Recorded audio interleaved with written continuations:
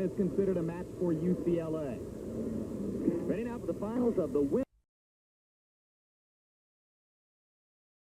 Marley Gore of East Germany. The collegiate record, 11.07, set a year ago by a woman whom you will see in this race. This is a strong field, but there are two competitors who stand out. One, in lane number 5, Jeanette Bolden of UCLA. The American scene in the sprint for the last 5 years, ever since she was 17 years old. She has come back from some injuries and is capable of challenging this woman who's one of the top sprinters in the world. Merlene Ottey of Nebraska and Jamaica ranks along with Evelyn Ashford of the United States and a few Eastern Europeans as the very top women sprinters in the world. Ottey is a strong favorite here. Bolden is expected to challenge her. Jim, Bolden, who is much taller than Ottey, has a more effective start. On the other hand, Marlene Ottey relies on her kick. So I think these two contrasting styles will be very significant at the finish of the race. Ottey on the left, Bolden on the right as they prepare for the start. UCLA demonstrates their depth. 3 qualifiers in the field. Florence Griffith of UCLA was left at the block, but Bolden got a great start, and it is Bolden who holds the lead at the 50-meter mark. Now Merlene Ottey coming on. Ottey has rolled down and will come across the line first. Victory for Merlene Ottey. It looks like Jeanette Bolden of UCLA was able to hold on for second place. But the woman who won both collegiate women's sprint titles last year is halfway to the same double this year. Jim, as we see in the replay, as I mentioned, Bolden, who has the better start, is out quickly out of the block. But I think she starts standing upright and she starts having problems really early in the race. On the other hand, as we see over in lane 6, Ottey, who leans forward, seems to be coming on rather quickly, and Bolden is having trouble. She's starting to fade very quickly in the race, as we see Ottey starting to take over and really increase her lead.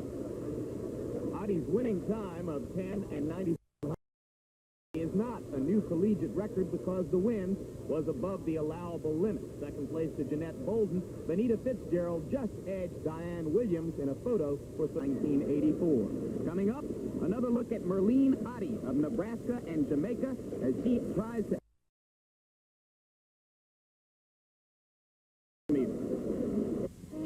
With the meet winding down, Texas El Paso is headed toward another men's team championship. On the women's side, we're ready for another event. Here is the woman who has already won in this meet, her second consecutive women's collegiate championship at 100 meters, getting ready to go now in run. Merlene Ottey.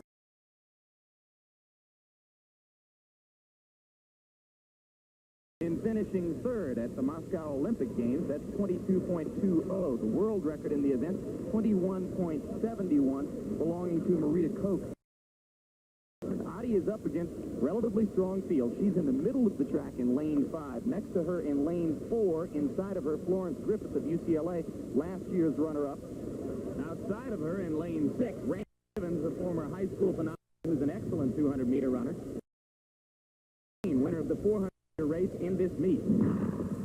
Both of them are strong and fast finishers, but Merlene Ottey comes out of the block and has already taken the lead over the field as she comes off the curve. She is well ahead of Griffith and Randy Gibbons as she comes down the straight.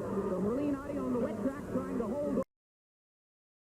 Who is moving up on the inside and Florence Griffith, who has improved enormously this year, has just knocked off Merlene Ottey as Ottey was going for her third straight women's collegiate title at 200 meters. Griffith upset her, and that's the biggest win of Florence Griffith's career. Nehemiah, how's this finish? Jim, the turn in the women's 200 is as equally important as it is in the men's. And I think Ottey felt a little fatigue here, and she's just trying to hang on, and she's run a number of races in this NCAA meet. So Florence Griffith was able to take advantage of Ottey's fatigue at the line. Marty's with her right now. Florence has once again an exciting race, reeling in one of the world's top sprinters in the last 100 meters. Did you really feel powerful that last 100? Yes, on the foot where I felt really good. She made me fight. I just gave it up. Yes. Position to keep your eye on her being on that inside back. Was that a real factor in the race? Yeah. I tried to keep contact with her on the curve. Not let her get too far away. Then coming on the curve, my coach told me just give it all I got. So I saved what I could for her, and I just gave it all I had. It was a great race to watch. You. Congratulations. Final results show Griffith in a good time of 22.9. behind. Merlene Ottey second, just 0.07 of a second behind. Randy Gibbons of Florida State got third. And now the world's record is held by Marlies Gore of East Germany, 10:88. But notice that only 0.02 of a second behind is Evelyn Ashford of the United States, and she is in the race here today. A fine field for this final. Phil, Evelyn is the class of this field. She's been ranked #1 in the world last year in 2 events, the 100 and 200. But I think she's going to have a little pressure from Merlene Ottey, who impressed me a lot at the NCAA. So it's going to be a 2-woman race. All right, Evelyn Ashford is in the red, very close to us there, and Merlene Ottey in lane 6 will be right next to her. Merlene, by the way, the NCAA champion from Nebraska, is a native Jamaican. Evelyn Ashford, the Women's Athlete of the Year of 1981. And here they come, and right out of the blocks comes Evelyn Ashford. Ottey right next to her. It's neck and neck. Ashford just by a little bit now. As Ottey closes in, Ashford's going to hold her off, and she does. And in lane 4, coming up fast was Florence Griffith for third. Evelyn Ashford winning it in a very good time, I would guess. Phil, I was in awe of Evelyn's start. She's not known to be a great starter, but yet she just blew them out. And if she runs anything like myself, if you get out in front and you are that caliber, it's no way anyone's going to catch her. And I think Evelyn knew right from the start she hit a good start. And right now, she's playing cat and mouse. She got to come get me. Evelyn Ashford, with the American record of 10:90, is certainly the odds-on choice to become a new world's record holder in the near future. Marty LaQuarrie's with adjustments she made, going back to the indoor style, was moving those starting blocks just a little bit closer to the start line. It certainly made a difference because she equaled the meet record of 10:96.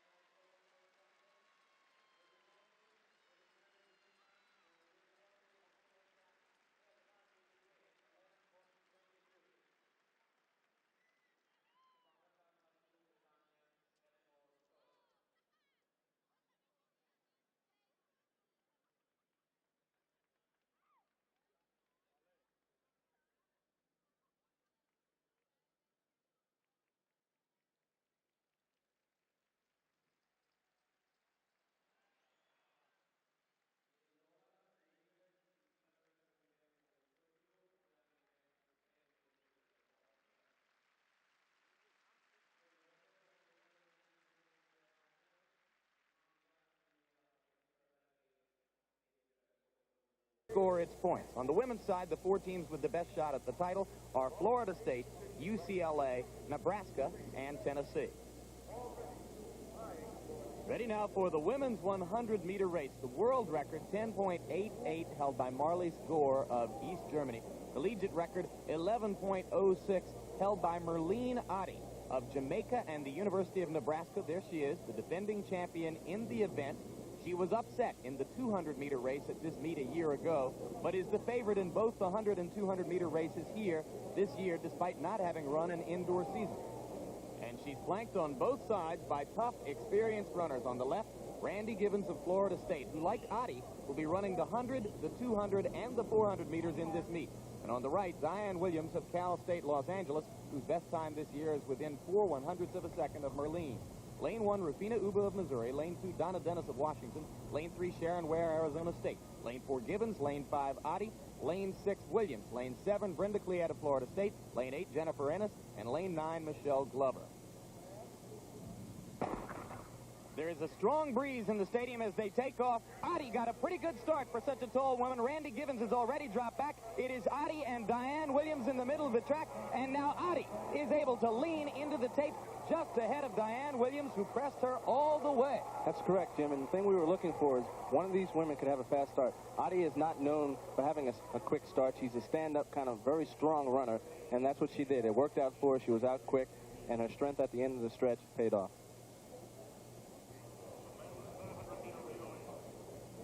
We see here at the start, Diane Williams, who's on the left side of Ottey, actually gets out first, but the strength of Ottey catches her right away.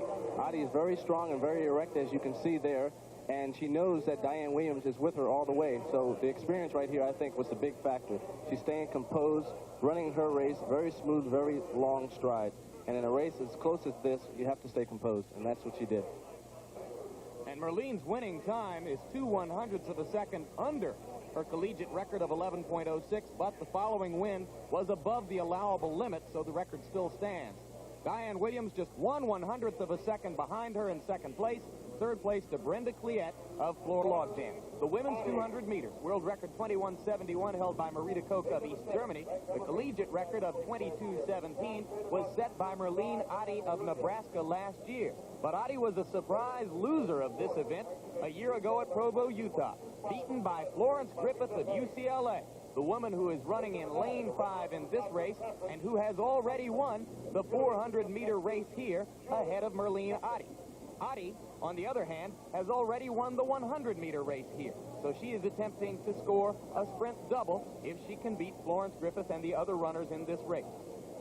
In the team race, this could be the pivotal event. Nebraska, in addition to Ottey, has Angela Thacker in lane 2. Florida State has 3 runners: Brenda Cleat in lane 3, Randy Gibbons in lane 4, and Marita Payne in lane 8. UCLA has Griffith, and Tennessee, without a runner in the race, is going to get hurt in this 200 meters. Should also keep an eye on Diane Williams in lane 7, who lost the 100 meters by only 1/100th of a second to Merlene Ottey.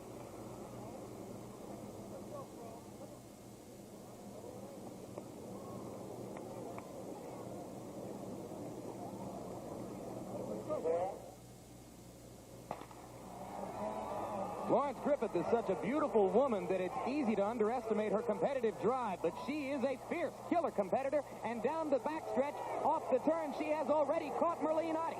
So it's Florence Griffith in front, now trying to hold Ottey off, and I think she's going to be able to do it. What a gutty run down the straight by Florence Griffith. Now Ottey is pushing in front of her. They'll lean at the tape, and Ottey got her.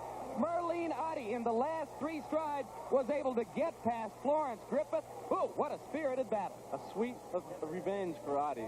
It was neck and neck throughout the whole race. She is a very strong finisher. Florence Griffith, obviously smaller on the inside lane, had the advantage because she could run off of Ottey's pace. But I think she was just too tired. She gave it her all. She said, I'm going to get out there. You're going to have to come get me if you want it. And Ottey just dug down. And the last 4 or 5 meters just pulled it out.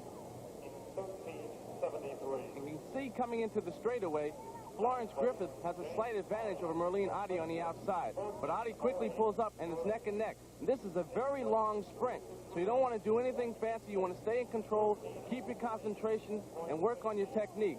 Right about now, though, Florence Griffith seems to start having problems. Fatigue is starting to set in, and her form is becoming very ragged.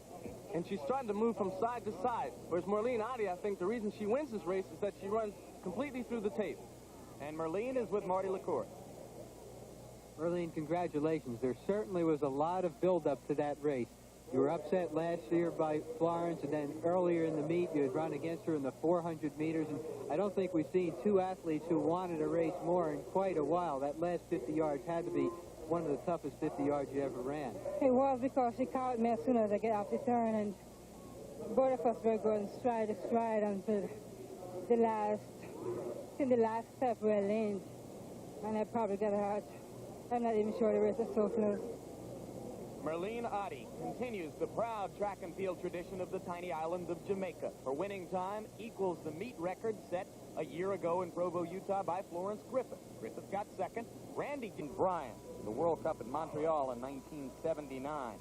We have three women in the middle of the track who might rank as co-favorites to win this race. Two of them have an interesting confrontation, and they know each other very well. That is Merlene Ottey of Nebraska. Important to Nebraska's team hopes. She's running in 4 different events. She's already won the 100-meter title here. Last year, she was beaten at 200 meters in an upset by the woman who is next to her in lane 5, Florence Griffith of UCLA. Neither Florence Griffith nor Merlene Ottey have as much experience running at 400 meters as they do in the sprint events, but they need to do this for their teams. And outside of them in lane 6 is Deneen Howard of Cal State Los Angeles, sister of Sherry Howard, who was the 1980 Olympic trial champion in this event. And Deneen is ranked #1 in America in this event for the past 2 years. Quickly, the rest of the field. Lane 2, Easter Gabriel of Prairie View. Lane 3, and another woman who could win, Rita Payne of Florida State, who's the defending champion in the event. Lane 4, Ottey. Lane 5, Griffith. Lane 6, Deneen Howard. Lane 7, Diane Dixon, who is a threat to win. She's from Ohio State. Lane 8, Kathy Rattray of Tennessee, important to Tennessee's title hopes. And lane 9, Sharon Dabney of Cal State Los Angeles. And this field is an illustration of how the quarter mile for both men and women has become a sprint. Neither Griffith nor Ottey runs it very often, but no one doubts that either is capable of winning.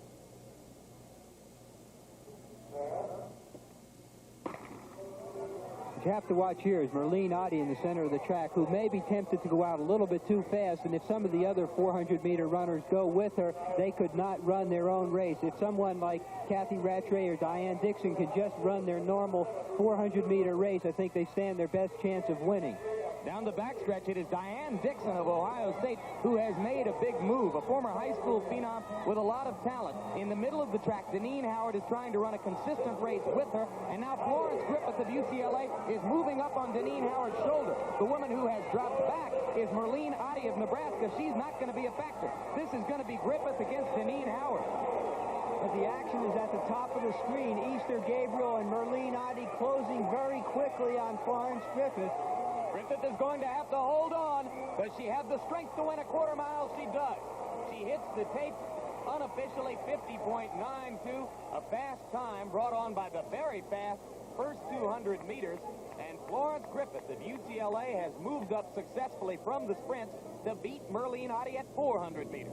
Well, Merlene Ottey and Florence Griffith ran 2 different races, although they're both sprinters moving up. Griffith went out very fast and used strength to hang on, while Ottey in the center of the track with the red shorts on went out slow and then picked off the stragglers in the last straightaway. 2 different ways, but they both really achieved the same result, and that was to score good points for their teams.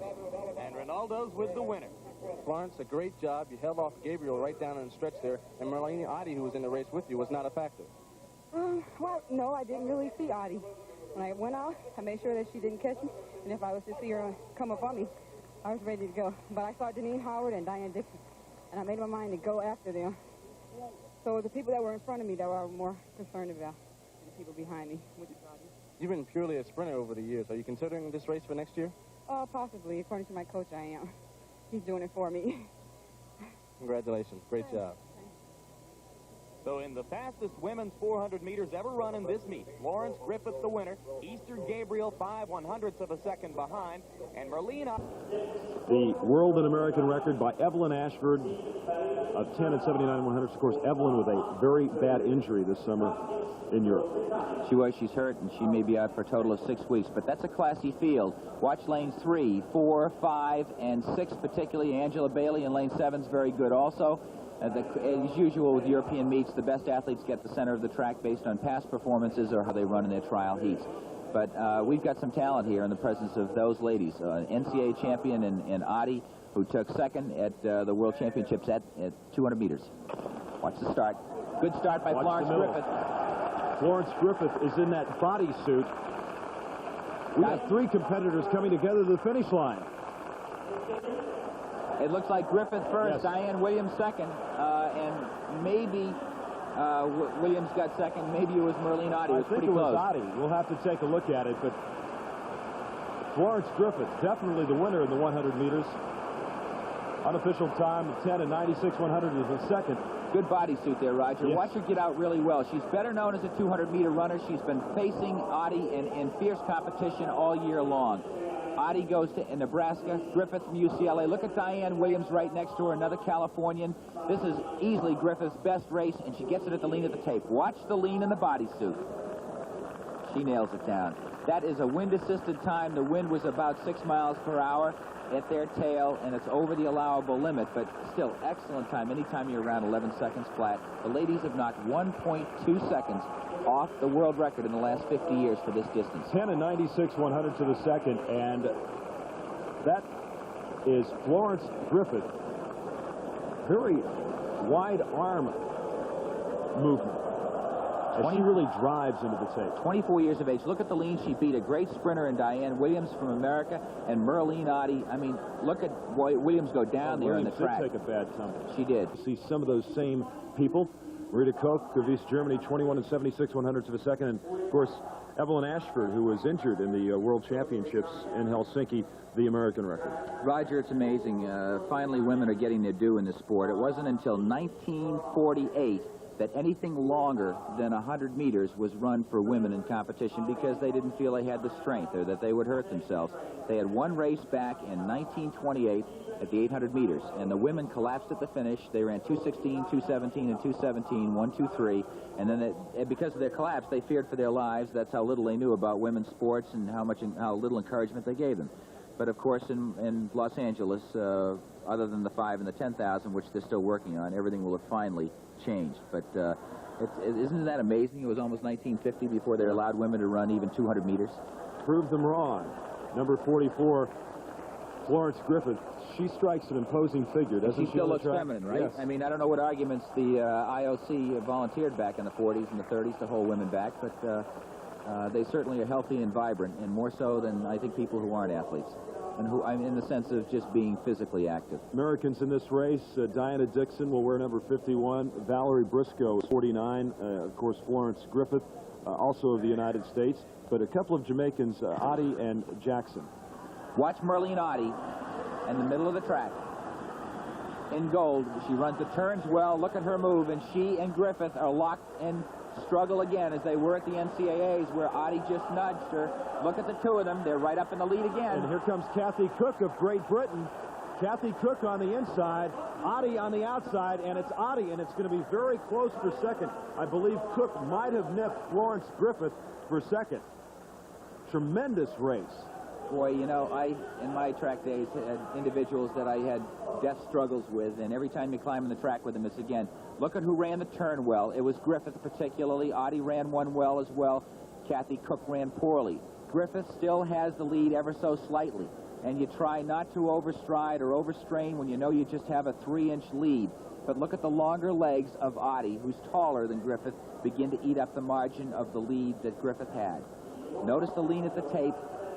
And Kathy Cook, a very big lady for a sprinter, leans in, and it appears as though Griffith put her head down a little too soon, possibly, anticipating the finish line, and Cook did nip her.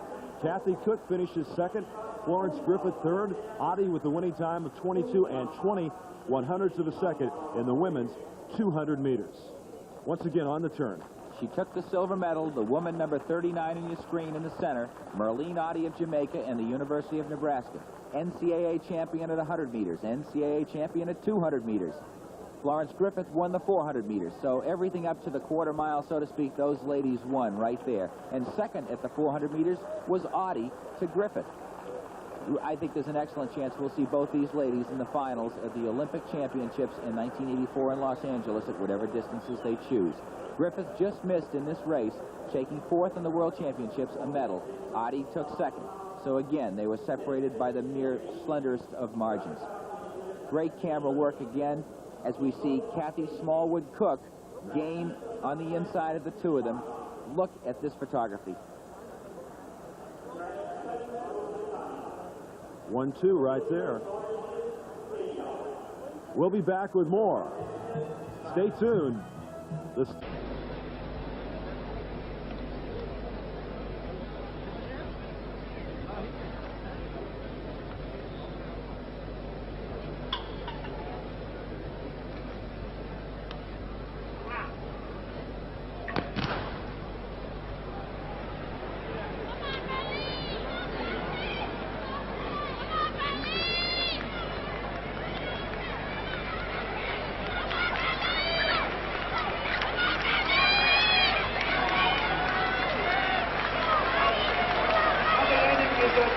zone, on Ottey and the Kochekova.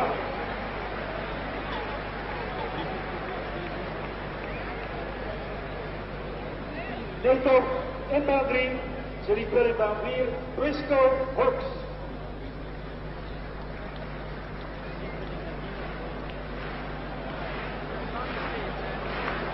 Hij zit in de tijd op 222,16.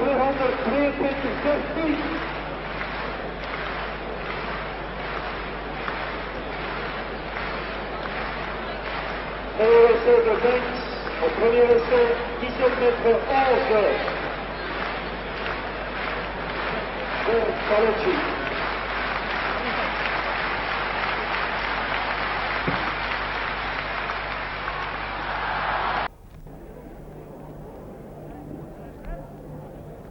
Ed ecco la lista delle partecipanti alla gara dei 100 metri. In assenza di Evelyn Ashford, medaglia d'oro a Los Angeles, primatista del mondo e vincitrice della edizione dello scorso anno e attualmente ferma per maternità, Marley Gurr è tornata ad ornarsi della corona di regina dello sprint. L'abbiamo vista domenica scorsa a Mosca vincere la Coppa Europa con molta agilità e molta bravura. Attualmente è al comando della graduatoria mondiale, è molto vicino al suo limite personale e questa sera la vedremo impegnata contro la Briscoe Hooks, che ricorderete vinse 3 medaglie d'oro a Los Angeles nei 200, 400 nella staffetta, e la vedremo impegnata soprattutto con la giamaicana Marlene Ottey Footage. Ecco adesso inquadrata la Briscoe Hooks. Dicevamo della giamaicana Ottey Footage Merlene, che condivide con la Marley Gurr la migliore prestazione mondiale stagionale con 10,92. Questa gara è valida anche per il Grand Prix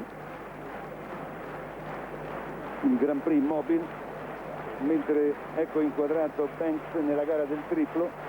Banks, primatista del mondo con 19,97, ottenuto quest'anno in una specialità che ha ottenuto risultati veramente sensazionali nel corso di questa stagione.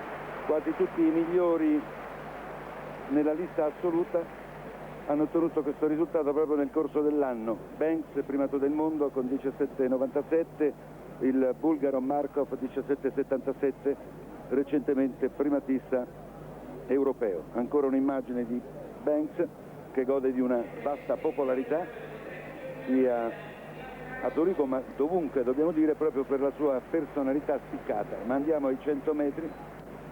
Il salto di Banks era molto modesto, 16,65. Ecco, vediamo inquadrata la Marley Gurr in prima corsia, c'è la francese Marie-Christine Casier, in seconda Alice Brown, seconda a Los Angeles alle spalle della Ashford, poi in terza Valerie Briscoe Hooks, poi Marley Gurr, quindi in quinta corsia la Marlene Ottey Footage, poi l'altra americana Janet Bolden,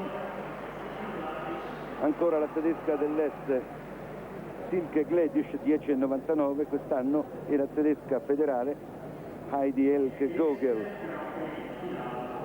Ecco sulla sinistra della Gurr abbiamo visto la Briscoe Hooks con il numero 51, poi sulla destra la Ottey Footage e la Gledish con il numero 36 e la tedesca federale Gogel. Marisa Masulo ha partecipato alla fase eliminatoria, è giunta quarta nella sua batteria con il tempo di 11,54, mentre nella classifica generale del Grand Prix è al comando la polacca Kapsik con 16 punti, talonata dall'altra polacca Tomczak 16 punti. In gara falsa partenza della Casier, Marie-Christine Casier si è mossa con un attimo di anticipo. Dicevamo che nella classifica del Grand Prix delle atlete in gara c'è la Valerie Briscoe Hooks che ha 9 punti, ma che può arricchire indubbiamente il bottino con i meeting attualmente in programma in Europa, tra qualche giorno ci sarà quello di Berlino, poi Colonia, quindi Bruxelles, per il quale è prevista anche la diretta da parte della RAI, e quindi la conclusione poi il 7 di settembre a Roma.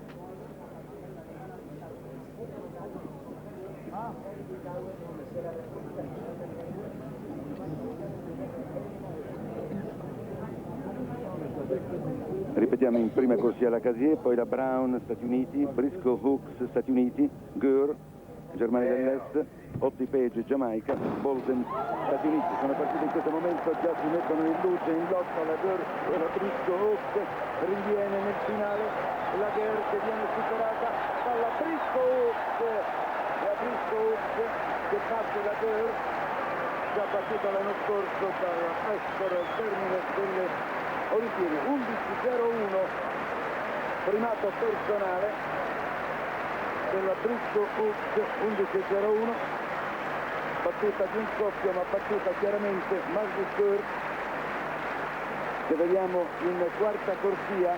Sulla sua sinistra è partita molto forte la tedesca dell'Est, ma rinviene molto pericolosamente Valérie Briscoe Hooks, cerca di ritornare sull'americana, la tedesca dell'Est, anche Alice Brown in buona posizione, ma vedete che negli ultimi metri è l'americana che vince chiaramente davanti alla tedesca dell'Est, e poi al terzo posto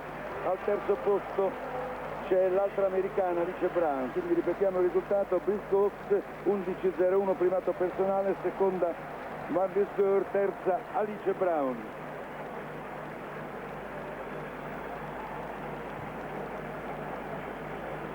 Signore e signori, il a Berlino, ecco inquadrata una delle regine, una delle vedette dell'atletica mondiale, la Ashford, l'americana Bosch, che ora gareggerà nei 100 metri. La 13ª tappa del Grand Prix Mobile si svolge nel monumentale stadio olimpico che evoca ancora memorie inquietanti. Qui il 1° agosto di 50 anni fa, in un tripudio di bandiere con la croce uncinata, Hitler inaugurava le Olimpiadi di Berlino. Nascevano le prime Olimpiadi di Stato destinate a celebrare il prestigio di un paese, di un regime. Fu però una grande Olimpiadi, i migliori architetti, scenografi, coreografi furono chiamati a dare il loro contributo. E qui celebrò la sua gloria anche Jessie Owen, che vinse 4 medaglie d'oro. Ma andiamo a questa prima finale. In prima corsia c'è Diane Williams, poi la Georgieva, Bulgaria, poi la Gogel, poi la Kapczyk, la Evelyn Ashford. In quinta corsia la Merlene, Ottey Page, la Janet Bolden, statunitense, e la canadese Taylor. L'Ashford, dominatrice incontrattata della specialità, ora inquadrata invece la Diane Williams, che reduce da un approvante successo a Zurigo. Come abbiamo già ricordato, è tornata all'attività quest'anno nel corso dell'indoor, dopo un anno di assenza dovuta a maternità, ma ha dimostrato di non aver perduto niente della sua classe veramente eccezionale, anche se naturalmente non è al massimo della condizione. Ecco ora inquadrata la Kapczyk sulla sinistra della Ashford, la polacca che recentemente ha corso 10:91, il miglior tempo mondiale stagionale 10:91 della Ashford, che si mette subito in evidenza, ed è la Ashford che vince probabilmente davanti alla Kapczyk, e terza dovrebbe essere la Ottey Page. 10:93 il tempo della medaglia d'oro olimpica di Los Angeles, vincitrice anche della staffetta. Rivediamo un po' la corsa, ripetiamo: la Ashford è in quinta corsia, sulla sua sinistra c'è la Kapczyk, Polonia, sulla sua destra la Ottey Page. È partita anche molto bene la Bolden in settima corsia, poi si distende la Ashford in una accelerazione irresistibile, prende un margine di vantaggio nettissimo, perde la Kapczyk ed è la Ashford che vince davanti alla Ottey Page. Poi per il terzo posto dovrebbe essere in ballottaggio la Bolden e la Kapczyk. il vento era favorevole di 1,6 metri, 10,93 il risultato cronometrico. Britain faces a trio of very good Jamaican sprinters here. Quite a test for her. Spectators near the start being told to be quiet as they go to their blocks because there have been a couple of false starts already. Unnerving for this lineup of sprinters.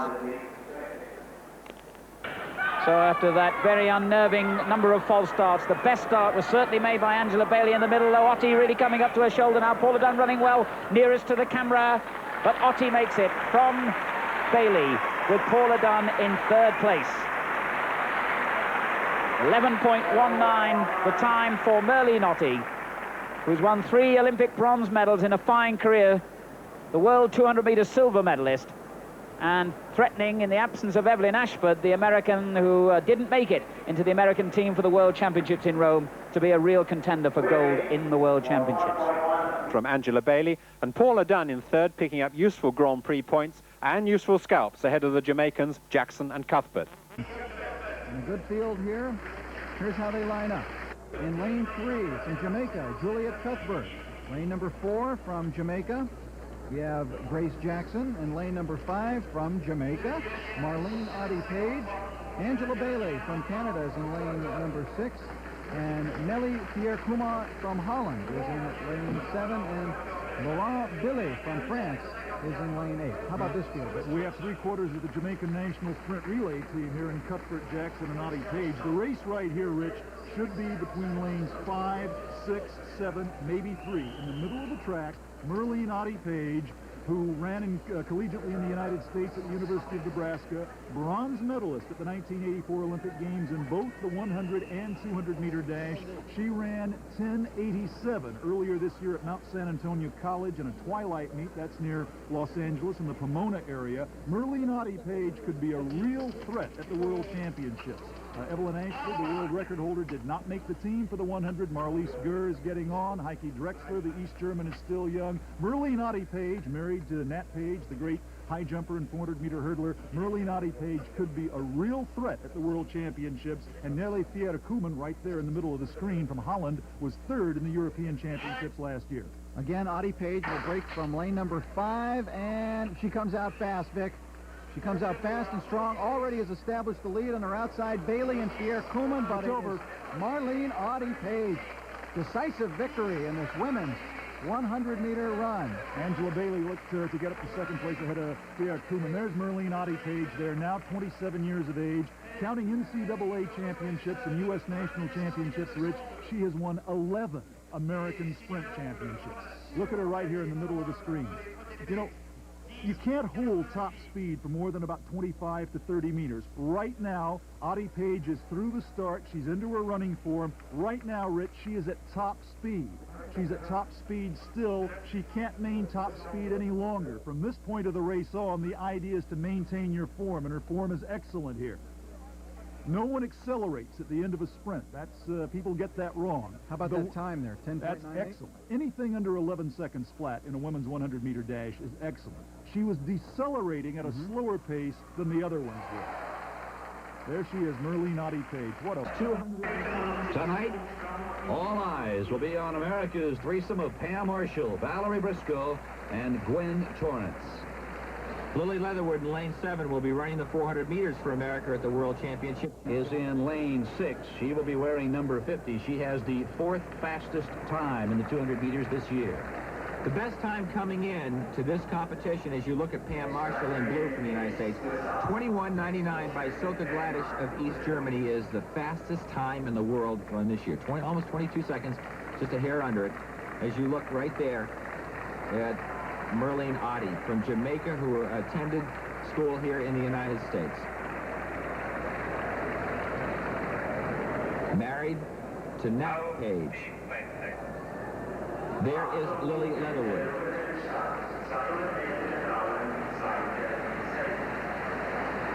Wearing the colors of Reebok, as many of them are wearing their athletic uniforms of the clubs they run for. Gwen Torrance, fresh off her race at the 100 meters, now steps up to the 200 meters. Briscoe is in lane 5. Ottey is in 6. Marshall is in 4. It is a good start. Pam Marshall in lane 4, being chased by Valerie Briscoe and Merlene Ottey. That is in the gold colors. That is Briscoe in the middle. She is wearing yellow. On the outside of her is Merlene Ottey, and that's Pam Marshall. Look at Pam Marshall coming on in lane 4. Pam Marshall in the royal blue is running away from the field here in the women's 200 meters. Finishing second, Merlene Ottey of Jamaica, and Valerie Briscoe, a surprise as she drops to third. 22:43 is probably not going to be a very satisfying time for Briscoe Hook. She went out almost that fast at our attack championships at 400 meters. And she should be a little quicker than this unless she just got here from the United States. Look at Ottey, the tall, lean, 6-foot woman here who runs the straightaway so well, but also almost that tall and equally fit. In blue is Pam Marshall, who will be running the 200 meters this distance for the Americans at the World Championship. She holds on and holds her form well. Very fit. She leans and dips at the finish. Those three prove to be the class of the field, Phil. And Larry, what a place for Pam Marshall to blend her skills in the 100 and 400 meter talents as she runs the victory here in the 200 meters. I'll tell you, when Pam Marshall is healthy, she just burns the straightaways. 5 feet 10, 140 pounds. 27-year-old woman is right now in the peak condition of her career. All 4 Americans finish in the top 5. Pam Marshall right there is the winner. Merlene Ottey of Jamaica takes second. And then it is a trio of American ladies. Valerie Briscoe takes third, Gwen Torrance fourth, and Lily Leatherwood finished fifth. Her time, Phil, 22 and 6. 100 meter tillsammans med på andra banan Paula Dunn ifrån Storbritannien, Merlene Ottey ifrån Jamaica, Sheila Eccles ifrån USA och på yttern Nelly Koman ifrån Holland. Ottey är favorit, om en knapp sådan. Koman där ute på yttern brukar vara oerhört startsnabb. Eccles också förresten på näst yttern. Se om det blir så nu. Det är ju mycket meriterat. Det är bra start för Eccles och för Koman. Ska vi se då. Ottey kan komma på slutet. Kommer närmare och närmare. Eccles som leder klart. 50 meter före mål så kommer då Ottey och går förbi, tror jag. Det var oerhört jämnt mellan Ottey och Eccles. 11:09 preliminär segertid. Vi får strax listan och vi får också se Patrik Sjöberg förbereda sig för sitt tredje försök på 2:34. Carl Lewis längdhopp mätte 8:20, en ökning med 3 centimeter för Lewis. Det är ju oerhört bra, men man är ju så bortskämd med Lewis längdhopp, hans längder. Kom igen nu, Patrik.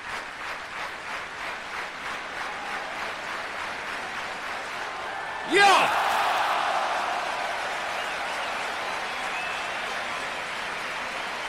Härligt!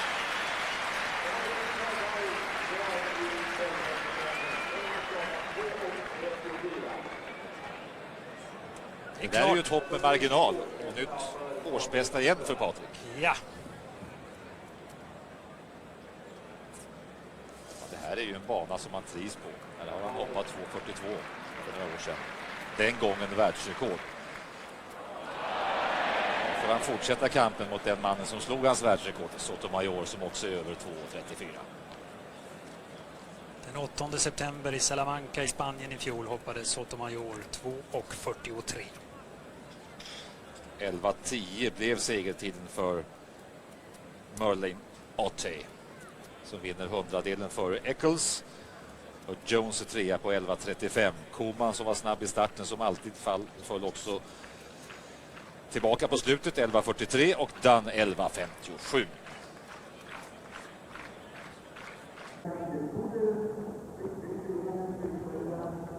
Here's the women's 100-meter final lineup, and despite all those heats, they've still got quite a lineup. 10 of them there. Nelly Koeman's there. Merlene Ottey will be the favourite. Berendt and Krabber, and little Nelly Koeman there. Blistering speed over the first 60 metres. Sheila Eccles won in Oslo the other night, beating Grace Jackson. Merlene Ottey, the only woman to beat Dawn Soel, the American this year. And if she can win this one in fast time, she really will establish herself as #1. Watch this Katrine Krabbe, though. She really is a star. 1989 World Junior record. She ran 10.89 as a junior, and she's still only 19. Could be a sensation. Liliana Allen of Cuba on the outside. And outside of her, Morgenstern, again East Germany, for the 100 meters. Away first time, little Nelly Kuman quickly into her stride there towards the inside. Now here Guam of Nigeria going well, but Merlene Ottey beginning to pick up now. Krabbe can't really get in a blow at her. Ottey's going right away. Krabbe gets second. Berendt was third. But Ottey there showed that the young East Germans still have some way to pick up if they're going to catch up with her experience and her talent. Merlene Ottey, an emphatic winner. She was pretty slowly away. It was Nelly Kuman on the inside, Andy, who as usual took control. Yes, but look at how Merlene picks up. This is great, great world-class sprinting. Exels is holding her at this stage of the race. Remember their great struggle in Stockholm, but now look at Ottey. She's moving away. She's destroying this field. Look how the leg speed in comparison to the other girls. This is real world-class sprinting. 11.03. That's something very, very special. Merlene Ottey, 11.04 into that headwind I was talking about. Katrine Krabbe got second place. Now the women's 100 meters. Merlene Ottey there in great form this season in lane 4. The good young Nigerian on her inside, Mary Onyali. And Tina Ihieguam, who's been running fairly respectably there on the outside as well. Paula Dunn in lane 5 is certainly Britain's top sprinter in recent years, though yet to really emerge in the top world class. But Ottey has been pretty sensational so far this season. There she is. Good head-on shot. And away they go, first time, and Merlene Ottey really exploded out of the blocks and has taken charge already. On her inside, Onyali is there in second place at the moment, but Ottey is spread eagling this field. She's done it so often. Esther Jones gets second. Onyali in third place, and the time good in these chilly conditions, 11.16 for Merlene Ottey. She really has been outstanding, and has been in fact for some time in women's sprinting. Look at that, she really did explode out of the blocks tonight, and probably within 10 to 20 meters she had her race won, and from that point on it was simply a question of how far she'd win this race by, and it was a long way in a 100-meter sprint. Merlene Ottey, the smile on her face, the smile of victory in 11.16. Esther Jones second, and Mary Onyali in third place. And Juros, by the way, will have broken her personal best by a long way. She'd only done 8:45 before tonight, so 5 or 6 seconds inside. Good racing. This is the women's 100 meters coming up next, and it's going to be a good one because it features Merlene Ottey, who's in red-hot form this season. There she is, lane 4. Although Sheila Etchells will be running on her inside, the American girl ran her very, very close indeed in Oslo, and we expect those two to be pretty prominent again. There's the full lineup for you. Number 17, Liliana Allen from Cuba, only 19, and she's still a junior. Bronze medalist at the World Junior Championships, in fact, last year. You can see the tall, leggy Grace Jackson towards the outside. There's Allen then of Cuba. She'll be on the inside. Sheila Etchells, we've seen a lot of her. If you've been watching the Grand Prix on Eurosport, she's run very well too. 1:12, Merlene Ottey. Personal best of 10.87. And she's really strung together some excellent performances, including 11.04 into a headwind last week in East Berlin. So I think she's going to take some catching here. Esther Jones is good, the American. Lance Billet of France, silver medal at the European Indoor Championship. Jennifer Innes, the United States, not under 11 seconds, and a former long jumper, incidentally, who used to represent Guyana.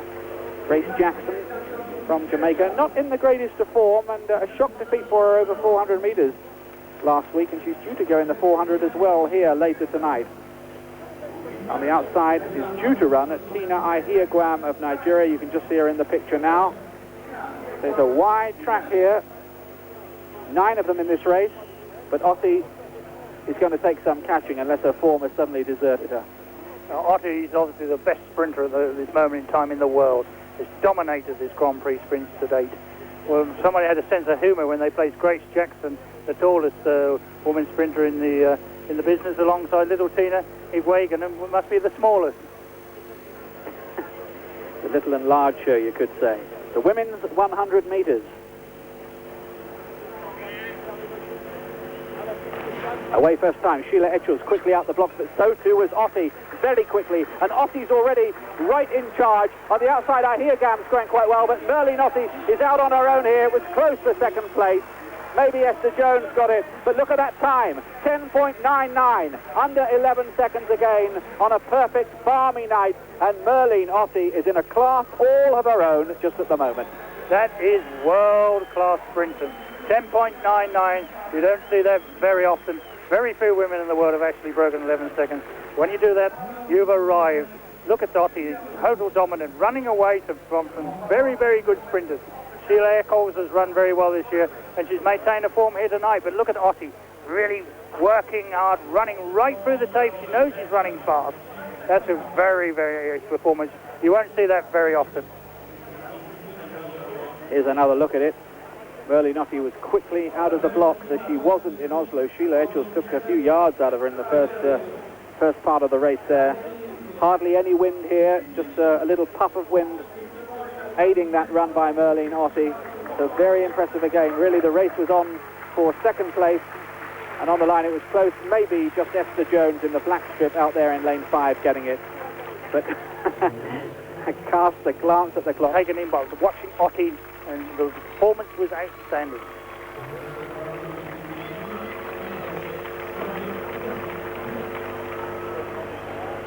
Actually, Ian, it's very interesting to note that once one woman has gone below 11 seconds, then they all start to follow. And as we saw in the Olympic Games in Seoul, Flojo running so superbly as she did, shocked the world, but nevertheless has brought the standard down now. And I feel that the more and more sprinters, women athletes now, are going to come below 11 seconds. Alice Brown of the United States is in lane 2. The favorite, Merlene Ottey of Jamaica, is in 3, undefeated this year at 100 meters. Sheila Eccles of the United States is in 4. Rochelle Stevens of the United States is in 5. She is the U.S. national 400-meter champion. Gunilla Oskard of Sweden is in 6. And Linda Tolbert of the United States is in lane 7. Merlene Ottey with a good start. Alice Brown and Sheila Eccles go right with her. And now Merlene Ottey begins to pull away. It is Ottey out in front. She is being chased by Eccles, Brown, and now outside Rochelle Stevens comes through for second place. Merlene Ottey, bothered by a hamstring at the Olympics in Seoul, Korea, is now back in top form. On the left is Sheila Eccles, on the right is Alice Brown, but the key for Merlene Ottey is the fact that she accelerated over the entire 100 meters. Eccles and Brown could not stay with her. And for this year, Merlene Ottey keeps her perfect record in place in the 100 meters. Here are the official results. Ottey's winning time, 11:15 into a slight headwind. Rochelle Stevens a surprise second, followed by Alice Brown and Sheila. Nellie Koeman now on the inside as we come to the final of the women's 100 meters. So the lineup again from the inside. Nellie Koeman, the world indoor record holder. Diane Williams from the United States. Merlene Ottey with medals galore from championships down the years. The Jamaican, long-legged in lane 3. Evelyn Ashford, the diminutive little American, still the second quickest in history. Pauline Davis of the Bahamas. Liliana Allen, the Cuban teenager. Mary Onyali, the young Nigerian. And Esther Jones of the States, nearest the camera. Away they go. First time, Merlene Ottey's quite quickly into a stride. So is Evelyn Ashford, and on the inside, Nellie Koeman going quickly. But now Ottey's really getting there. Ashford's beginning to press her. Can Ashford get to Ottey? No, she can't. It's Ashford from Ottey, and it's 11.07 seconds. Very, very fast indeed. Not a sub-11 tonight, but Ottey wins the unofficial sprint championship of 1989. Great race there from Ottey. She really unwound her legs fast. And she's one of these girls, she's got a good mixture of power and length. In other words, she's got long legs, but she's powerful as well. There's not many girls like that. Evelyn Ashford didn't get a great start there. Pushing hard there alongside Ottey, but Ottey picks up very quickly. Pauline Davis had a bad start there and fourth from the camera, dropping back. Here you can see Evelyn Ashford working really hard to get up with Ottey, but Ottey's strong. She comes very well over the last 50 metres. And although Ashford dips well, Ottey takes it by about a metre. And it looked as if third place in the end went to Pauline Davis, with Liliana Allen and Diane Williams in the photo for fourth. But Merlene Ottey has been quite irresistible this season. Another chance to see it from a more unusual angle. And you can see Ottey out there in the luminous strip, hitting the front at about the halfway stage. Ashford getting into her stride, pushing her all the way over the final 50 metres, but Ottey holding on, striding out with those long legs of hers to win in Zurich. And winning in Zurich is a very important victory indeed.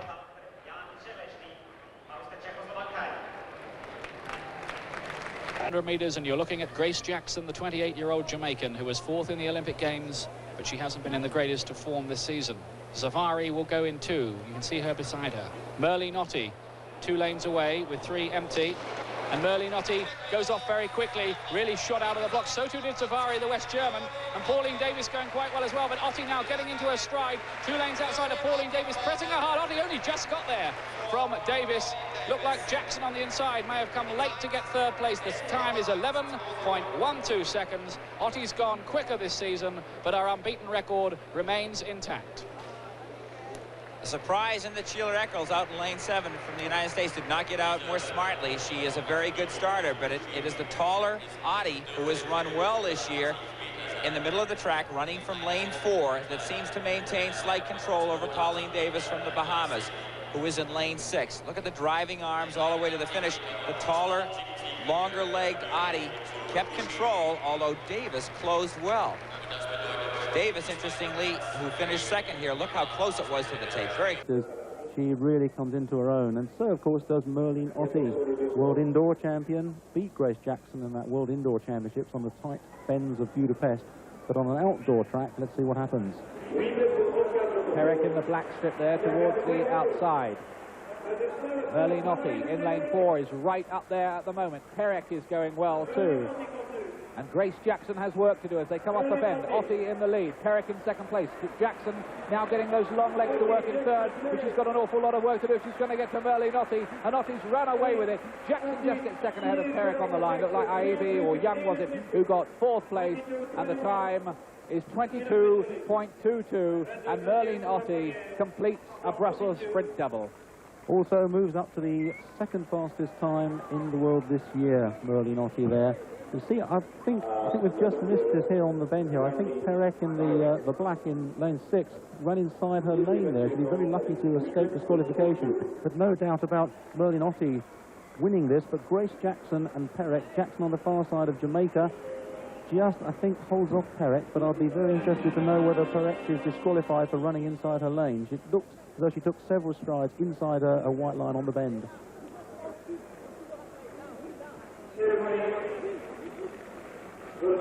An event in which it's been hard for these girls to get consistency over the last few years. There always seems to be somebody different at the top. Next is the women's 100 metres. The women lining up. Number 45 on the inside there is Paula Dunn from Great Britain, who's run a personal best of 11.24 this season. Grace Jackson, familiar figure around the Grand Prix, but not at her best at 100 metres, and not a favourite here. Then Sheila Eccles, Olympic relay gold medalist, won in Oslo. And she lies second to Merlene Ottey overall. And there's Ottey, runaway leader, 45 maximum points and 9 Grand Prix wins, taken over Flojo's sprint crown this season. Mary Onyali is the African champion, only 21, from Nigeria, good runner. Pauline Davis of the Bahamas, 23 years old. She's run Ottey close this season as well. Olympic semi-finalist. the indoor queen, Nelly Koeman from the Netherlands, although she was born in Suriname, and Tina Ahiagwam on the outside, number 109, again 21, again Nigeria, second to Onyali in the African Championships. Overall on the Grand Prix, there it is, Merlene Ottey with 45 points, Sheila Etchells has 37, Esther Jones, Pauline Davis on 33, Mary Onyali 23, and Tina Ahiagwam with 22. So Ottey, if she wins here, will go up to 63 and join a whole group of them on that. A world record would help, but since it stands at 10.49 to Florence Griffith-Joyner, that is unreasonable to expect as Nelly Koeman takes the plaudits of the crowd. But we've seen one or two of the favourites get turned over tonight. I wonder if Ottey is due for the chop as well, Tim. I doubt it, Ian, I doubt it. She's leading the Grand Prix rankings this year. She's second fastest in the world this year. She, Ottey that is, and Eccles are the only two in the world who have gone under 11 seconds, only two who have gone under 11 seconds in this field. And there you see Nelly Koeman of Holland preparing in her usual manner. The camera's concentrating on her because it's an interesting little ritual she goes through. But, seems to be sort of praying for divine guidance or something. Well, athletes get into a little routine they like to do, and it gives them mental reassurance every time they go through it. They like to repeat it. Away first time, Koeman quite quickly out of the blocks. Merlene Ottey a little slow. Sheila Etchells is there. So too Onyali and Davis. But here comes Merlene Ottey now. She's powering away to win. Davis is there in second place. Etchells gets third, and Ottey wins it in 11.04. And with it, she wraps up her 10th Grand Prix win, would you believe, of the season. Stockholm, East Berlin, Edinburgh, Nice, London, Budapest, Zurich, Cologne, Brussels, and now Monte Carlo. You can say it with flowers, but however you say it, Merlene Ottey is the women's sprinter supreme for 1989, and that takes her up to 63 points for the year. She was a little slowly away, Tim, but once she found her sprinting legs, there was only one woman in it. Well, that's right. Merlene Ottey did get a reasonably good start there. I think it was the fact that Mary Onyali, just to the left of her there, fourth from the left, got an even better start, made her look average. But Ottey, the complete sprinter really this year, good start and a very, very powerful mid-race section here. Look at that, powering away from these girls. And those are the best sprinters in the world, don't forget, and she's beating them by a big margin. Look at that. Davis is a good second. Looked like Sheila Etchells got third, close for fourth, may have been Grace Jack. Accomplished field it is in the women's 100 metres too. Juliet Cuthbert of Jamaica on the inside right of picture, Liliana Allen of Cuba next to her, the all-yellow strip of Merlene Ottey of Jamaica, unbeaten at 100 metres since 1988. Michelle Finn of the United States in lane 4. Katrin Kraber of East Germany, the 20-year-old new East German find in lane 5. Nelly Koeman of Holland, the indoor specialist in lane 6. Bereno of East Germany in 7. Torrance of the United States in 8. Thomas of the Federal Republic of Germany in 9. And Gunther of East Germany in lane 10. In fact, there are 2 athletes on the outside lane.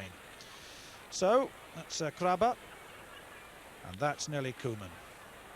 Look for a fast start from her.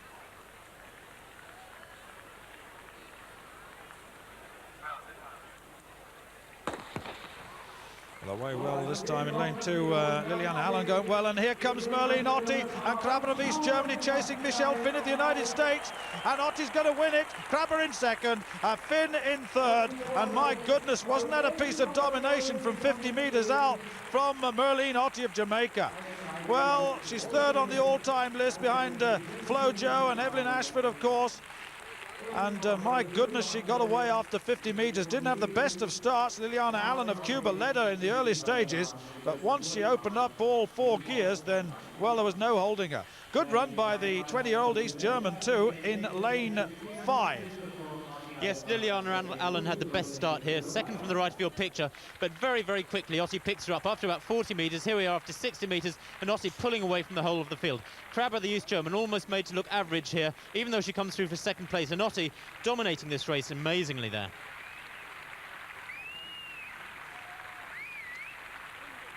Well, that certainly was a large margin of victory, and it's going to be difficult to see who's going to beat her this year. Ottey 11.01, Kraber of East Germany 11.30, Finn of the United States 11.3. Welcome back to Eurosport's coverage of this Berlin Grand Prix meeting.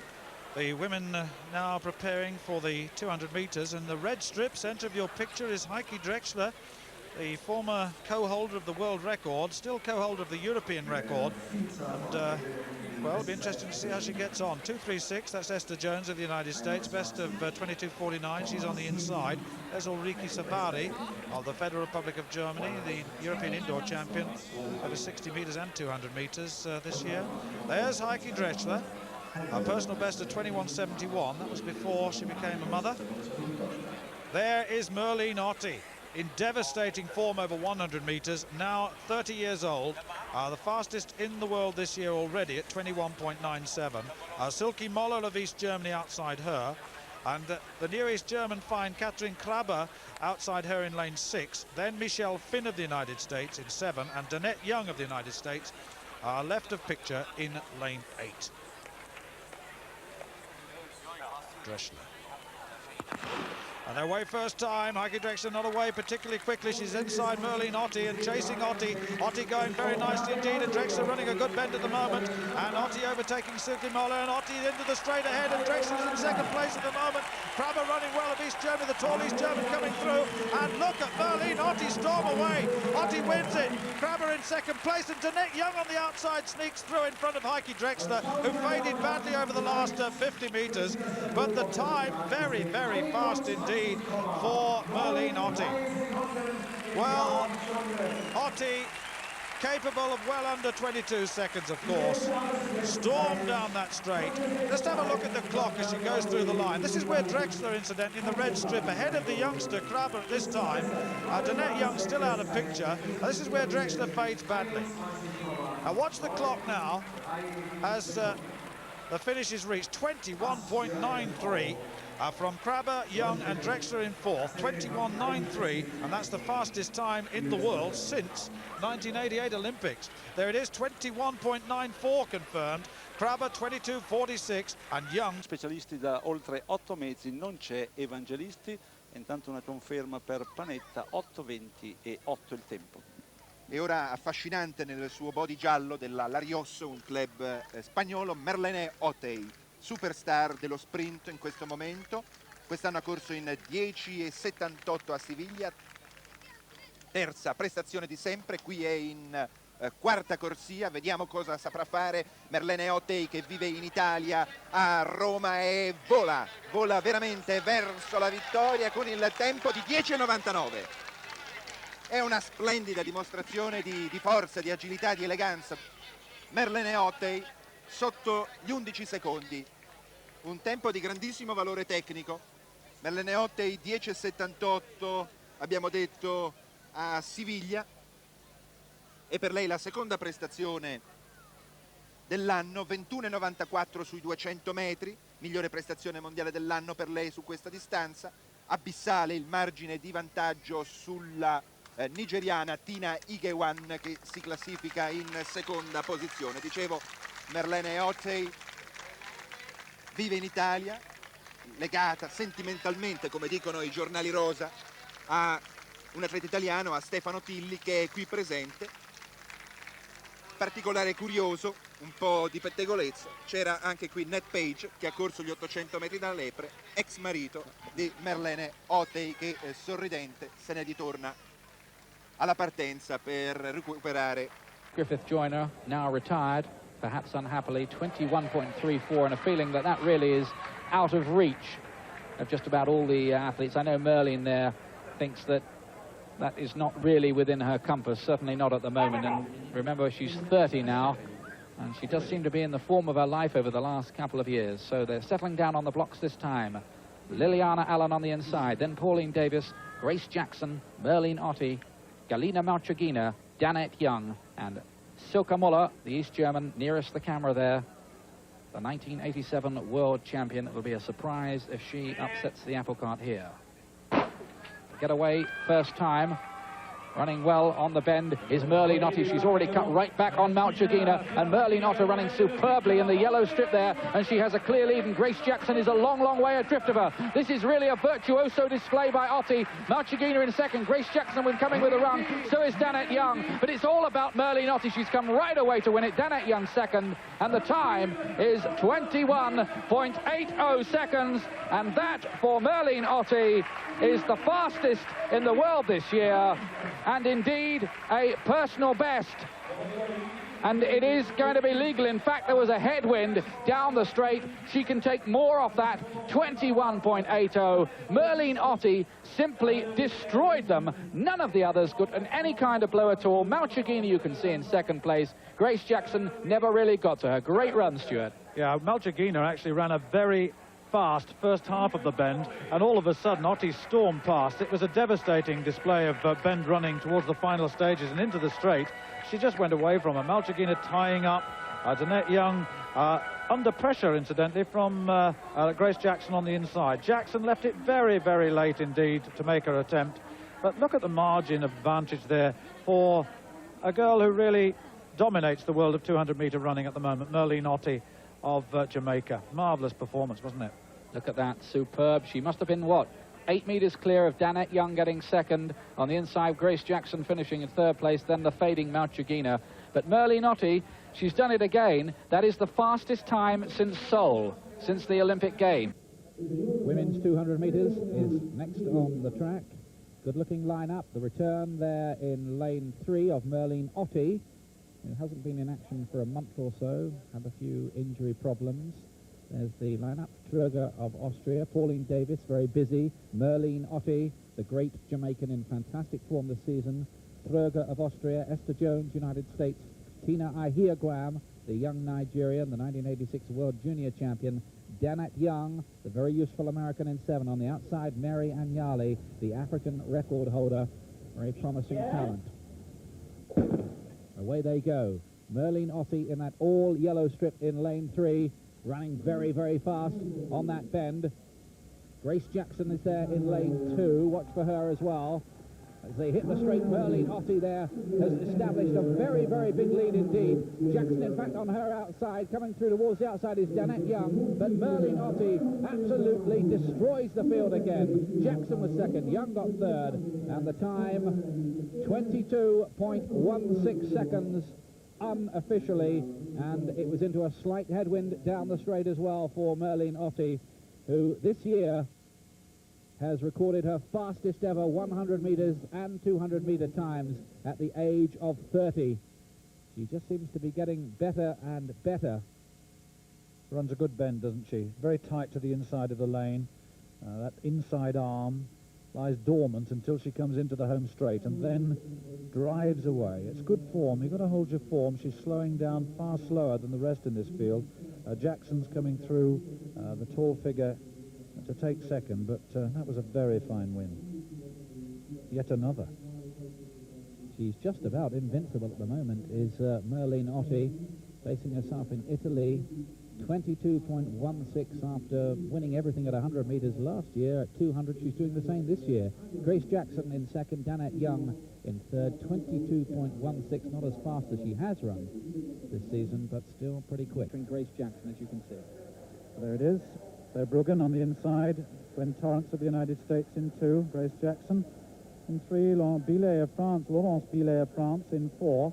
Pauline Davis of the Bahamas in 5. Sheila Eccles, the United States in 6, Selena Mondi of the United States in 7, and Mackenzie of the United States in lane 8. Verbruggen, 11.54 this season. She'll find this one very, very tough indeed. Gwen Torrance, personal best under 11 seconds, but no form this year, incidentally, at 100 metres. Second in the World Indoor Championships at 60. We know this young woman, Grace Jackson, very tall and elegant. Fourth in the Olympic Games, second in the 200 metres. Billy of France, incidentally, 11.04 last year, 11.16 this. That's Pauline Davis. Let's watch out for Davis. She won in Oslo and Bologna at 400 metres, very strong. Eccles won the World Cup, of course. And Mondi and Mackenzie. Mackenzie, better known as a hurdler, of course.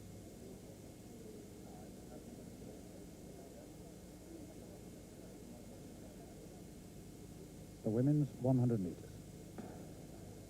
Away this time, in lane 4, that's Bealey has got a tremendous start, and the rest closing it down. Gwen Torrance of the United States going well in lane 2. Bealey's there, and this is going to be a very tight one indeed. And was it Pauline Davis of the Bahamas that got that? I think it was. 2:19. I said watch out for her. She came through very, very late indeed. The time 11:22. not particularly quick, but respectable. And what Bealey got an amazing start. Grace Jackson wasn't in that at all, as far as I could see. Let's have a look at this start. Look at lane 4 from the right. That's Bealey. Outside her, Davis, not too badly away. Torrance, Jackson way out of it. Torrance in lane 2, going quite well at this stage. Bealey overtaken now by Pauline Davis. So Davis gets it, and on the near side, was it Sheila Eccles who got second? I think it was. The action started on the far side and finished on the near side. Third place between Bealey and Torrance.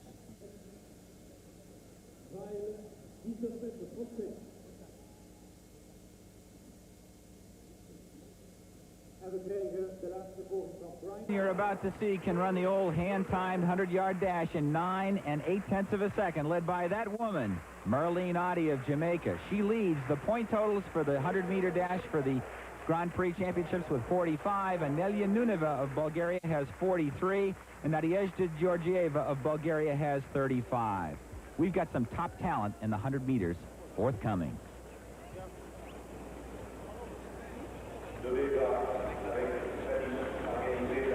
On the inside lane, it's Eva Kasperczyk of Poland, Nelly Koeman, the world indoor champion from Holland in 2. Then Merlene Ottey, must-start favourite from Jamaica.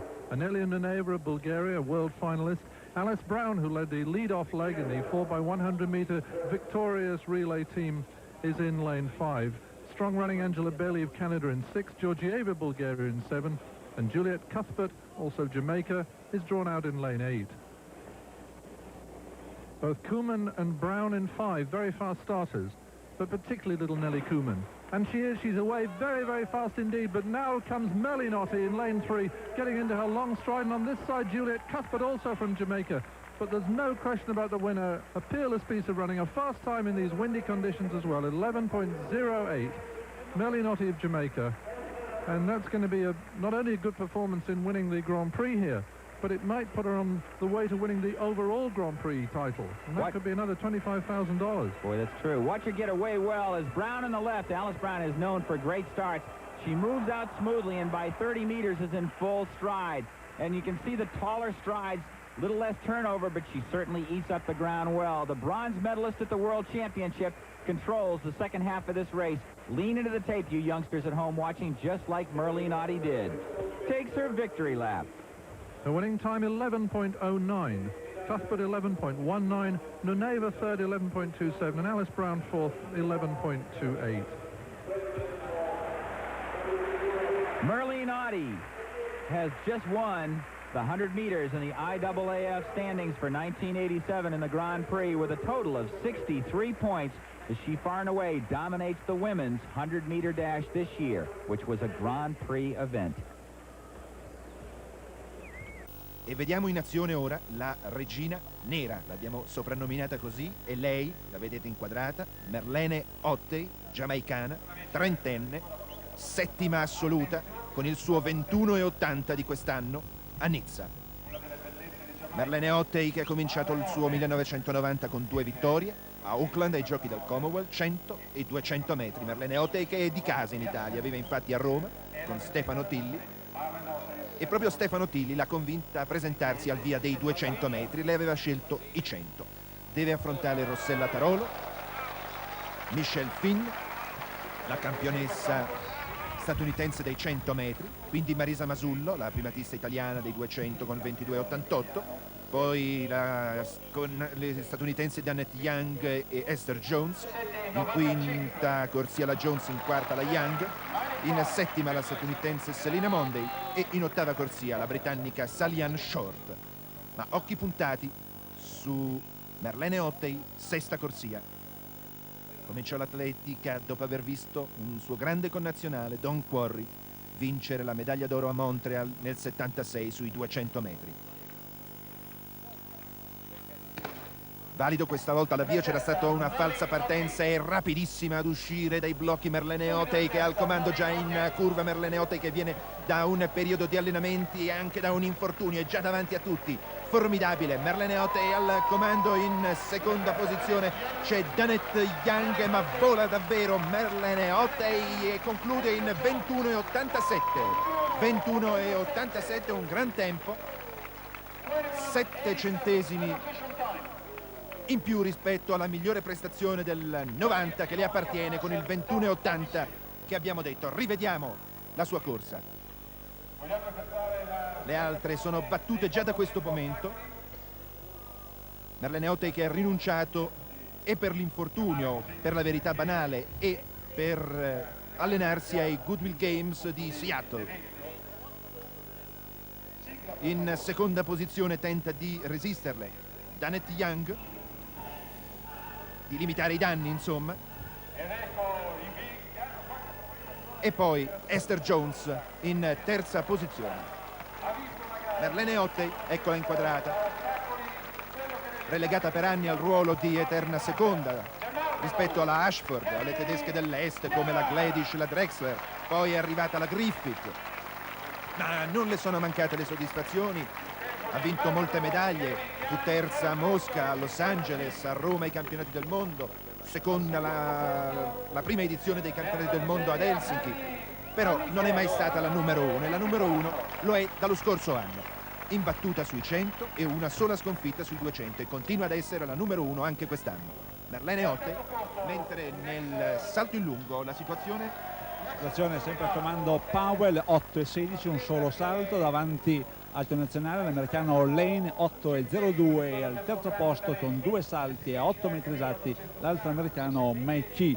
Ha saltato anche Bilac, lo slavo, 7,94, uno dei pronosticati sul podio degli europei di Spalato, e diciamo che quando Powell ha saltato 8,16 il vento era nei limiti regolamentari, 1 metro. 100 meters. Michelle Finn of the United States on the inside, Laurence Billier of France in lane 2, Marion Yarley in lane 3, then Merlene Ottey in 4, Katrin Kraber in 5, the East German 20-year-old Evelyn Ashford of the United States in lane 6, Sheila Eccles of the United States in 7, and Pauline Davis of the Bahamas on the outside. Merlene Ottey, the 30-year-old Jamaican, runs in lane 4, and this is Mike Conley of the United States in the triple jump, and what a triple jump it proves to be, and that looks a 17-meter jump. First round, and we've still got Kenny Harrison to come, the man likely to challenge 18 meters. There seems to be a headwind of about 1 meter per second in the straight at the moment as we watch Conley.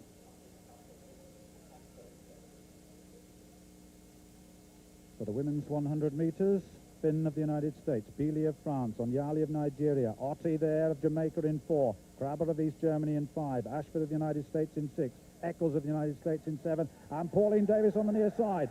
And Bealey is going well in lane 2, and Kraber going well to East Germany. Here comes Ottey in the centre of the picture, and Evelyn Ashford. Ottey's going to take this. Ottey wins it, Kraber in 2nd, Ashford in 3rd, and Finn in 4th, and it's 10.93, and Merlene Ottey of Jamaica shows why she is the world's number 1, and why she's been unbeaten at 100 metres throughout the whole of last season and throughout this, into a headwind of 1.2 metres per second. Merlene Ottey showed real class. But just watch from the start here, and watch Katrin Kraber on her right, because Kraber is the future. Only 20 years old. What a great prospect she is, the world junior record holder. Tall, elegant, and up to this stage challenges Ottey all the way. This is where Ottey takes off.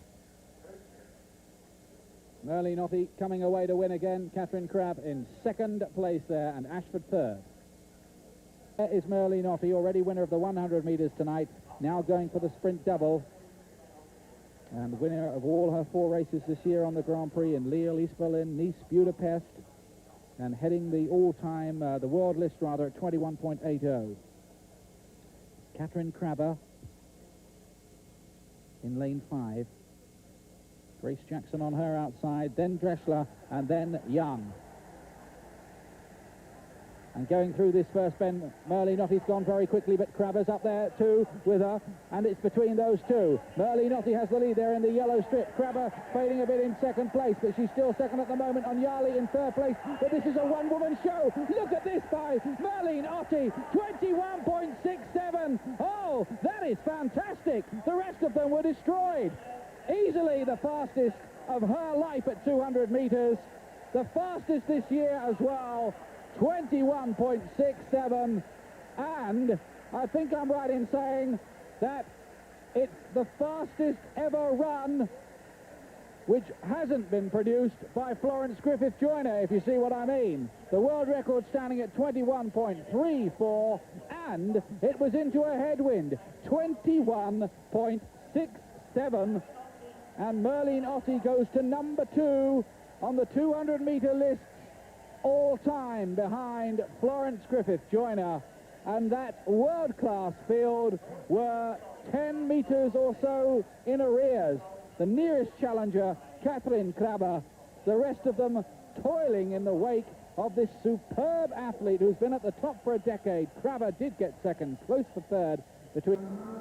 So the women's 100-meter lineup, Juliet Cuthbert of Jamaica, she's on the inside, won the Zurich B race recently, was 7th in the last Olympic final. Marion Yali of Nigeria, 2nd in the World Cup in lane 2.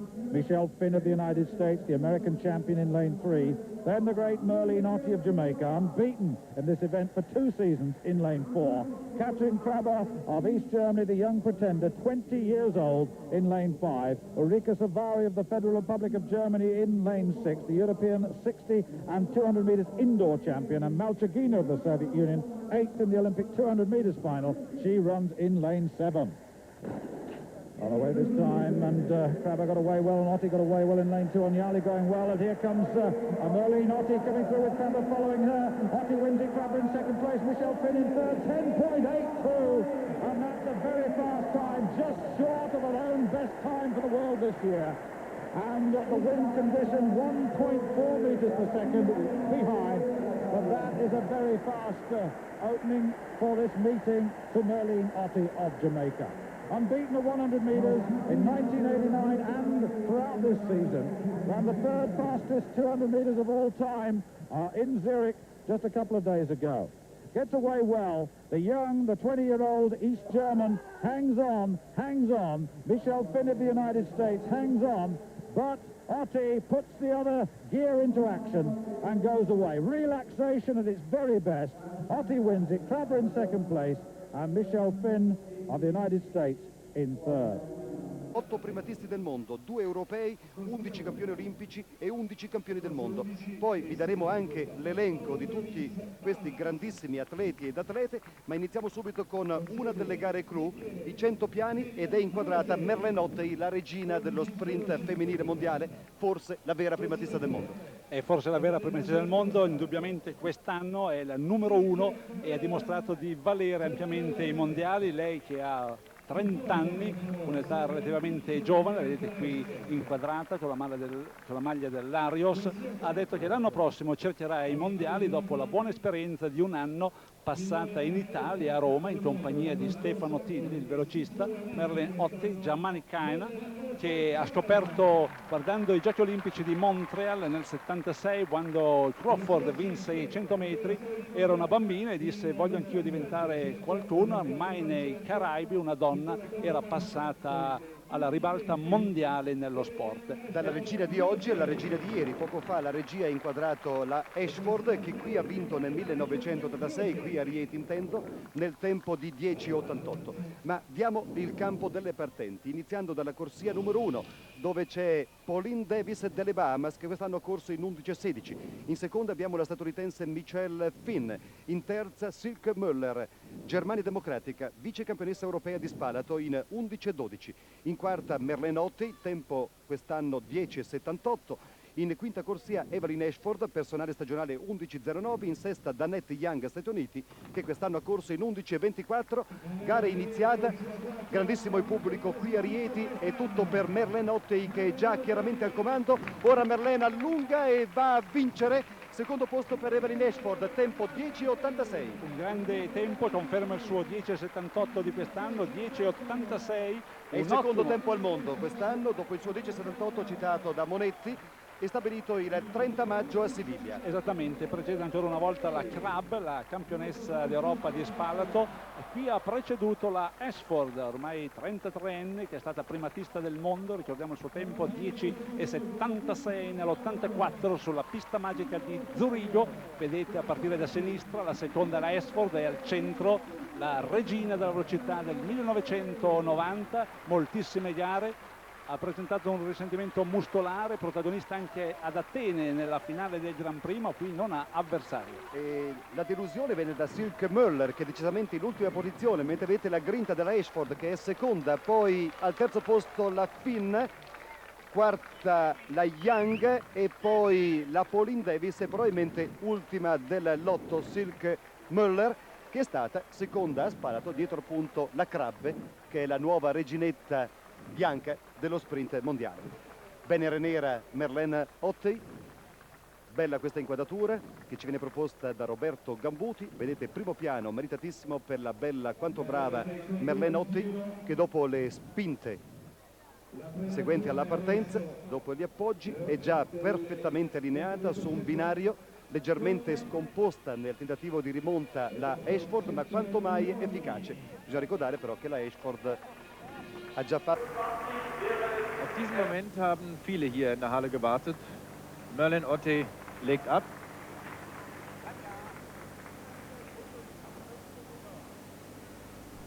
Viele Kameras um sie herum. Und ich hatte dieser Tage gerade Gelegenheit, mit ihrem Manager länger zu sprechen. Der berichtete, dass sie ihn, den Manager, fragte, sag mal, willst du eigentlich, dass ich schnell laufe? Oder willst du lieber, dass ich der Star in allen Talkshows hier in Europa bin? Naja, wie das ausgegangen ist, sieht man heute. Sie will schnell auf der Bahn sein, die Weltsportlerin des Jahres. Man hätte sich natürlich ein Duell mit Katrin Krappel hier gewünscht, aber das ist an den Finanzen gescheitert. Die Bahnverteilung für den zweiten 200-Meter-Lauf der Frauen. Die Österreicherin Tröger kann ich nicht sehen. Silke Knoll aus Dortmund startet auf der Bahn 2. Die Europameisterschaftsfünfte. Grit Breuer, die Europameisterin über 400 Meter aus Neubrandenburg, auf 3. Und ganz außen Merlene Ottey. Also Knoll, Breuer, Ottey. Eine Top-Besetzung. Kraftvoller Laufstil von Grit Breuer und die Eleganz in Person der Merlene Ottey vorneweg. Wer siegt da? Ja, da kommt Grit Breuer auf, aber sie kann es halten, Merlene Ottey, und gewinnt in 22,56 Sekunden. Also, wenn ich die Statistik jetzt wieder bemühe, dann ist das neue Jahresweltbestzeit für Merlene Ottey. Das ist natürlich hier nach dem Geschmack der Zuschauer, und nun haben auch die Fotografen und die Kameraleute reichlich zu tun. Da gibt es einen Gong hier in der Halle. Was kündigt er an? Diesen wirklich fantastischen Lauf von Merlene Ottey aus Jamaika. Die Neubrandenburgerin Grit Breuer, die Europameisterin über 400 Meter, um einen knappen Meter schlagen kann. Silke Knoll auf Platz 3. Schade, dass sie ein bisschen untergegangen ist, aber es dreht sich natürlich alles um den Star dieses Laufs, vielleicht um den Star des heutigen Nachmittags. Das werden wir im Verlauf dieser Veranstaltung sicherlich noch sehen, ob es denn so ist. Aber Merlene Ottey ist allem gerecht geworden, was man ihr nachsagt, was ihr vorausgesagt wurde. Sie ist also schnell auf der Bahn geblieben. 60 meters. Merlene Ottey had been unbeaten in 1990, but there was a new kid on the block, Irina Sergeyeva. It's a first-time start. Ottey a little slowly away. Perhaps Sergeyeva's got it at the moment. Is Ottey going to get back to it? Doesn't look as if she is. And Sergeyeva's won it. Sergeyeva's won it. 7:02 is the fastest of the world this year, and Merlene Ottey's win streak is over. Much better known, with 4 Ottey gain revenge.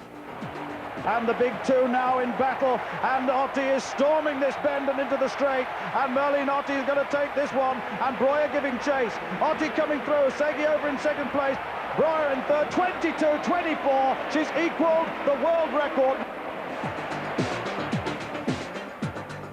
1 week earlier on the same track, Norton Morsely. Stadion ikväll.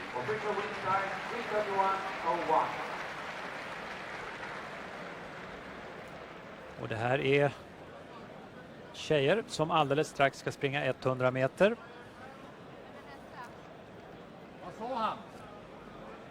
Vi ser Merlene Ottey på bana 4. Tyvärr får vi inte se den sovjetiska flickan Sergeyeva som skulle varit med i det här loppet men som har känt av en liten skada på förmiddagen.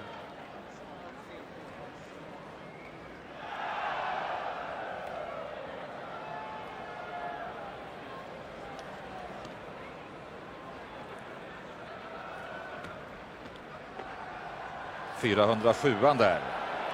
Det är reserven för Sergejeva. Jag har sett startfältet glimta förbi.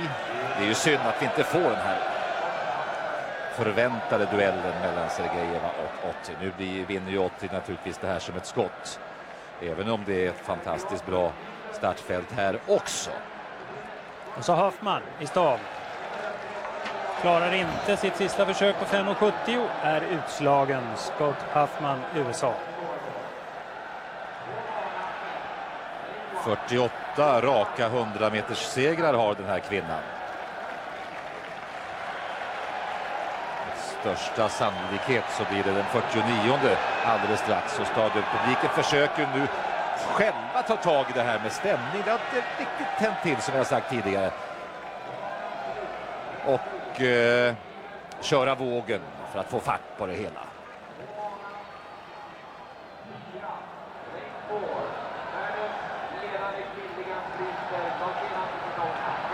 Flickorna står och väntar. Väntar de kanske på att vågen ska ta fart ordentligt. Väntar gör också Sjöberg i höjd. På att få hoppa på 2,35. Där har vi Patrik. Vi ser vem som kommer först då. En bra våg. Damer på 100 meter eller Patrik Sjöberg.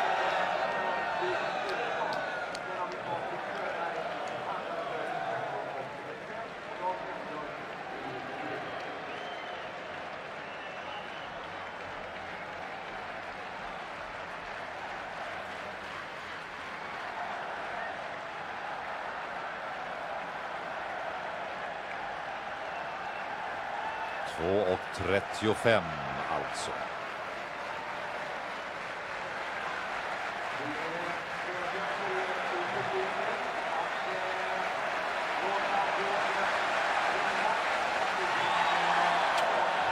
Nej. En chans kvar, Patrik. Och så ska vi väl strax ha då snabbfotade damer. Som nu kryper ner i startblocken med Cuthbert, Torrance, Devers, Roberts, Ottey på fjärde banan, Onyali, Davis och Finn.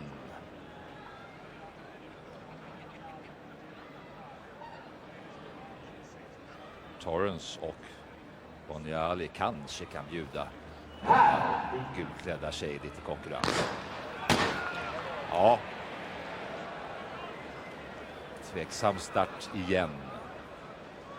10,78 är Otteys personliga rekord på 100 meter. Har i år 10,91.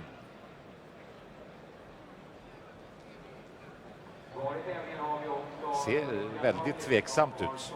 Men såg väldigt korrekt ut tycker jag. Ja, det såg halvkorrekt ut i alla fall. Men Ottey stannade upp direkt efteråt, som om hon menade att här var det någon som stack. Frågan är vem det var.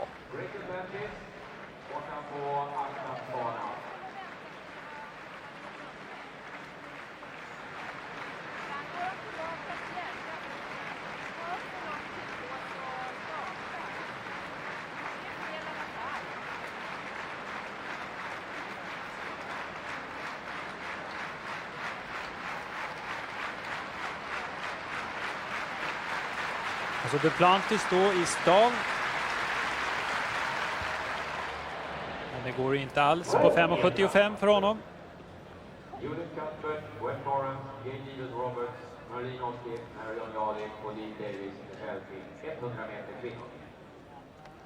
Ottey i gult alltså där på bana 4.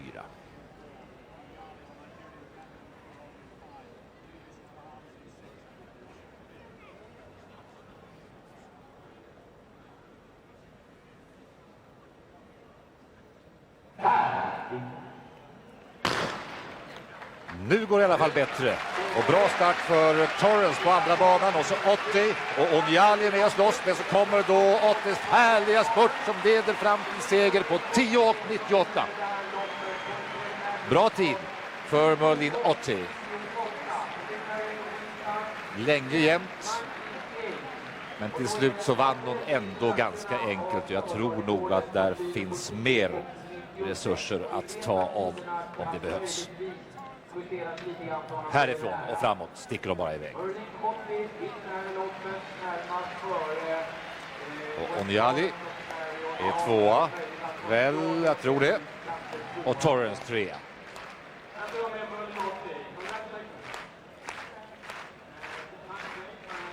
Ja, det är hårt om andra platsen där bakom Ottey som vinner med dryga meter. Fick vi en tid under 11 sekunder i alla fall. Stadionrekordet har Heike Drexler från 1988, då sprang på 10:96. Sergeyeva versus Ottey over 100 meters. Merlene Ottey too fast in the second half of the race.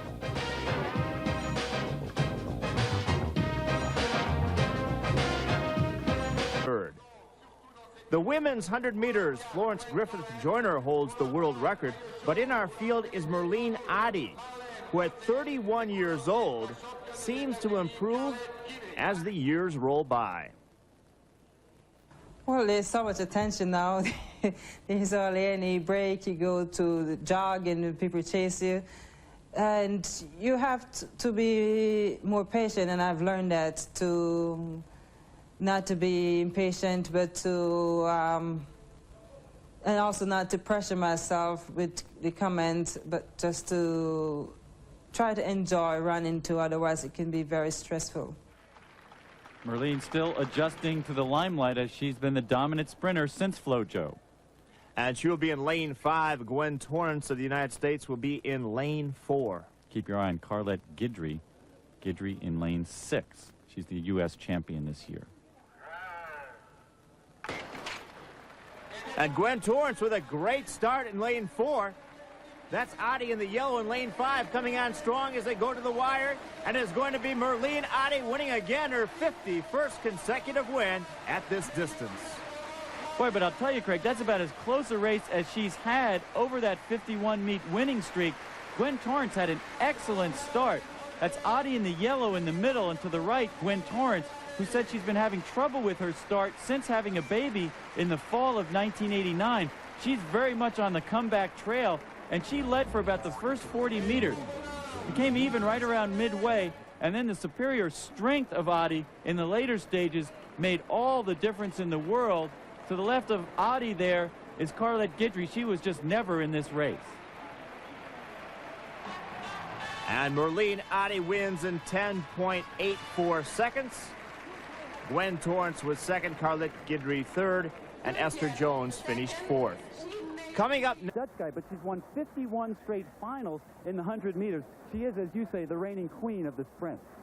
Last year, Ottey had one of the greatest one-day doubles in track history, winning both the 100 and 200 here in Zurich. One of her chief competitors, Irina Sergeyeva of the Soviet Union, who beat Ottey to win the World Indoor Championship this year. And Gwen Torrence of the United States, who won the 200 and was second to Carlette Guidry in the 100 for the U.S. title. She had a baby in November of 1989 and is on the comeback trail. And 33-year-old Evelyn Ashford, who won a gold medal in Los Angeles. The American and world record still held by FloJo. She set it in 1988. And here are the lane assignments for the women's 100-meter dash, with Ottey the favorite, #1 ranked in the world in lane 4, Torrence in 5, and in 7, Evelyn Ashford, who set a world record here in Zurich in 1984. One of the best matchups in Tokyo at the World Championships is going to be between, on the left, Ottey, and on the right, Sergeyeva. As you said, Sergeyeva beat Ottey at the World Indoor Championship. And as dominant as Ottey has been in the sprint since 1989, she's been inconsistent through her whole career in major championships. They used to call her Miss Bronze. She had bronze medals at the Pan Am Games, the Moscow and Los Angeles Olympics, and at the '87 World Championships.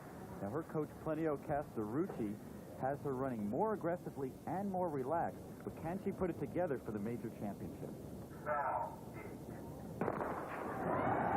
Sergeyeva away quickly in lane 3. There's Ottey in 4 and Gwen Torrance in lane 5. Now Ottey takes over the lead. Ottey in front. Torrance gets second and Sergeyeva third.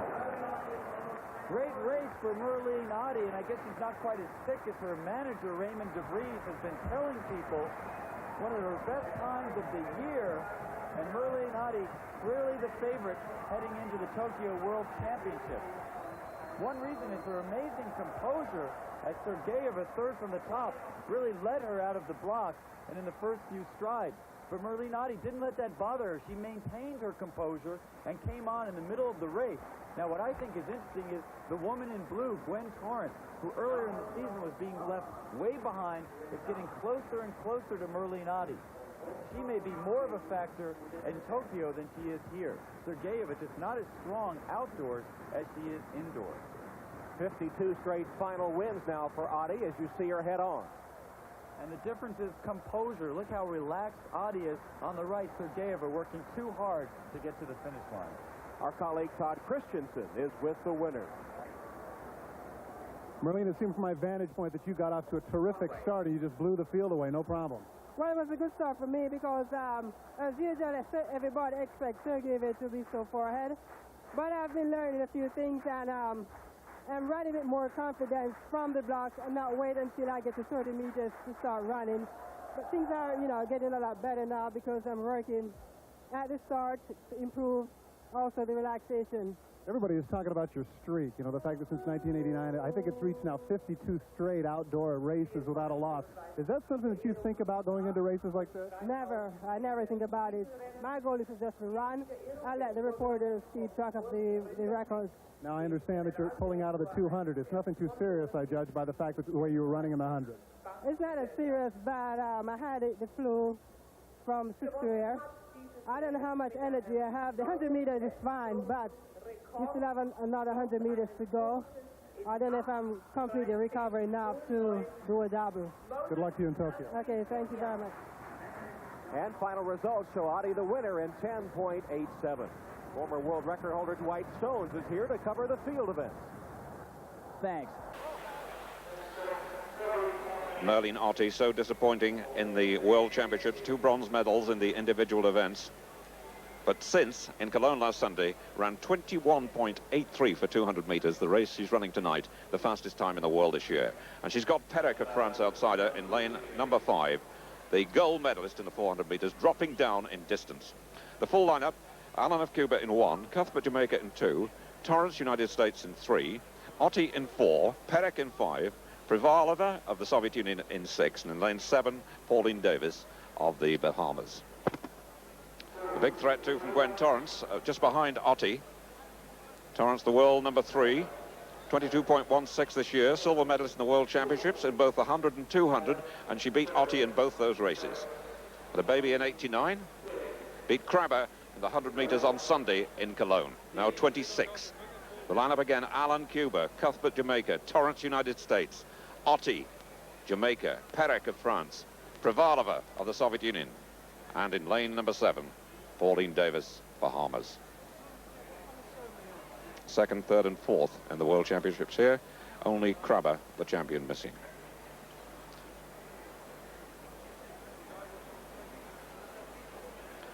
Perec, 23. French champion, or number 1 French woman at 100 meters, 200 meters and 400 meters. This, the 200 meter final.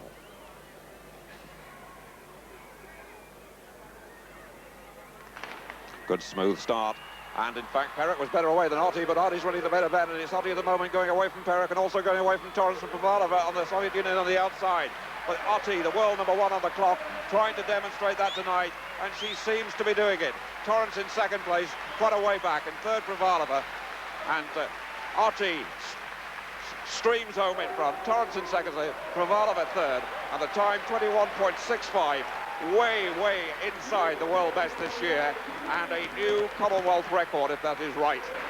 21.64 it's now been corrected to, and the wind is allowable. The fastest time in the world this year, and suddenly the girl who was to be the golden girl and didn't come good in the World Championships 2 bronze medals in the individual events, is back at her very best and looking very much what she is, the world #1. This was a great demonstration of sprinting. Perret was slightly away better, but that's all. Privalova probably got the best start in the red of the Soviet Union. Watch Gwen Torrance trying to hold Ottey, but Ottey's bend here is absolutely superb. She destroys the French 400-meter gold medalist, who just drops right out of it. Privalova's a slight threat, so too is Torrance. But coming off the bend, real acceleration again as she comes into the straight. And away she goes. This is sprinting at its very best. Torrance, just for a moment, looked as if she might peg her back, but there was no weakening in front. That was the important thing. So what went wrong in the World Championships is the big question. A new Commonwealth record unofficially at 21.64, the fastest time in the world this year. Merlene, that was the second fastest time ever, and it looks so easy tonight. Well, I'm very glad that I was able to come back after Tokyo and to perform so well. All year long I wanted a PR, and I'm glad I have a chance to run the fast today. Talking about Tokyo, you must have been very disappointed. Did you have a specific problem there, or what? Yes, I was very disappointed. I lost all Tokyo due to the bad start in the 100 meters. I just couldn't come back mentally 4,200, and that just ruined all my competition. Well, you were so dominant early on in the season, and you said that you had a chance maybe of breaking the world record. Do you have enough races left this season to have a go at it? I only have 2 more races, and they're not in the 200 meters. They're the 100 meters. I thought in Tokyo, if I'd run a better 100 meters and the weather was great, then it's possible I could do it there. The track was fast. What about the 100 meters? Because that world record really is outstanding, but you still consider 200 to be your best event? Yes, but if the win is a plus win in Barcelona in the Grand Prix finals, then I should come close, I believe. What about next year? You plans for the Olympics? Oh yes, I will run less competitions, find more time for training, and I'll be better prepared, more mentally prepared for the Olympics. Is it still world records that are important, or is it gold medals? Right now it's gold medals. If I could win Barcelona, then that would be a plus. I believe the world record will come when you're not focusing on it, you will get there. You feel more relaxed and you think the performance will come? Yes, I think that way they'll come and you will run a fast time. It's not a bad end to your season, though. Oh, yeah, I'm very glad. No, 21.6 at the end of the last 200 meters for the year. I'm very happy. Well, congratulations. 86 or better in the 100 meters to overtake Henkel.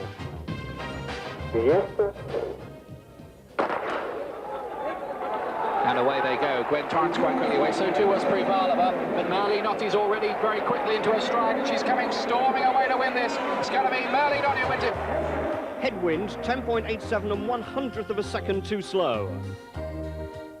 Und wir haben gesehen, ein Gegenwind von fast 2 Meter pro Sekunde. Da ist es eine sehr, sehr gute Leistung. 2 Sprünge über 17 Meter. Es gibt ja insgesamt 16 Springer aus der GUS, die in diesem Jahr schon über 17 Meter gesprungen sind. Also, das ist schon fast Wahnsinn. Und jetzt 200 Meter der Damen, und Sie sahen sie schon, und Sie kennen sie, Merlene Ottey. Bei der Weltmeisterschaft zweimal nur Dritte, als Katrin Grabbe zweimal den Titel holte. Dann mit der Staffel wenigstens noch Gold geholt. Merlene Ottey, sie wird auf der Bahn 4 laufen. Und vor ihr sehen Sie Evelyn Ashford, die ihre 5. Olympischen Spiele ansteuert. Kaum zu glauben, die Olympiasiegerin über 100 Meter von Los Angeles 84. Mit dabei Juliette Cuthbert aus Jamaika. 22,15, die drittbeste in der Welt in dieser Saison, die also in der Staffel wieder mit Merlene Ottey laufen wird. Und hier sehen wir Merlene Ottey. Right. Yeah. Ja, sie lief über 100 Meter 10,97 in Saint-Denis vor den Toren von Paris, lief in Sevilla 22,19, machte dann eine Pause und kehrt jetzt also vor Olympia zurück. Evelyn Ashford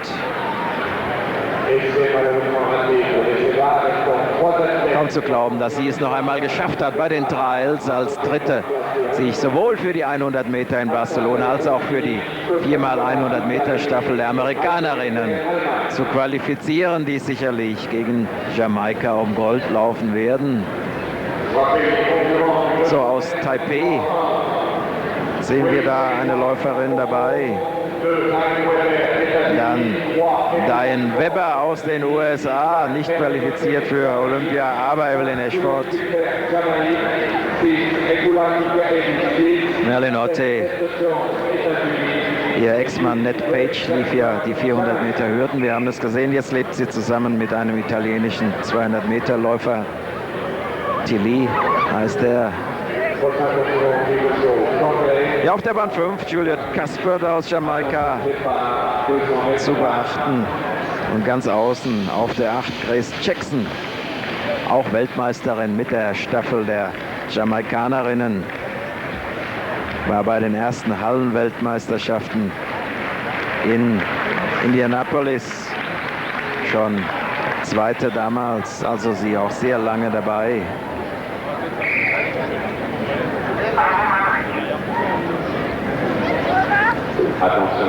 Ja, was Evelyn Ashford hier über die 200 Meter bringen kann, man mag es nicht zu sagen, aber sie wird an Merlene Ottey und Juliet Cuthbert wahrscheinlich nicht heranlaufen können.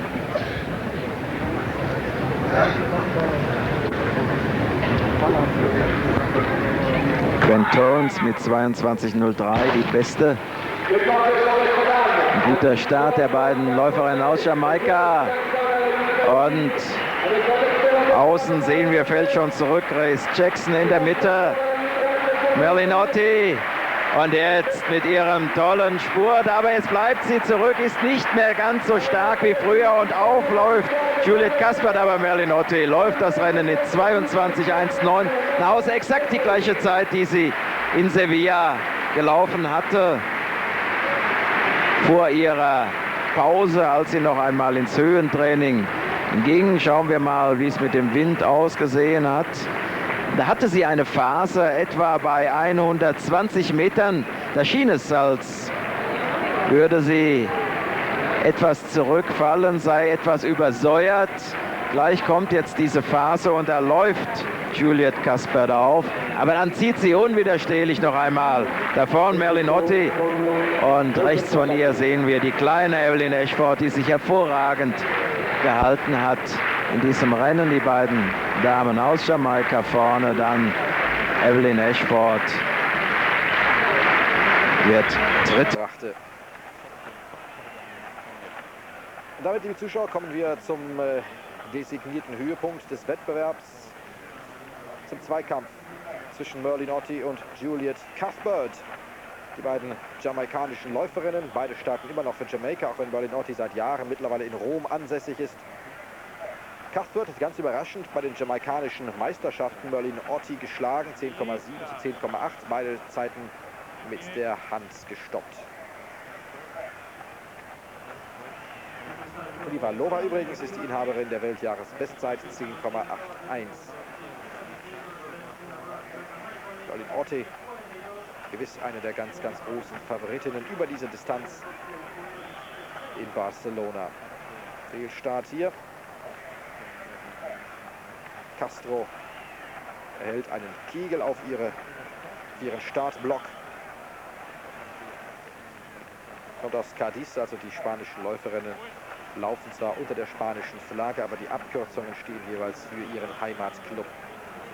Das vielleicht ein bisschen zur Erklärung und zur Beseitigung vielleicht der Unklarheit, die bei Ihnen entstanden ist im bisherigen Verlauf unserer Übertragung aus Salamanca. Ottey auf Bahn 4, Cuthbert auf Bahn 5. Dies das Duell, das aller Voraussicht nach über den Ausgang dieses Rennens entscheiden wird. Ottey hat den etwas besseren Start erwischt, verteidigt ihre Führung ins Ziel und die Zeit von Merlene Ottey 10,80 Sekunden. Eine fantastische Zeit.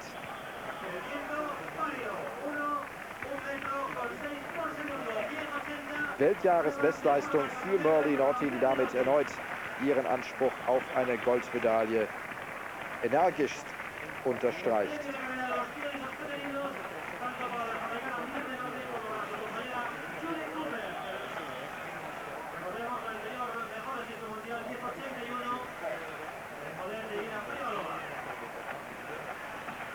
(10,81) die Weltjahresbestzeit von Prix gehalten, aufgestellt im Juni in Moskau. Gleichzeitig auch war das die Einstellung des alten, von Marlies Gueux immer noch gehaltenen Europarekordes. Dieser Europarekord hier natürlich nicht gebrochen, obwohl Merlene Ottey seit Jahren in Rom lebt, von Italienern trainiert wird. Startet sie immer noch für Jamaika. Aber jetzt verblasst natürlich alles. Jetzt verblasst alles gegen diese farbige Dame. Merlene Ottey. 200 Meter der Damen ist angesagt. Und Merlene Ottey kommt ja mit ganz frischem Ruhm aus Spanien, aus Salamanca. Da lief sie über 100 Meter. Neue Weltjahresbestleistung in 10,80. Merlene Ottey, die Favoritin hier über die 200 Meter. Auf Bahn 5. Vor ihr auf Bahn 4 Juliette Cuthbert. Mit dabei Carlette Guidry aus den USA auf 6. Und ich schaue mal, es fehlt Evelyn Ashford, die angesagt war. Juliette Cuthbert ist das aus Jamaika. Die Jamaikanerinnen werden ja wieder mit einer super Staffel nach Olympia kommen. Sie haben ja in Tokio den Weltmeistertitel gewonnen. Auf der Innenbahn übrigens Mary Onyali aus Nigeria, die Junioren-Weltmeisterin von 86. Sie gewann in London zuletzt die 200 Meter in 22,83. Erster Start geglückt. Merlene Ottey, die klare Favoritin, wird getrieben von Juliette Cuthbert ganz innen. Mary Onyali und mit dabei Carlette Guidry. Aber es gewinnt ganz klar Merlene Ottey in ihrer typischen Art 22,11. Ihre Zeit, zweiter Juliette Cuthbert, also ein Doppelsieg für die Jamaikanerinnen in Abwesenheit von Evelyn Ashford, die also angekündigt war, die zweifache Goldmedaillengewinnerin von 84, die aber in Barcelona nur noch die 100 Meter und die Staffel läuft. Und große Favoritin natürlich Katrin Krabbe, ja nicht dabei bei Olympia, Merlene Ottey. Das zweitbeste in diesem Jahr hinter Gwen Torrens, die 22,03 sprintete.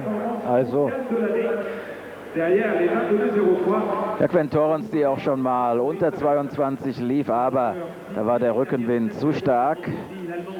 Gwen Torrens, die wir vorhin sahen, über die 400 Meter.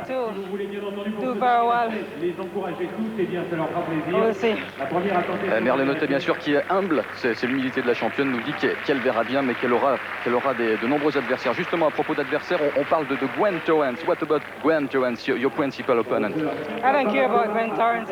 Also was ist mit Gwen Torrens, wird sie gefragt. Sie sagt, ich kümmere mich doch nicht um Gwen Torrens. Ich muss mich um mich selbst kümmern. Und da hat sie natürlich recht. Aber so ähnlich sprach sie auch vor Tokio und dann kam Katrin Krabbe. Immédiatement sur ce 100 mètres, nous y voici. Je vous rappelle les positions. Piste 3, Geldevers. Piste 4, Merlene Ottey. Piste 5, Privalova. Piste 6, Gwen Torrens.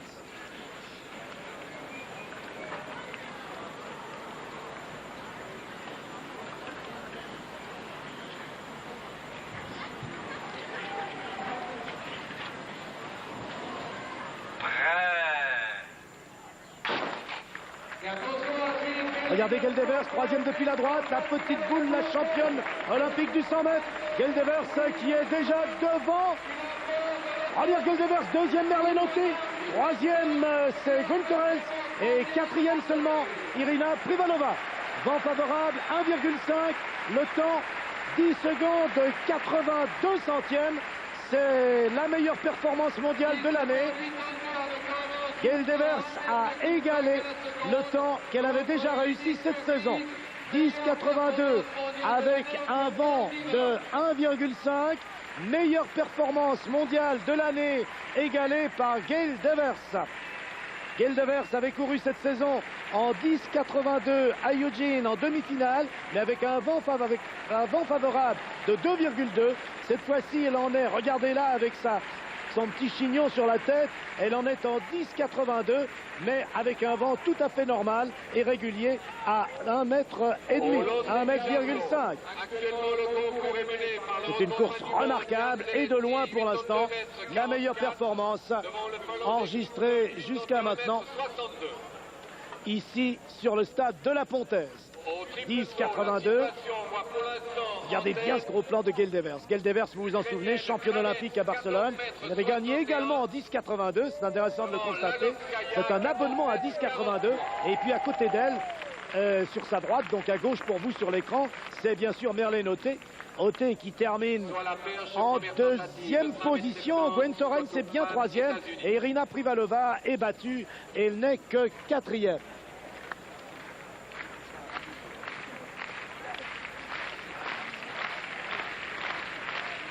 Vous voyez que c'est très net pour Ottey, pour Devers.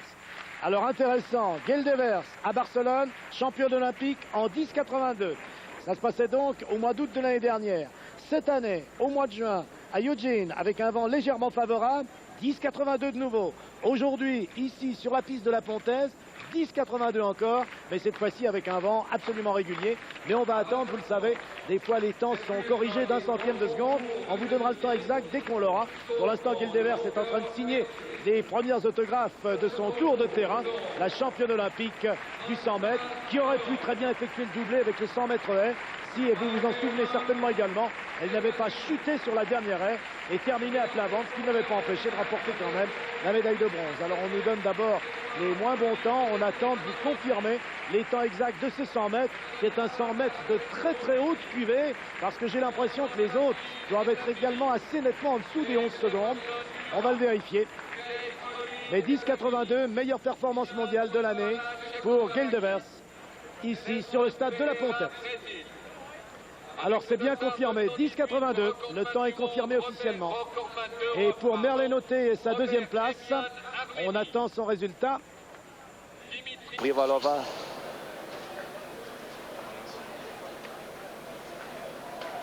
Und Odia Sidi. Also Allen, Tradenkova, Voronova, Ottey, Privalova, Kasparov, Tanopolskaya und Sidi. Merlene Ottey 10,93 in Zürich, 10,94 in Oslo, 10,96 in Lausanne. Sie hat wieder eine Leistungsebene erreicht. Jahresschnellste ist aber Geldevers mit 10,82. Nur in Rom, da hatte sie einen Protestsprint gezeigt, die Merlene Ottey. Da stimmte die Gage nämlich nicht. 11,20, das fiel aus dem Rahmen. Irina Privalova scheint über 100 Meter nicht mehr ganz so stark zu sein. Sie hat viel Schnelligkeitsausdauer gemacht und da ist die absolute Schnelligkeit etwas hängen geblieben.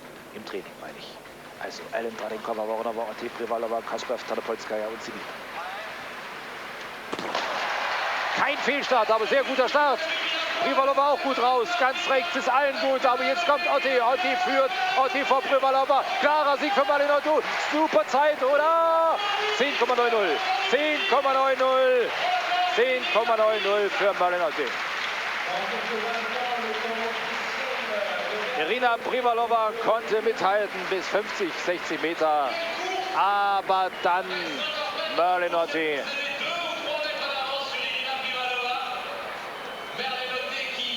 Sie ist älter geworden, reifer geworden, aber nicht langsamer geworden. 32 Jahre alt. Wenn es in diesem Jahr nicht gelingt, wann dann?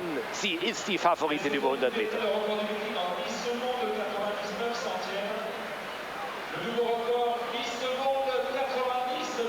Sehr guter Start von beiden wohlgemerkt. Das Kraftpaket Irina Privalova aus Moskau.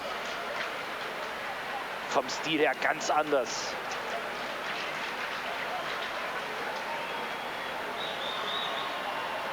Tarnopolskaya rechts neben Ottey, links neben Privalova. Das ist die Olympiazweite aus Jamaika, die aber jetzt schon zurückliegt. Und hier löst sich Merlene Ottey.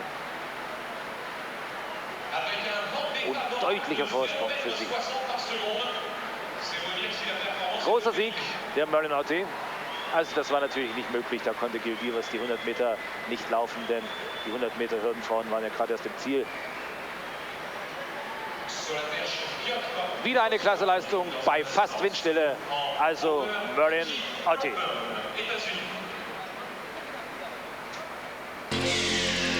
Ottey. Nicht jeder kommt mit ihr aus, aber das ist ganz normal so, das gibt es überhaupt nicht. Menschen, die mit allen...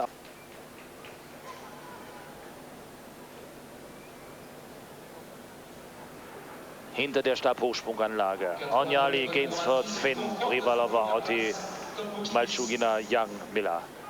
Bei allen Qualitäten auch einer Galina Malchugina oder einer Michelle Finn oder Melina Gainsford. Aber Platz 1 und 2 sollten wieder die Sprinterinnen auf der Bahn 4 und 5 unter sich ausmachen. Die Moskauerin Irina Privalova und die Römerin aus Jamaika, Merlene Ottey. Das ist sie.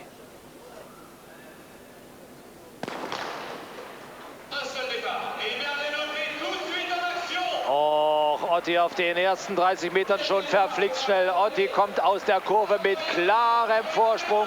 Innen dann Onyali. Privalova hängt noch zurück.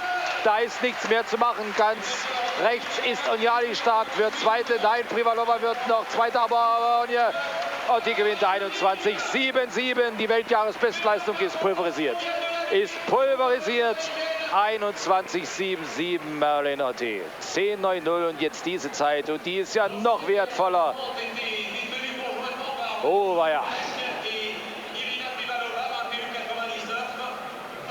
Jetzt bin ich ja bald geneigt zu sagen, die Leistungen in Monte Carlo sind fast noch besser als die von Zürich. Es klingelt am laufenden Band. Und die Daumen vom bewussten Lärminstrument nimmt Merlene Ottey überhaupt nicht mehr runter. Nach den 100 Metern, nach jetzt die 200 Meter mit einem riesen Vorsprung. Und Irina Privalova war nach 100 Metern schon geschlagen. Hatte keine Chance gegen Merlene Ottey, die dieses Höllentempo der ersten 100 Metern auch mitnimmt, durchstehen kann und damit ganz klar zeigt, was hier Sache ist. Schneller als Gwen Torrens bei ihrem Olympiasieg. 21,81. Merlene Ottey dort über 22 Sekunden in Barcelona als Dritte. Privalova war dort Vierte. Ja, das wird eine Auseinandersetzung. Merlene Ottey.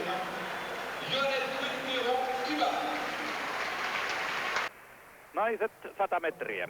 Tässä näkyi ensimmäisellä radalla Melanie Paske, Saksa. Tässä on kyse niin sanotusta A-erästä. Täällähän juostaan kahta eri erää. Ja siinä esittelyssä äsken mainittu Melanie Paske. Gel Divers ei ole mukana, Gwen Torrens ei ole mukana. Torrens on täällä kilpailupaikalla, mutta ei osallistu. Mary Onyali, Nigeria, olympiaviitonen. Irina Privalova, loistava ankkuri viestissä, 400 metrillä. Juoksee hyvin myös 400. Sanottu joskus maailman nopeimmaksi äidiksi, Venäjä tiesi. Venäjä. Tämän jälkeen Merlene Ottey, 200 metrin maailmanmestari. 100 kakkonen, hiukan maalikuvan tuijottelun jälkeen, monien mielestä ykkönen. Virallisesti kuitenkin kakkonen. Galina Malchugina, Venäjä. Yksi näistä Venäjän monista nopeista naisista ja muun muassa viestissä kultaa. Ja 206 USA:n Michelle Finn. Ensimmäinen lähtöyritys. Paske, Onyali, Privalova, Ottey, Malchugina, Finn.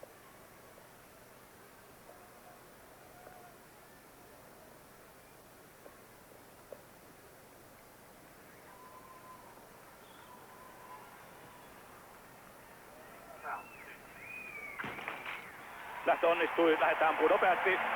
Privalova lähtee erittäin kovaa, Ottey kiinnittää vierellä, Ottey menee ohi, Privalova kärjessä, Onyali kolmantena, Ottey voittaa, Privalova toinen, Onyali kolmas ja sen jälkeen Paske neljäs. Ja voittoaika vasta tuulessa 11.02, puoli metriä sekunnissa oli vastatuulta. Joka tapauksessa Merlene Ottey näytti jälleen. Hän on ykkönen. Irina Privalova juoksi hyvin, samoin Meri Oniali. Ja niin kuin näette, kuka on todella suuri suosikki tällä stadionilla? Merlene Ottey ja siinä sitten hidastus. Marlene pitää kiinni kultaharkoista. Hänen askeleensa on erittäin eteenpäin vievä. Ei polvi nouse hirveästi frekvenssiä löytyy. Privalovan askel on minusta pikauksessa kaunein mitä löytyy.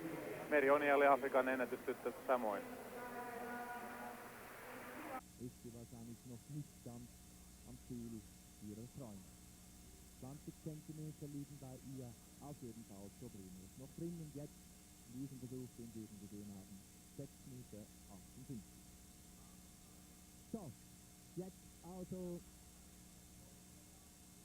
das spannende Rennen, 100 Meter der Frauen, Bahn 1, Melanie Paske, deutsche Meisterin mit persönlicher Bestzeit, 11,23, ließ die Konkurrenz in Duisburg vor 3 Wochen in Grund und Boden, wurde auch Silbermedaillengewinnerin in der 200 Meter hinter Silke Knoll. Dann auf Bahn 2 Sanna Tarnopolskaya, die 5. schnellste Athletin dieses Jahres, 24-jährig aus Russland. Dann auf Bahn 4 die große Favoritin Gail Sievers. Irina Privalova, die Sie hier im Bild haben, startet auf Bahn 3, die 24-jährige Journalismusstudentin aus Moskau. Auf Bahn 5 Merlene Ottey und da haben Sie Gail Sievers groß im Bild.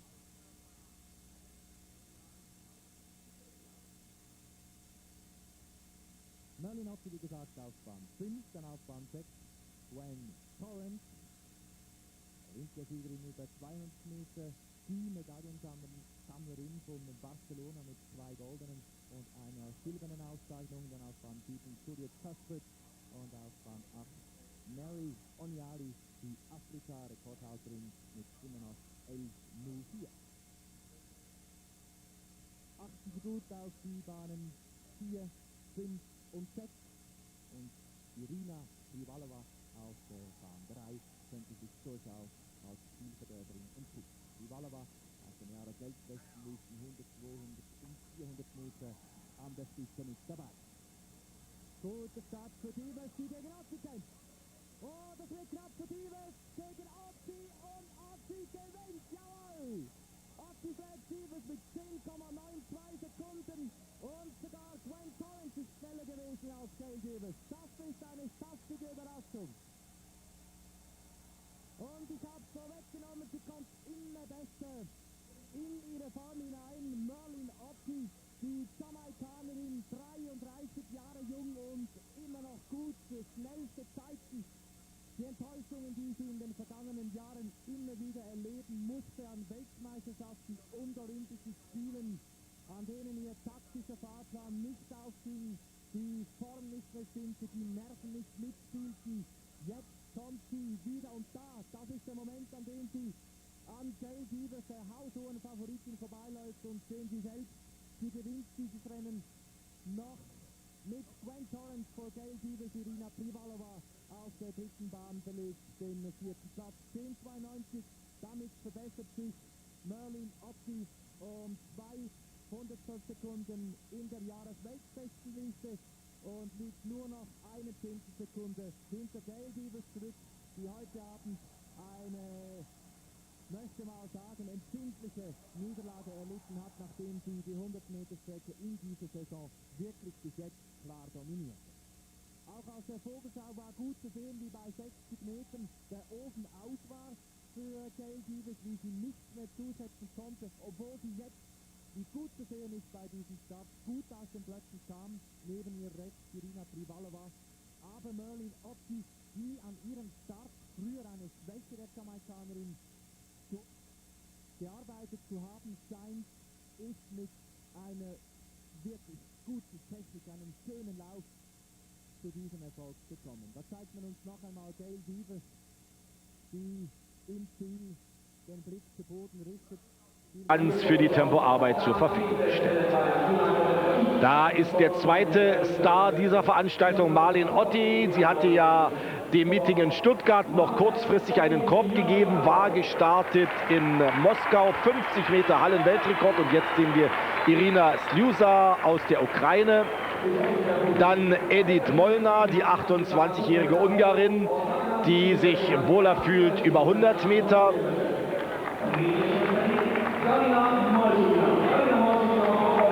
Dann Galina Maltschugina, seit Jahr und Tag bei den internationalen Meetings eine gern gesehene Athletin, weil sie immer gute Leistungen bringt.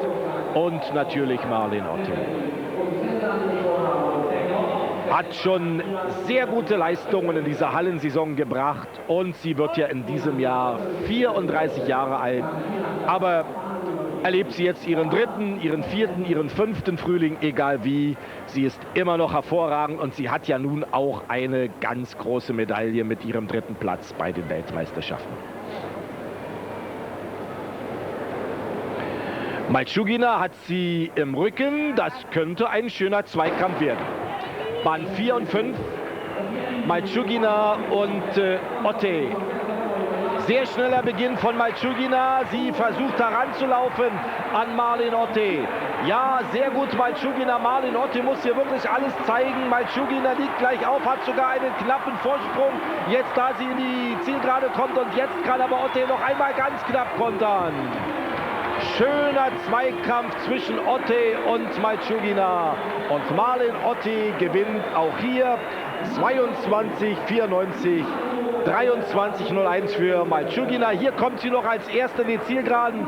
Und dann hat Merlene Ottey auf den letzten 50 Metern das bessere Stehvermögen und kann sich noch knapp durchsetzen gegen ihre Kontrahentin aus Russland. Schöner Kampf zwischen diesen beiden Läuferinnen. Das war sicher ganz nach dem Geschmack der Zuschauer und auch eine Zeit unter 23 Sekunden. Also auch das ein anerkennenswertes Resultat.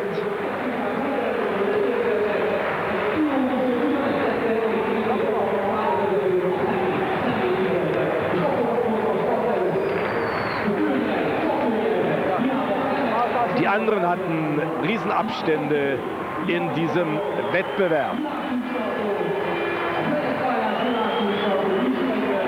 Dritte wurde Marika Johansson, die Schwedin. Die hatte den anderen Lauf gewonnen in 24,30 und das brachte insgesamt Platz 3 ein hinter den beiden Sprintstars Merlene Ottey, die hier eine Extra-Siegerrunde läuft. Hier geht es ja vor einigen Tagen. Und hier sind wir schon bei einem der Höhepunkte, beim 60-Meter-Finale der Frauen mit Melanie Paschke, mit Irina Privalova, Merlene Ottey, der Französin, Girard, Alain aus Kuba und die Ukrainerin Shana Tarnopolskaja auf Bahn 6. Das ist eine ganz schnelle Frau. Sie hält ja auch den Weltrekord über diese Distanz in 6,92 Sekunden. Hat sie 1993 in Madrid aufgestellt und ist in diesem Jahr schon wieder in einer Riesenform. Irina Privalova aus Russland. Aber auch Merlene Ottey ist in diesem Finale vertreten. Die schnelle, graziöse Lady aus Jamaika. Und das ist Melanie Paschke, die deutsche Meisterin aus Braunschweig. Über 100 Meter. In diesem Jahr auch schon hervorragende Zeiten erzielt. 7:21 am Samstag in Mannheim.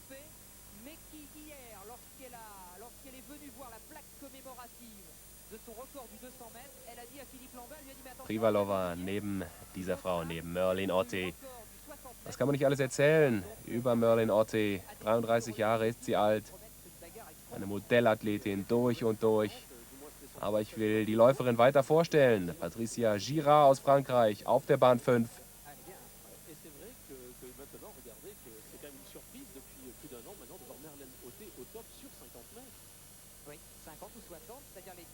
Und die Kubanerin Liliana Alain auf Bahn 6.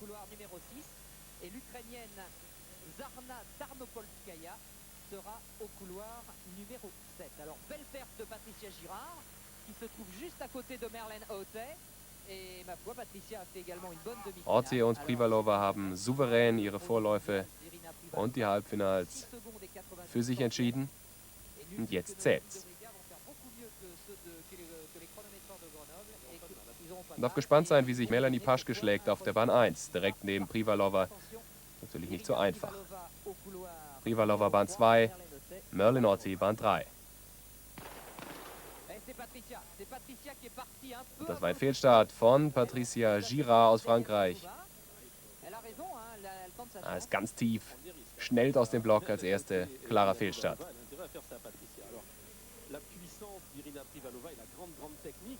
Wie gesagt, Irina Privalova hält den Weltrekord über diese Distanz.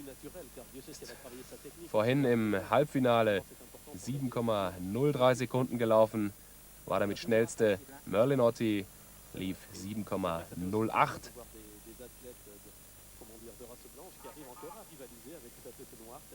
Vielleicht wird ja jetzt im Finale die 7-Sekunden-Barriere unterboten. Zweiter Versuch.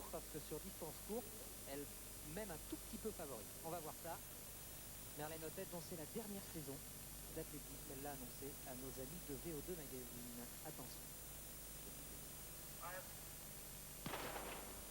Und der Start ist geglückt. Privalova ganz klar als Erster aus den Blöcken. Sie zieht es durch. Da kommt Merlene Ottey nochmal. Nein, Privalova bleibt vorne. Und welch eine Zeit. 6,93 Sekunden von Irina Privalova. Das ist nur eine Hundertstelsekunde über dem Weltrekord. Weltjahresbestleistung durch Irina Privalova, der Studentin aus Moskau, hier in Lviv. Das ist ein Auftakt. Journalismus studiert sie, 25 Jahre alt und in einer bestechenden Form vor den Hallen-Europameisterschaften in Paris. Ja, wer will sie da schlagen? Deutlicher Vorsprung von Privalova vor Merlene Ottey. Was hat Melanie Paschke gemacht auf der Bahn 1? Sie hat sich tapfer geschlagen, ist Fünfte geworden, wie wir gleich sehen werden, in 7,27 Sekunden.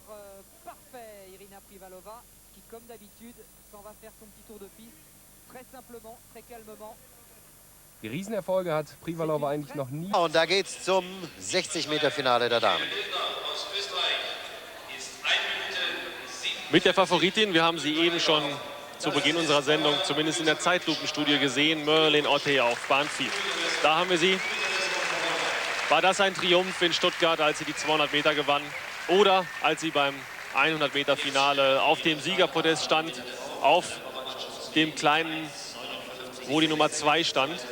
Aber die Zuschauer waren der Meinung, sie sei die Größte und machten ein 10-minütiges Standing Ovation, ein Riesenfest für Merlene Ottey. Ergreifender fast als dann die Goldmedaille später in 200 Meter.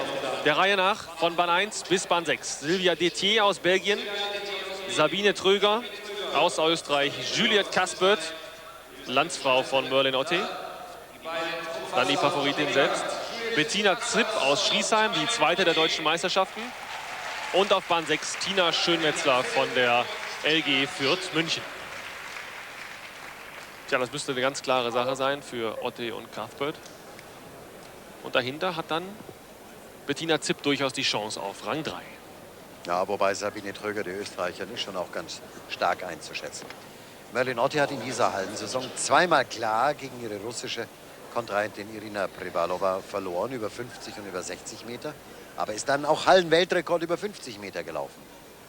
Macht sich rar, läuft nicht so oft in der Halle wie sonst. Nun ja, man wird auch älter. Stark geglückt. Merlene Ottey in der Mitte, wie gewohnt, mit dem nicht so starken Start. Aber dann kommt sie.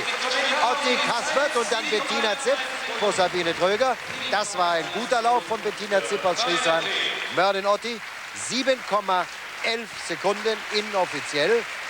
Ja, das ist natürlich nicht so stark. Der Hallenweltrekord liegt fast eine Sekunde besser. Und sie ist auch in diesem Jahr schon unter 7 gelaufen. Aber dennoch, Sie haben ja gesehen, und wir werden noch eine Zeitlupe uns betrachten können, dass sie am Start eben nicht so schnell ist. Sie spielt ja auch im Grunde ihre Stärke bei einem 60, bei einem 100-Meter-Lauf erst gegen Ende der Distanz aus.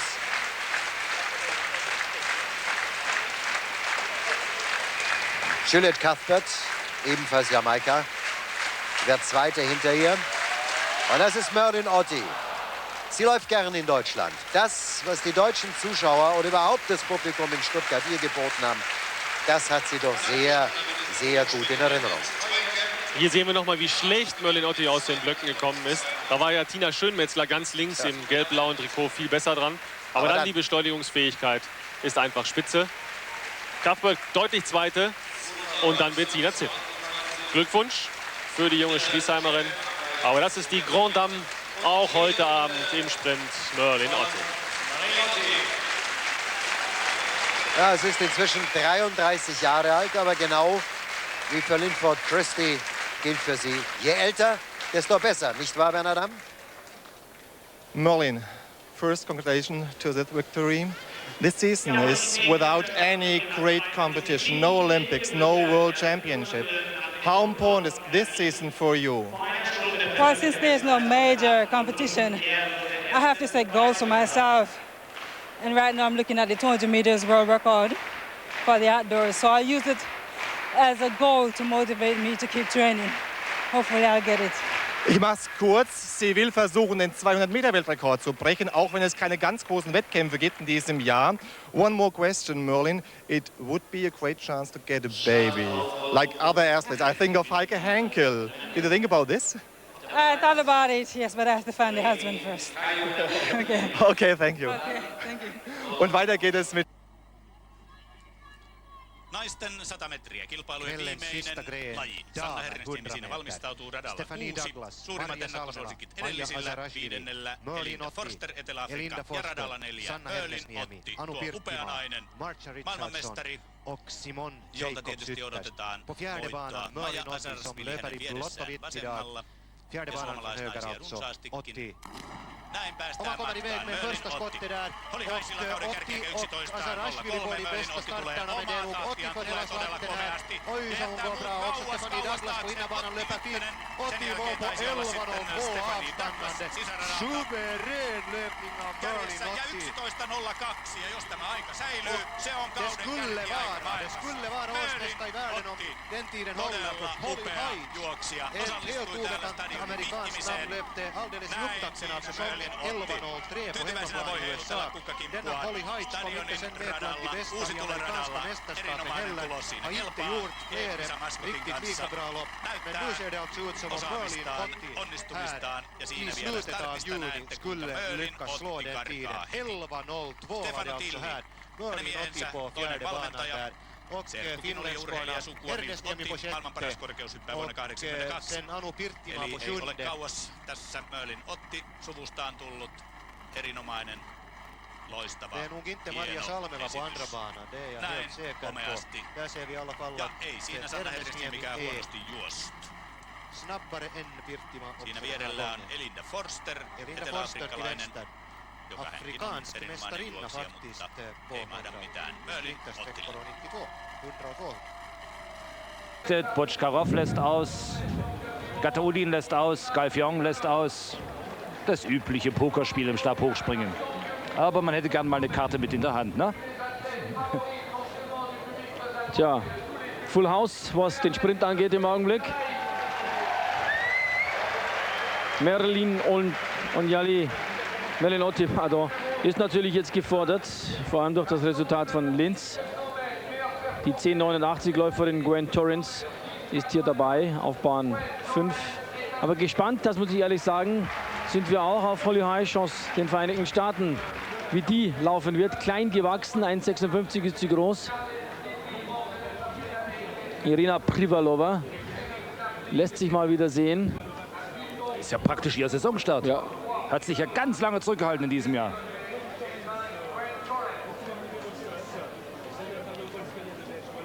Shana Tarnapolskaya aus der Ukraine in Linz 10,99, also auch unter der ominösen 11 gelaufen auf Bahn 6.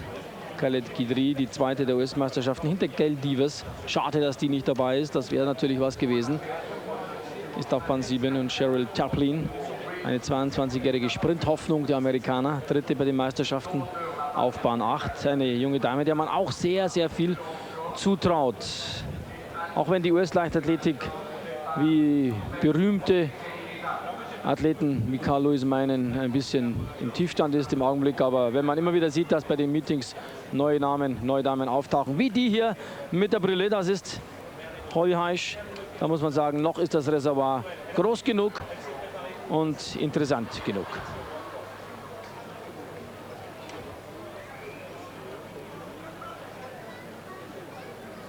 So, das ist Khaled Guidry. Und jetzt kommt nochmal Cheryl Taplin auf Bahn 8.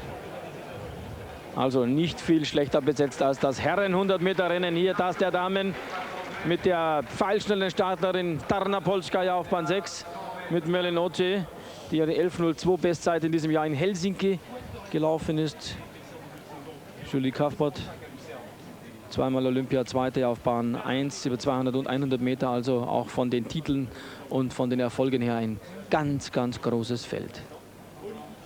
Die Etablierten gegen die jungen Damen, die sie herausfordern. Unter diese Überschrift könnte man diesen 100-Meter-Lauf auch stellen. Rückenansicht von Gwen Torrance in diesem violetten Trikot. Daneben ist Merlene Ottey. Bahn 4, die Jamaikanerin. Der Start war sehr, sehr gut in diesem Fall. Merlene Ottey kommt gut raus, vor allem auch Irina Privalova, die hier mächtig Gas gibt. Jetzt kommt Gwen Torrance, Privalova gewinnt. Ach super, 10:77! Ja, da schau her. Lange zurückgehalten. Die Konkurrenz ein bisschen zum Narren gehalten in den letzten Wochen, Monaten muss man sagen. Und dann trumpft sie auf mit 10:77 und alles, was bisher war, liebe Zuschauer, ist Makulatur über 100 Meter. Irina Privalova hat die Konkurrenz da wirklich in der Hollywood-Schaukel gelassen, die ganze Zeit über. Die waren nur Staffage.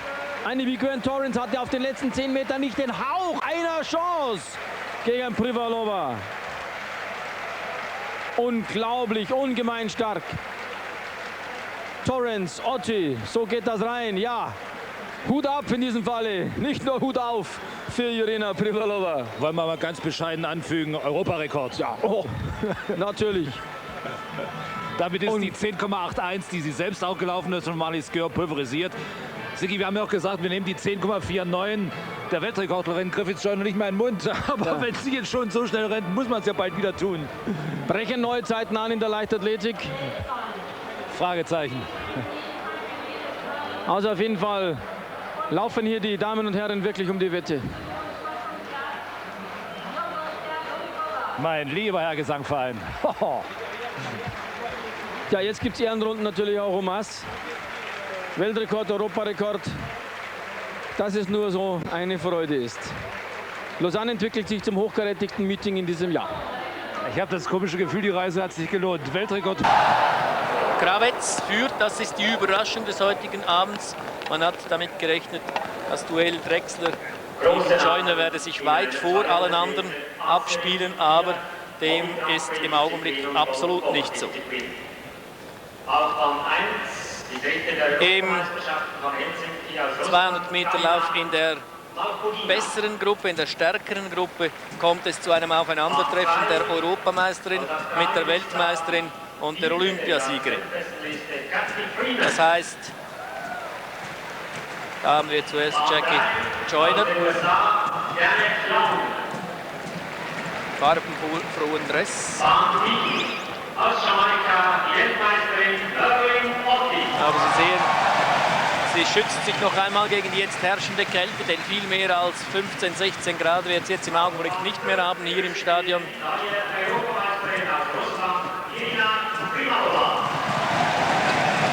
Und Joyners Serie mit ungültig 6,95 und ungültig ist auch noch nicht nach ihrem Gusto. Denn bei einem solchen Sauwetter dann noch geschlagen zu werden, das wäre dann noch allzu stark. Hat man den Eindruck gehabt, sie hätte den Balken nur von Ferne gesehen. Wir wollen sehen, vielleicht zeigt man uns das noch einmal, wo sie da abgesprungen ist.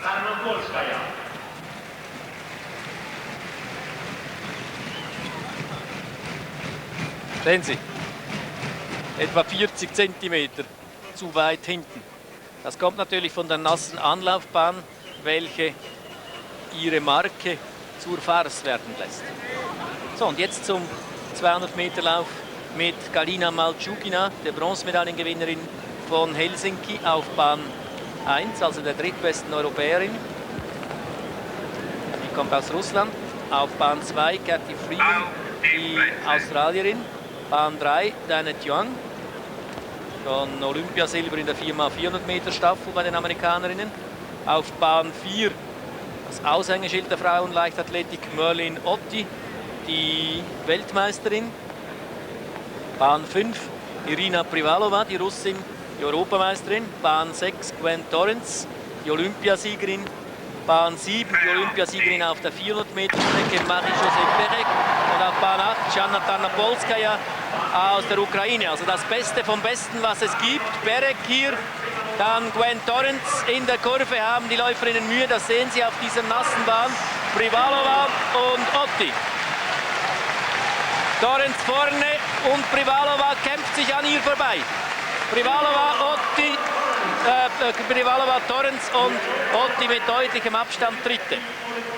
Fast totes Rennen zwischen der Olympiasiegerin und der Weltmeisterin. Wir werden das in der Wiederholung noch einmal sehen. Und ich weiß nicht, ob Merlene Ottey schon einmal bei solchen Verhältnissen gelaufen ist. 22,15 bei einem Gegenwind von 1 Meter pro Sekunde. Und 22,15 sind in diesem Jahr erst 2 Läuferinnen gelaufen, nämlich Torrens mit der Jahresweltbestzeit von 21,85 und Privalova mit 22,02. Also diese beiden laufen eine Zeit, wie sie andere in diesem Jahr überhaupt noch nie fertig gebracht haben. Das zeigt die Leistung, das zeigt die Klasse dieser beiden. Jetzt wollen wir schauen. Privalova ist noch vorne. Jetzt kommt Torrens, also da kann man nichts entscheiden, weil hier die beiden sich aneinander vorbei bewegt haben. Sie haben den Schritt ja nicht im gleichen Rhythmus gehabt. Der Zielfilm wird uns sagen, wer im entscheidenden Moment auf jenen Millimetern, auf welcher die Ziellinie beginnt, vorne war. Privalova 22,15, Torrens 22,16. Also eine Hundertstelsekunde, da sehen Sie es. Ja, ja. Sie hat die Brust genau im richtigen Moment nach vorne geworfen und bei Torrens, die sich leicht abgedreht hat, ist es der Oberarm, der die Ziellinie gekreuzt hat. 22,41 für Merlene Ottey.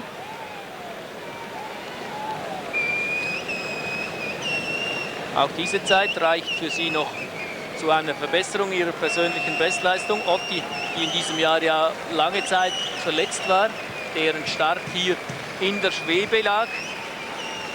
Aber wer das hier aushält, der ist wirklich gesund.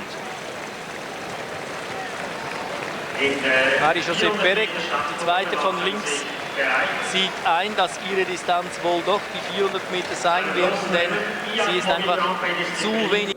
The question is, will anybody ever get it? Florence Griffith Joyner has the world and American record set at the Olympic trials in 1988. Some question whether it was wind assisted, but Craig, it still stands. And there you see the women who will be chasing that mark on this new track that has been laid down here at Charlotte T. Stadium. 8 women, all here by virtue of their performances in a minimum of 5 Grand Prix races conducted this outdoor season. Here you're looking at Petya Pendavara of, again, Bulgaria with their sprint corps and hurdlers. American Carlette Gidry is in lane 2. Lane 3 will be Merlene Ottey. Twice she's won the overall Grand Prix title. As Carlette Gidry, an Olympic gold medalist in the 4x100 meter relay, has also been a strong 100-meter runner this year. Ottey, injured earlier in the season with Achilles problems, has come on strong towards the end of the season. Beat Gwen Torrens in a big 200 meters in Berlin. earlier this week. Both she and Linford Christie are pushing back the standards of age here. She's 34 years of age, and this is one of her certainly great protagonists here this year. This is Arina Privalova from Russia, the European record holder. She's run 10.77 this year, and the French lover, she came to town, says Paris is her favorite city in the world. Gwen Torrence doesn't usually give those kinds of interviews. She's a business-like approach to her sprinting. She's had an excellent season, run a personal best this year. This is Tana Polskaya from the Ukraine, and probably one of the biggest surprises this year, I'd say, with a very fine performance. She will probably rank 4th or 5th in the world when all is said and done for 1994. Former European junior champion and European indoor champion. And a woman who has had a great career, part of the great track tradition out of the country of Jamaica. This is Juliet Cuthbert. She will be in lane 7. Won the Hingelo and Rome meets this season. 3rd at the Goodwill Games from Jamaica. Interesting. You saw earlier Alyoska Lopez from Cuba wearing Larios. Here's a woman who's got Adidas as a sponsor. This is Liana Allen from Cuba. There you see the lanes and the lane assignments for the 8 women you just saw introduced. Keep an eye on lanes 3, 4, and 5, the center of the track. They have dominated the outdoor season this year in track and field. Ottey, Privalova, and Torrence basically have no weaknesses in their race. Torrence hasn't lost to Privalova in the 100 since early. Great start. Privalova with a great start. Look at how even they are. Torrence right out there. Here comes Ottey. It's Torrence and Ottey. Torrence and Ottey in the lead for the tape. It's definitely outstanding time. Merlene, Ottey, 10 and 78/100ths of a second. They'll all be pleased, Craig, with their time. And look at the wind speed. It's negligible, a very, very slight tailwind they had. Terrific performance for a woman now 34 years of age. She may become the fastest woman in the world this year, ranked #1 off this performance. Well, that'll be a tough call because she missed so much of the season, and everyone's happy for her. I think when an athlete misses most of the season with an injury, the rest of the athletes can sympathize with that. She came back with good races in Brussels and Berlin, and here she, I think, used all her experience to take this win. Torrence was out well in the pink, and Privalova right with her, but I think when Privalova gets out behind the others, she's just not going to win a race. She needs to have a bit of a lead. Ottey so strong towards the end. You got to give Torrence credit. She's run anywhere and everywhere this season. A very long season for her. Ottey probably just a little bit fresher, and that might have been the difference in this race. It's hard to run down Torrence in the last 50 meters of a race. She has great 400-meter strength, and that helps her in these things, and she's a great 200-meter runner. But again, you talk about the strength of Ottey, and it shows here, and it's a good point. Interesting that you see Ottey and Torrence both drifted over in their lanes, sort of a pincer movement on Privalova there. Nothing illegal about that, but just interesting to watch from this angle. And 100-meter races like this, even when it's that close of 100 or 200th of a second separating it, the runners know who wins. And you're right, I think a very fast time as 10:78 unofficially. That could take Torrence very close to her personal best of 10.82. Total guess, she might have done it. Lewis Johnson caught up with Merlene. Merlene, you've been out nursing an Achilles injury at your home in Rome, and now you're back. And does this save the season for you, this kind of race? Oh, yes, I felt good. Saving the last, the best race for the last is perfect to come out on top. The money factor. Do you think that the Grand Prix meeting like this is extra motivating than, say, a normal Grand Prix meeting that you're running at normally during the season? For me, it's extra motivating this year because I lost so many 100 meters this year, and this was my last chance to take my revenge on people, so I had to do it here. For both Merlene Ottey and Gwen Torrence, those are the fastest 100 meters they've ever run. Lewis Johnson is with Gwen Torrence. Aus ist er. Ja, aber nicht aus ist Merlene Ottey. Die hat ja den Manager gewechselt. Früher war das der Holländer Raymond de Vries. Jetzt hat sie einen neuen Mann. Und da war zu vernehmen, dass es ein paar Ungereimtheiten geben soll. Nach Auskunft von Merlene Ottey sind da ein paar Meldungen in letzter Zeit in die Welt gesetzt worden, die so nicht stimmten. Vor allem was ihre Verletzungen angeht. Sie will das relativieren und ist auch was die Pressearbeit angeht, ein bisschen in die Offensive gegangen. Und in die Offensive wird sie auch gehen müssen in diesem Lauf, denn da ist zum Beispiel dabei Jana Pintusiewicz auf Bahn 3 und neben ihr dann schon Merlene Ottey, die schnellste Dame der Welt, zweimal 11,0 in Hengelo und zuletzt in Paris Savetia Feins auf Bahn 5.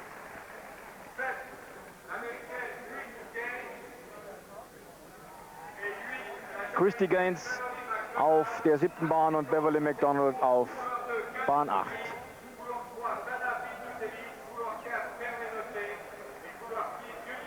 Also zum erhofften Aufeinandertreffen von Merlene Ottey und Gwen Torrence kommt es über 100 Meter zumindest nicht.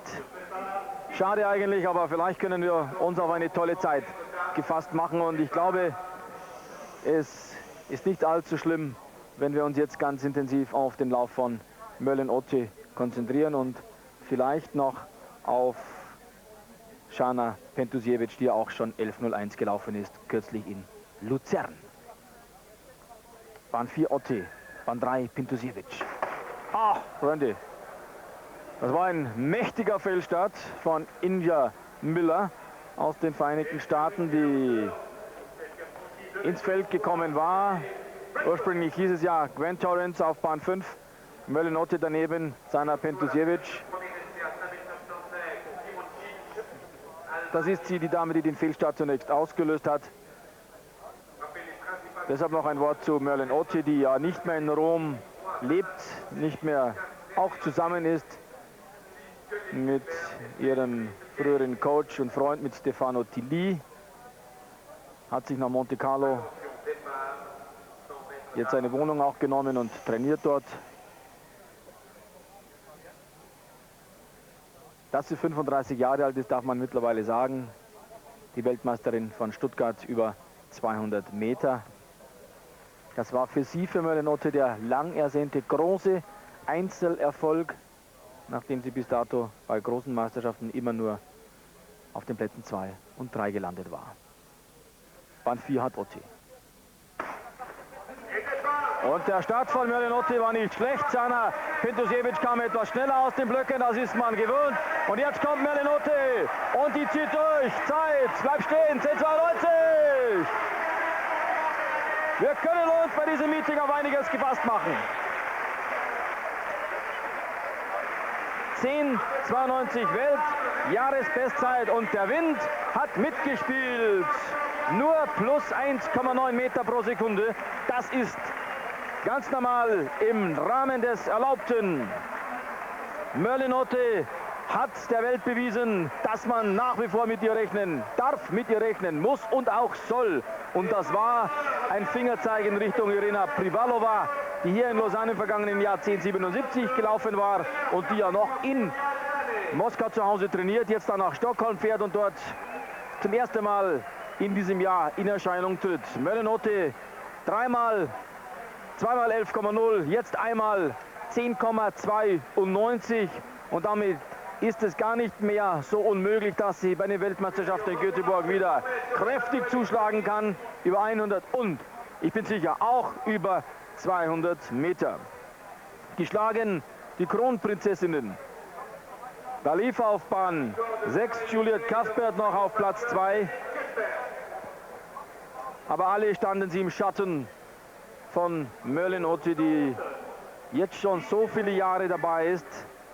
Die 1979, man kann sich das kaum vorstellen, schon bei den Panamerikanischen Spielen eine Bronzemedaille gewann über 200 Meter, die dann dritte war 1980 bei den Olympischen Spielen in Moskau. Jetzt schreiben wir das Jahr 1995 und sie ist immer noch mindestens so schnell wie damals. 2 Weltjahresbestzeiten, die eine mit ein bisschen zu viel Wind, die andere ganz regulär. Die 12:41 über 100 Meter Hürden von Olga Shishigina, die 10:92 von Merlene Ottey über 100. Sie wirkt beinahe im Vergleich zu den vergangenen Jahren etwas kraftvoller, während sie früher mit spielerischer Eleganz gelaufen ist, hat sie doch mehr zu bieten jetzt, auch was das Kraftpotenzial angeht. Sieg für Merlene Ottey in Lausanne. Le Biélorusse Alexandre Blavatsky, l'Ukrainien Vitaly Kirilenko, deuxième des championnats du monde 93, le Russe. Interviews natürlich jetzt zuhauf. Il a débuté par le basket. Und Merlene Ottey hat sich in den Tagen von Lausanne hier auch sehr wohl gefühlt, hat sich nicht verschlossen gezeigt, ich erwähnte das, sondern zeigte sich auch sehr redelustig und hat sich ein bisschen geöffnet auch. Eine große Athletin, eine der größten Leichtathletinnen, die es je gegeben hat, das kann man jetzt mit Fug und Recht schon behaupten, was ihr Erscheinungsbild angeht und ihre Leistungen.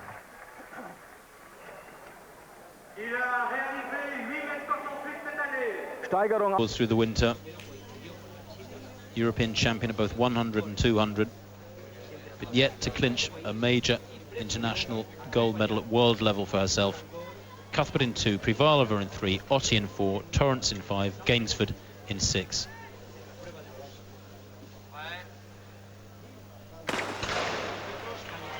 Well, good start from Gainsford. Paschke 2 out in lane 7 for Germany, getting away very quickly. But Privalova's run the best bend. Privalova a metre up on Ottey and Torrance at this stage into the straight, and Privalova with it all to do out in front because they're coming back at her. Look at Torrance. Torrance easing alongside and eases past. Ottey's beaten, but Torrance wins. 21.82 there for Gwen Torrance. Privalova falling heavily just over the line, but thankfully okay. And Merlene Ottey, Steve, finishing down in 3rd place. Not often we see the reigning world champion reduced to that position. That's the fortunate judo-type role from Privalova, the former speed skater. Especially had plenty of tumbles in that sport in days gone by. Maybe it stood her in good stead just there. But great run from Torrance, who is clicking nicely now. Well, yes, and it was interesting to see Privalova, a little smile on her face there, and I think she may be thinking, right, wait until I've had another 3 or 4 races. I was not quite there on this occasion. The two of them streets ahead of Merlene Ottey, and in fact I think Torrance really did for Ottey in Oslo. And once Privalova came past Ottey on the top end, really she had nothing to respond with, and it was Gwen Torrance who had to carry the competition to Privalova, and really as it came down the home straight, she stormed ahead. Che qui a Zurigo sarebbero partiti molto forte, però così non è successo, non lo so, probabilmente io mi auguro di sì, che i 2 mesi che ho perso quest'inverno insomma siano la causa. Beh, non può essere altrimenti, Alessandro, perché non si scade da un anno all'altro così. No, infatti gli ultimi allenamenti che ho fatto a casa prima dei mondiali erano abbastanza buoni, però li ho fatti solamente gli ultimi giorni, ecco. Certi allenamenti vanno fatti 2 o 3 mesi prima da una gara molto importante, così poi hai tutto il tempo per rifinire e di presentarti al meglio. Mi dispiace perché moralmente adesso sono a terra, non so più neanche se partecipare alle prossime tappe del Grand Prix, perché in queste condizioni non mi va neanche di andare a fare delle brutte figure in giro. Tu sei iscritto a Bruxelles e potresti anche gareggiare nella 4ª tappa del Golden Four di Berlino. Berlino, sì. Adesso è il tuo programma proprio nei giorni immediati, dove andrai ad allenarti? Ma torno a casa dopo 15 giorni trascorsi fuori, dopo i mondiali qui, tornerò a casa. Intanto questo ovviamente non era la Trandenkova, bensì Merlene Ottey che rinnova la sua sfida alla Torrance. Tornerò a casa ad allenarmi, stare un po' sereno con nel mio ambiente familiare, insomma, perché ho bisogno probabilmente di staccare anche un attimino di testa, di ritrovarmi, di allenarmi serenamente per poi ripresentarmi alle prossime tappe. Ora vedrò, insomma. Alessandro, resta ancora un attimo in postazione, così commenteremo anche questo fantastico record di Moses Kiptanui, ma prima vediamo la Serie A dei 200. Beverly McDonald in prima, la giamaicana, in seconda Khaled Guidry, statunitense, in terza Mary Onyali, nigeriana, in quarta la Malciughina che ha beneficiato della squalifica della Torrance a Göteborg conquistando il bronzo, in quinta Gwen Torrance, in sesta Merlene Ottey, in settima Marina Trangenkova, In ottava Melinda Gainsford, la campionessa del mondo indoor dei 200. La Torrens aveva corso in 21,77 con 2,2 metri di vento contrario. Poi è stata squalificata, adesso cerca la rivincita su Merlene Ottey. Partita bene la Ottey, ma adesso in curva c'è l'azione della Torrens. Torrens al comando sul rettilineo, bene la Malciughina. Torrens sulla Ottey, allunga la Torrens, tiene la Ottey. La Torrens va a vincere, Gwen Torrens, il tempo 21,99, seconda è la Ottey, terzo posto per la Malciughina. Gwen Torrens è lei la più veloce in questo momento al mondo. Non c'erano dubbi, anche se la Ottey almeno fino a 150 metri è riuscita a contrastare, seppur parzialmente, l'azione della statunitense. Dopo la squalifica c'era stata anche una brutta polemica tra le due atlete, con la giamaicana che aveva utilizzato un verbo che aveva mandato su tutte le furie la Torrens, aveva parlato di imbroglio, di imbrogliare la Ottey, e la Torrens se l'era legata al dito. Poi le due si sono chiarite. Non sappiamo fino a che punto sia stato un chiarimento puramente diplomatico, se effettivamente le due sono tornate amiche. Comunque la Torrens ha vinto e ha ribadito che in questo momento davvero lei è la più veloce del mondo. Non c'era Irina Privalova, che si è infortunata proprio nella finale dei 200 e ha deciso di non rischiare, anche se è presente qui a Zurigo. Torniamo a parlare con Alessandro Lambruschini e anche con Angelo Carosi. Allora c'è Angelo Carosi adesso in cuffia. Volevi battere Brand, tra le altre cose non ti era piaciuto che ti aveva superato nel finale, primo degli europei, quarto lui, quinto te mondiali di Gothenburg, lo hai fatto, 8:14:38 il tuo tempo, sei arrivato ottavo, è il personale stagionale, ma forse il tuo obiettivo era quello di andare sotto gli 8:14. Sì, ma come si è visto, ripeto, noi veramente impostato un ritmo edessämme ja kuuluttaa radan 6 Melanie Paschia. Täällä kovasti mainostaa. Saksalainen oli 4. MM-kisoissa, mutta on täällä kovempiakin. Radalla 4 Merlene Ottey, Jamaika. Radalla 5 Gwen Torrens, USA. Siinä tuo ratajärjestys ja tietysti tosi mielenkiintoista. Radat 4-5. Ottey Torrens jälleen kerran uusintana tällä kaudella. Malciughina, joka juoksee rataa.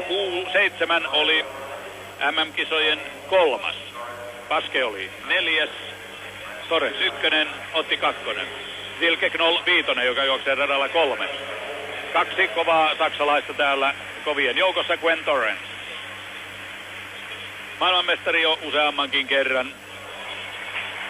Aviomies Manly Waller valmentaa juossut. Hänkin 110-26. Hänkin näitä äitejä, Gwen Torrens, poika syntynyt 89 marraskuussa. Ja Torrenshan oli tosi pahoillaan siitä, että Ruotsin lehdet kertovat, että äiti on fuskannut juoksussa, kun juoksi vahingossa rataviivan päällä. Merlene Ottey, jamaikalainen.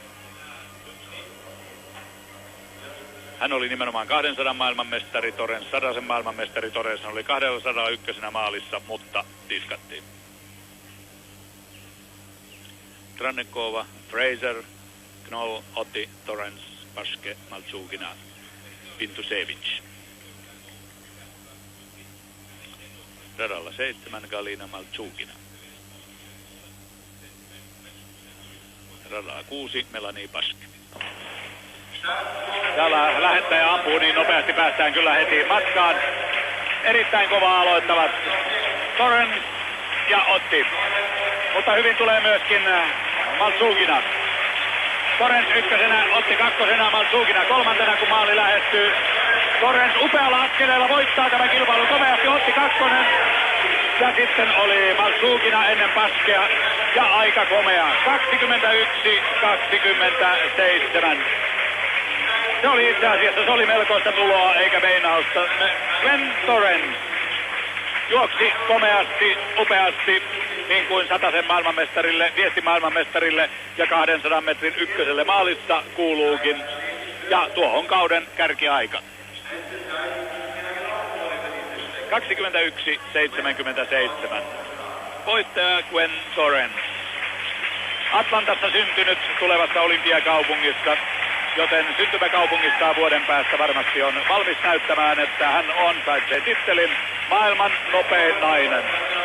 Huikaiseva oli hänen ja Ottin välinen ero ja siitä vielä suurempi sitten Maltsuginaan, joka oli ennen Paskea sitten seuraavana. Ei vain Otilla askelrytmi liitä. Irtonaisempaa on paljon Torrentsin juoksu. Se on tosi kaunista ja hyvän näköistä. Otti joutuu käyttämään paljon enemmän tuommoista niin sanottua ruhjovaa voimaa tuohon juoksuunsa. Gwen Torrence, USA. Tosi komea, hieno juoksu. Ja tuo pettymyksen kohdus taustalla johtuu siitä, että Inga Papakova pudotti niukin naukin 202. Gwen Torrence.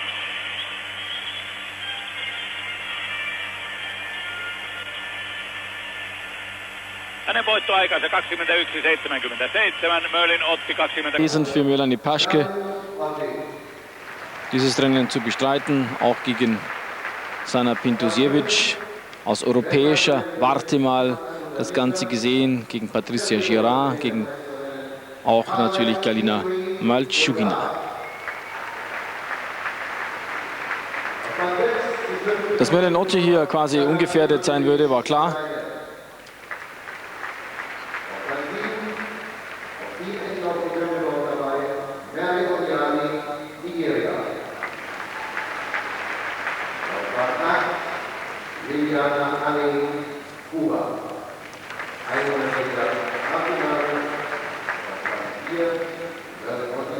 Also nochmal Bahn 4, Merlene Ottey für alle, die früh zu Beginn unserer Übertragung noch keine Zeit hatten.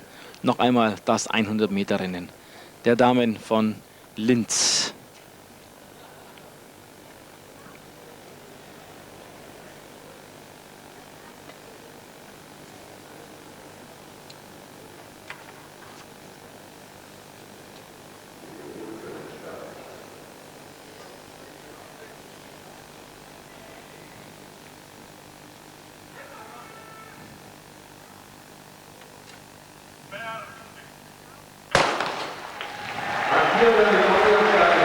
Kurze Irritationen, dann wieder zurück.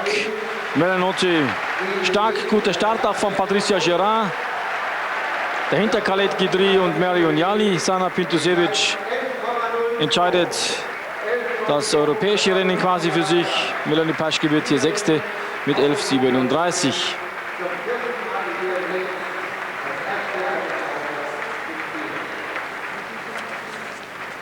Die Zeit von Merlene Ottey 11,0 Sekunden. Sie selbst lief 10,85 bei der WM in Göteborg, 10,84. Allerdings lief Gwen Torrence. Aber es ist die zweitschnellste Zeit von Merlene Ottey in diesem Jahr. Die drittschnellste, pardon, nach Lausanne. Die Siegerin also jetzt von Linz.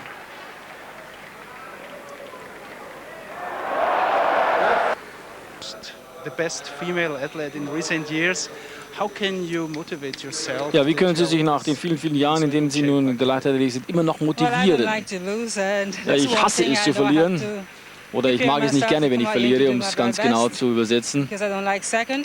Ich mag es nicht, wenn ich Zweite bin.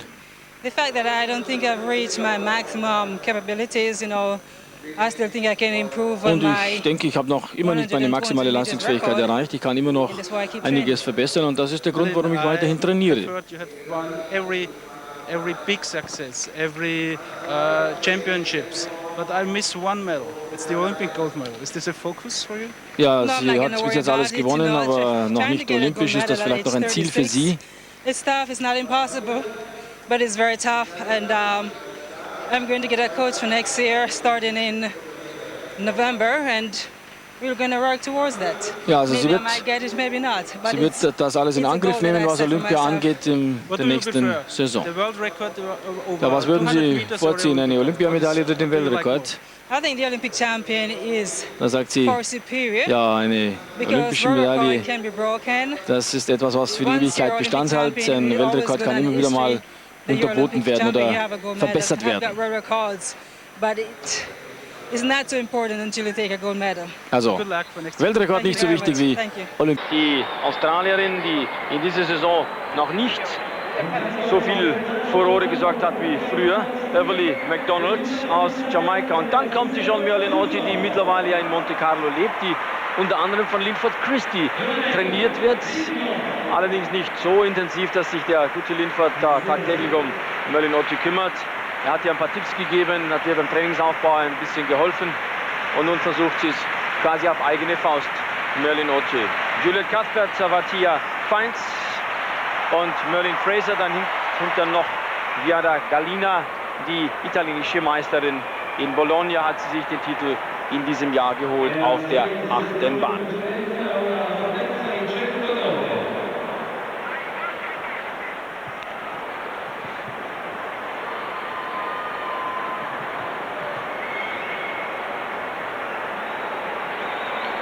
Merlene Ottey auf der 4. Bahn war zweimal schon die Sprintkönigin hier bei dieser Golden Gala in Rom, nämlich in den Jahren 91 und 93. Zuletzt gewann vor 2 Jahren hier Julia Cuthbert, als die 100 Meter auf dem Programm standen. Die läuft im Übrigen auf der 5. Bahn neben Merlene Ottey. Der Start war gut von Merlene Ottey, daneben kämpft Beverly McDonald bravourös. Jetzt kommt es auf die letzten Meter an. Ich denke, das gibt keinen Zweifel. Merlene Ottey zieht das Ding durch in 11:00. Super Zeit. Ich muss ein bisschen schauen. Die Uhr unten im Stadion ist recht weit entfernt, trotz neuer Brille. Aber hier das Zeichen der Reihe überdeckt das 11:00. Damit verbessert sie sich. Bleibt allerdings auf Platz 3 der Weltjahresbestenliste. Merlene Ottey hinter Gwen Torrence und hinter Dondre Hill, einer weiteren Amerikanerin, die Zeiten gelaufen sind von 10:85. Und nein, auf Platz 2 schiebt sie sich mit diesen 11:00, wenn sie denn bestätigt werden. Damit wir es nicht vergessen, die exakten Zeiten. Durso 1:43,95. Ja, gut, Sigi, noch was zur Zeitlupe. Okay. Ja, machen wir noch hinterher auf dem 2. Platz, nämlich Juliet Cuthbert, und auf dem 3., so war es zu sehen, Beverly McDonald nochmal.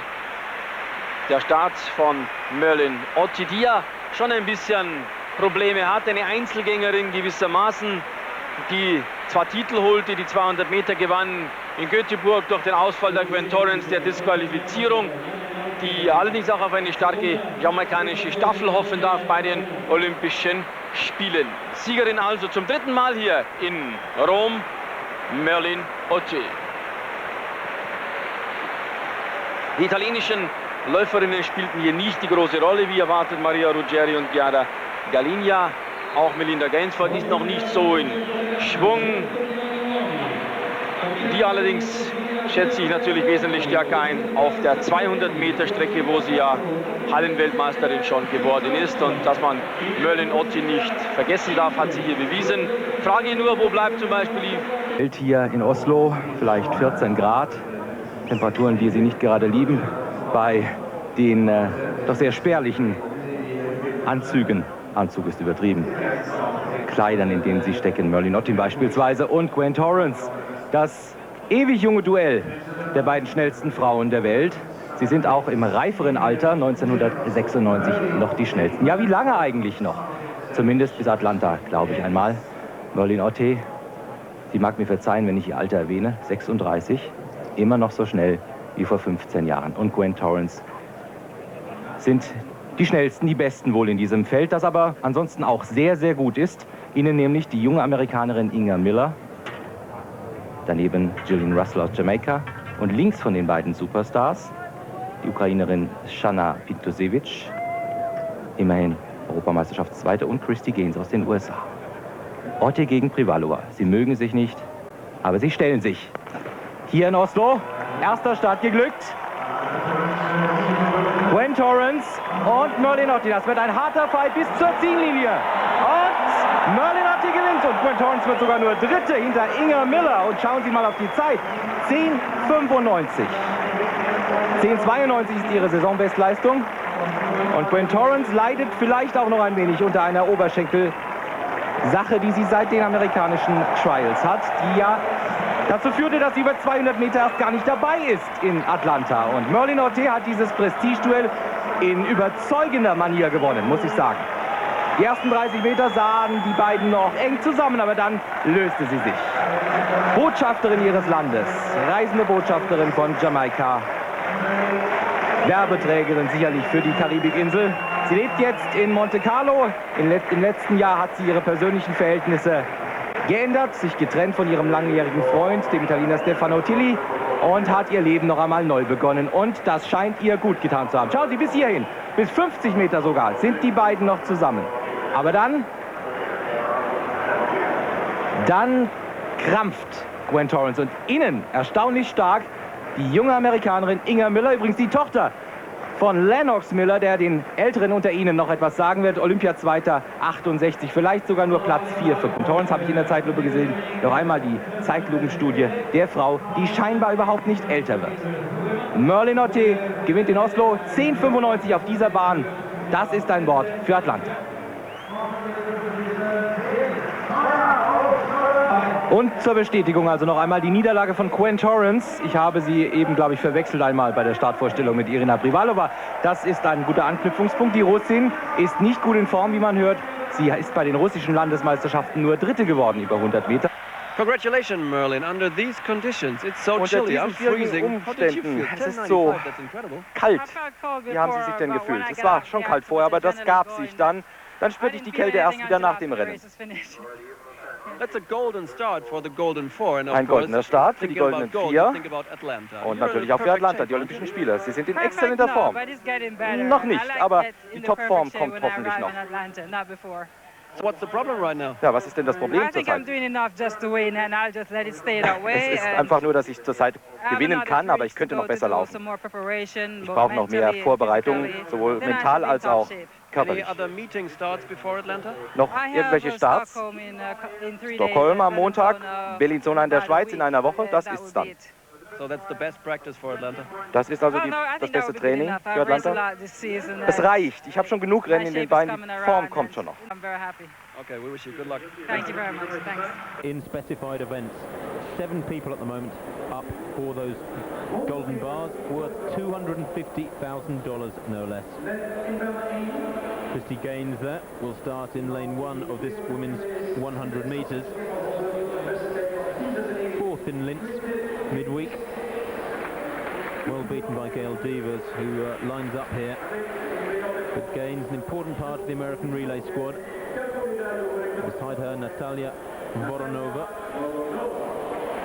Having a very good year, Voronova. 5th in the Olympic final, the Russian. Just lacks that extra maintaining of form. She's quite a fast starter, but can't maintain form through the second half of the race.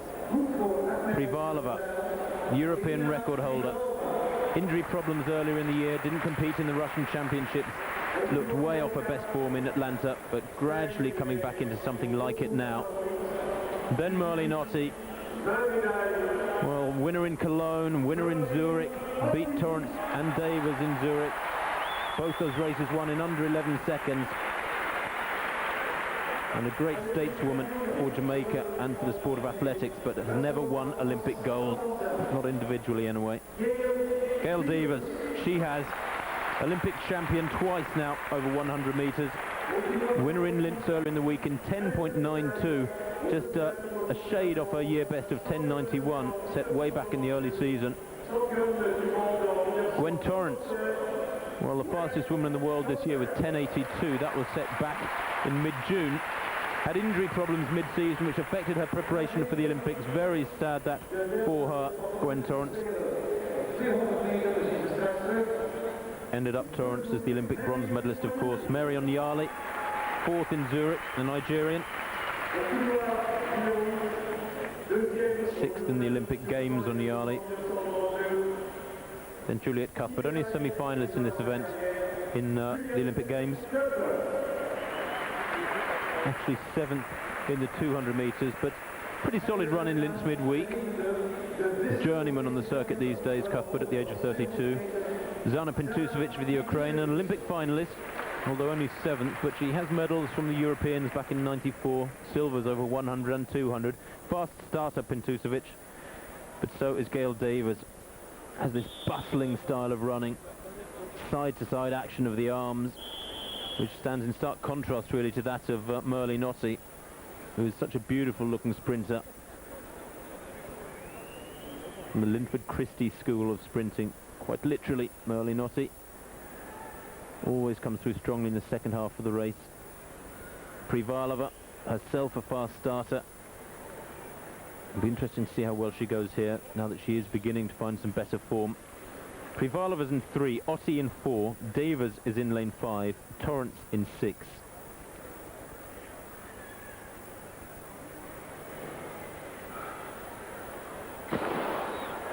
Another good start from Davis, immediately takes half a metre out of Ottey.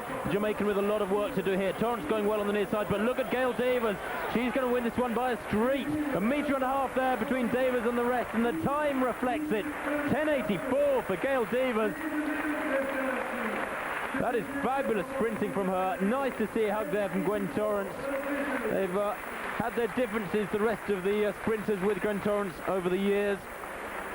And Merlene Ottey too, congratulating the Olympic champion, simply because I guess it's quite undeniable the dominance of Davis on this occasion. 10.84, just a couple of hundredths of a second off Torrance's year best. Here it is again. Ottey, bad start from her, even though she's not the best of starters. She left herself with a lot of work to do here. Torrance got away fairly well, but Davis through the second half, very, very strong indeed. She's a beautiful looking runner.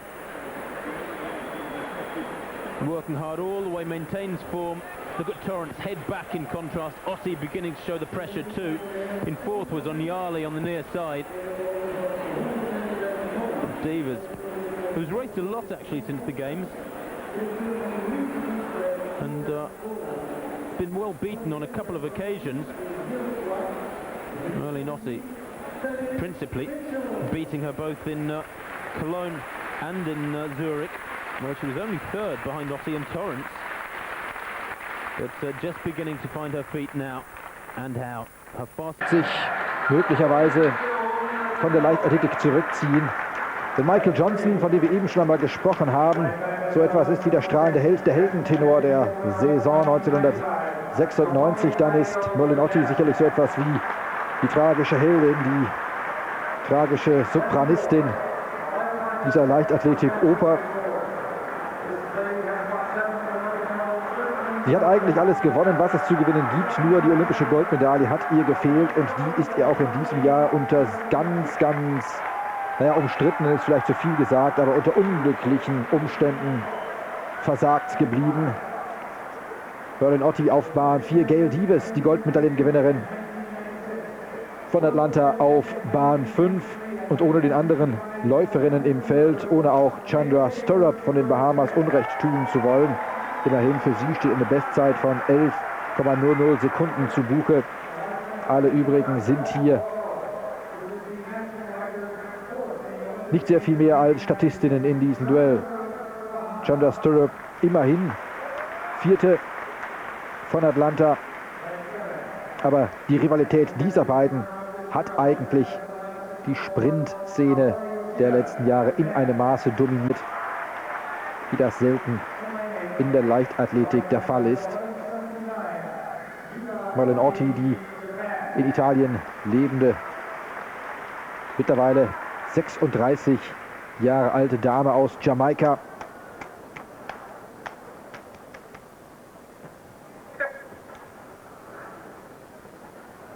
Sehr beständig, auch im Herbst ihrer Karriere immer noch in der Lage, sich zu steigern, sich zu entwickeln, hat sehr intensiv in den letzten Monaten, in den letzten 2 Jahren an ihrem Start gearbeitet, hat diesen Start enorm verbessert. Sie ist ja auch eine sehr langbeinige Athletin, hat dementsprechend Schwierigkeiten, zu ihrem Rhythmus zu finden, ist vielleicht stärker über die 200 Meter. Die 200 Meter, die ihr vielleicht eher liegen als die kürzere Sprintstrecke. Davis hingegen sehr explosiv, aber nicht explosiv genug in diesem Rennen. Und Merlene Ottey gewinnt in 10,94 Sekunden noch einmal eine großartige Zeit.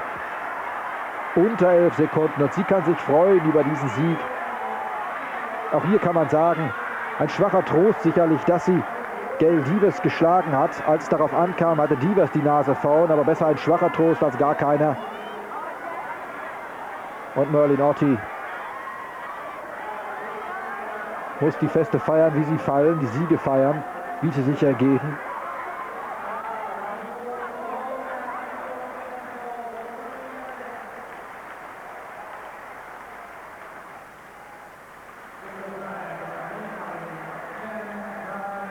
Wir sehen es normalerweise, Gail Devers muss diese Rennen vom Start weg gewinnen, muss sich einen Vorsprung erarbeiten, muss sich einen Vorsprung erstarken, von dem sie dann zehren muss auf den zweiten 50 Metern. Und in dem Moment, in dem es Ottey gelungen war, hier vom Start weg mehr oder weniger Schritt zu halten mit ihrer amerikanischen Rivalin, war eigentlich schon klar, dass Devers hier einen schweren Stand haben würde im Ziel. Der Start von Ottey nicht sehr viel schwächer als der von Devers, und dann auf den zweiten 50 Metern zieht sie einfach ihre amerikanischen Rivalin auf und davon.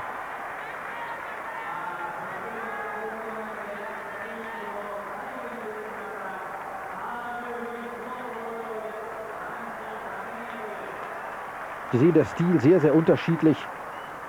Merlene Ottey doch einen knappen Kopf größer als ihre amerikanische Rivalin.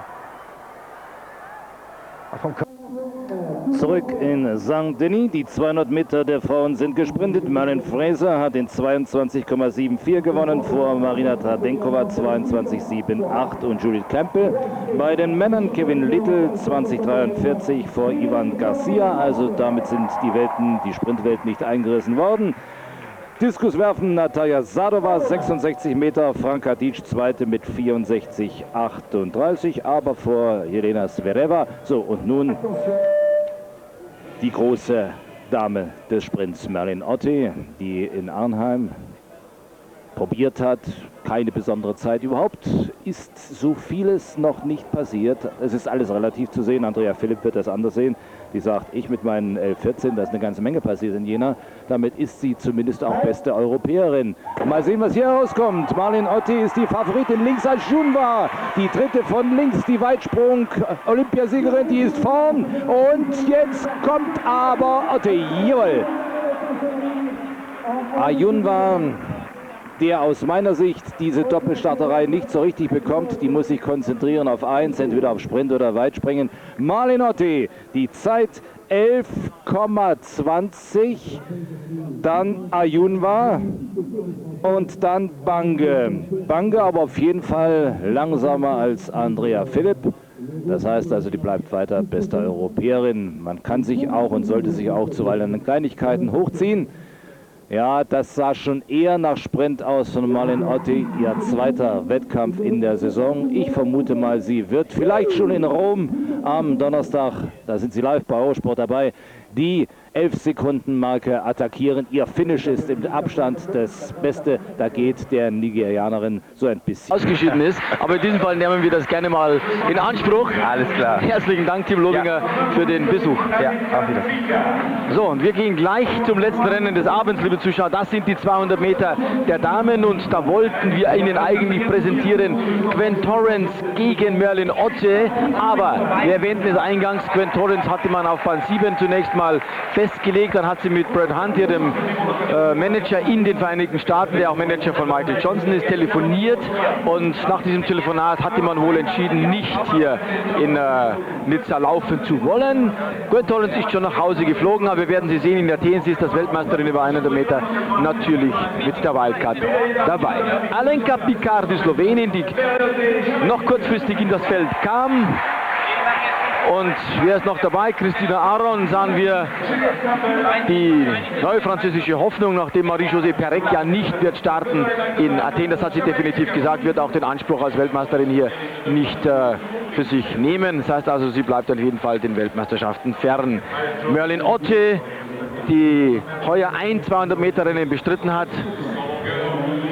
Und zwar 23:18 lief sie in Rom, die Dame, die 27 Medaillen gewann bei großen Meisterschaften. Wenn ich einfach nur ganz schnell ihre 200 Meter Bilanz bei Olympischen Spielen Revue passieren lasse, liebe Zuschauer, dann wissen Sie, dass diese Dame Sportgeschichte geschrieben hat. Dritte 1980 über 200 Meter, dritte 84, vierte 88, dritte 92 und zweite 1996. Und das ist Christine Aron, quasi so etwas wie die Nachfolgerin von Marie-José Perec, wird auf Bahn 3 laufen. Hat den Europacup in München gewonnen über die 200 Meter. Das war quasi der Einstand in die internationale Szene. Aber Melinda Gainsford-Taylor lief erst in Stuttgart glänzende 22, 23, neuen Landesrekord. Melinda Gainsford auf Bahn 4 die Favoritin.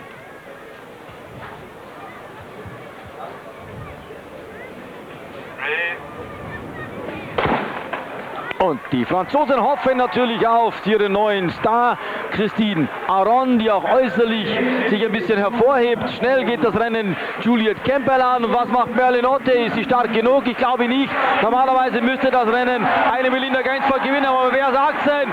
Merlene Ottey hat noch was drauf. Ach, ist sie stark, glänzend, super, freut mich. 21, wo bleibt denn die Uhr stehen? Bei 22,47. Merlene Ottey gewinnt gegen Melinda Gainsford-Taylor, aber Melinda Gainsford ist auch ein bisschen viel gelaufen zuletzt, darf man nicht vergessen. Die Siegerin heißt Merlene Ottey und das ist eigentlich ein wunderschöner Abschluss eines tollen Meetings. Wir schauen uns das Ganze nochmal in Zeitlupe an. Merlene Ottey ist 37 Jahre mittlerweile und wenn immer wieder mal die Rede kommt auf den Rücktritt, dann sagt sie, solange ich noch Spaß an der Sache habe und solange ich auch bei einigen Rennen noch in der Lage bin, gegenzuhalten, mitzulaufen, so lang werde ich auch noch mal mich zeigen und ich hoffe, das ist noch sehr, sehr lange. Merlene Ottey gegen Melinda Gainsford und ein gutes Rennen läuft Christine Aron, die Französin, mir gleich am Ende dann stark aufkommt, auch Juliette Campbell, die nämlich wird zweite, Aron wird dritte, Gainsford wird vierte und Merlene Ottey gewinnt diese 200 Meter von Nizza. Und man sieht es auch, das ist fast so was wie befreiend. Und was für eine Steigerung auch gegenüber Rom. Tanui, Hausrekord 3:30,58 und die Stenzelzeit habe ich noch nicht. Ja, und man könnte meinen, da liegt was in der Luft, liebe Zuschauer. 200 Meter der Damen, denn Marion Jones hat in Zürich eine neue Weltjahresbestzeit aufgestellt mit ihren 21,76 und sie ist ein gern gesehener Gast hier, ist zu Hause hier, nämlich Merlene Ottey aus Jamaika. Wie war zu hören, sie hat gedroht, Merlene Ottey. Ich werde weitermachen. Und da waren sie böse erschrocken, denn man hat gesehen, diese Merlene Ottey ist nach wie vor eine ernstzunehmende Konkurrentin, hat nochmal Bronze abgestaubt in Athen. Und das ist Marion Jones. Ich weiß nicht, warum sie die Stirn in Falten legt und ein bisschen skeptisch schaut, hat sie gar nicht nötig. Sie ist das 200-Meter-Rennen ihres Lebens gelaufen in Zürich. Dann kommt Gwen Torrens, die Vorstellung mal umgekehrt von der Bahn 8 hin zur Bahn 1. Wir sahen Inga Müller, Gainsford, Ottey, Pintusewicz, die Weltmeisterin, Jones, Torrens und dann Julia Cuthbert, die Olympiasiegerin von 1992, die von der Zeit her noch ein bisschen besser liegt als zum Beispiel Marion Jones, und zwar um eine Hundertstel Sekunde. Sie lief ihre Bestzeit 21,75 1992 und innen haben wir dann auch Marina Trandenkova und da muss man auch Acht geben, die war Sechste in Athen und zuletzt Fünfte in Zürich.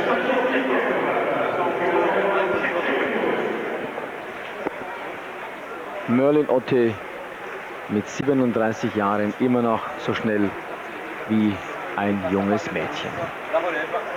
Woher sie das alles nimmt, diese Kraft, diese Leidenschaft, sicherlich viel Erfahrung, die da mitspielt, aber auch die Lust, ganz einfach noch mit vorne mitzuspielen und auch bei Merlene Ottey unverkennbar die Lust, auch im Brennpunkt des Geschehens zu stehen. Ottey auf der 6. Bahn, hinter ihr, oder vielmehr Ottey auf der 6. Jahr, hinter ihr Pintusewicz und dahinter dann Marion Jones, dann Torrens, Cuthbert auf der Bahn 2, Melinda Gainsford Bahn 7.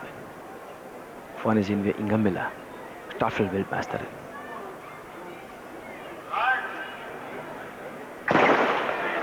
Die Frage wird sein, wie sieht das am Ende der Kurve aus? Wie ist Marion Jones drauf nach diesem Parforce-Ritt in Zürich? Pintusewicz und Marion Jones, die ist schon wieder aus der Kurve, obwohl sie nicht die beste Kurvenläuferin ist, in Führung. Inga Müller hält mit und Marion Jones hat das Feld wieder im Griff. Verletzt ist Gwen Torrens und die Zeit 21,92 für Marion Jones. Sie wurde nicht gemeldet. Oh, das tut mir leid. Das ist Gwen Torrens. Das war so etwa 50, 60 Meter vor dem Ziel für die Olympiasiegerin von Barcelona. Die aus Atlanta kommt, aus der Olympiastadt von 96. Und das ist nicht einfach nur eine Muskelverkrampfung, das ist was Schwereres. Wir werden es gleich nochmal in Zeitlupe sehen. Da liegt ein Schatten da natürlich auch über einem solchen Lauf. Gwen Torrens, die ganze Saison über war in Athen nicht gemeldet über 200 Meter. Pintusevich spielt keine Rolle. Ottey wird Zweite in diesem Lauf. Ja, ansonsten hätte sie vielleicht 3 Goldmedaillen gewinnen können. Marion Jones, so überlegen hat sie die 200 Meter Rennen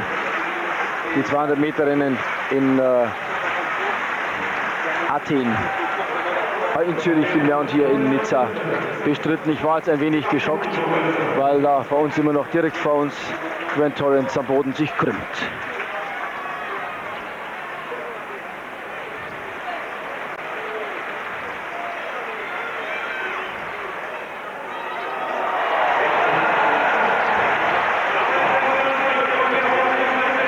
Ja, es hat den Anschein, als ginge mit dieser Verletzung auch eine große.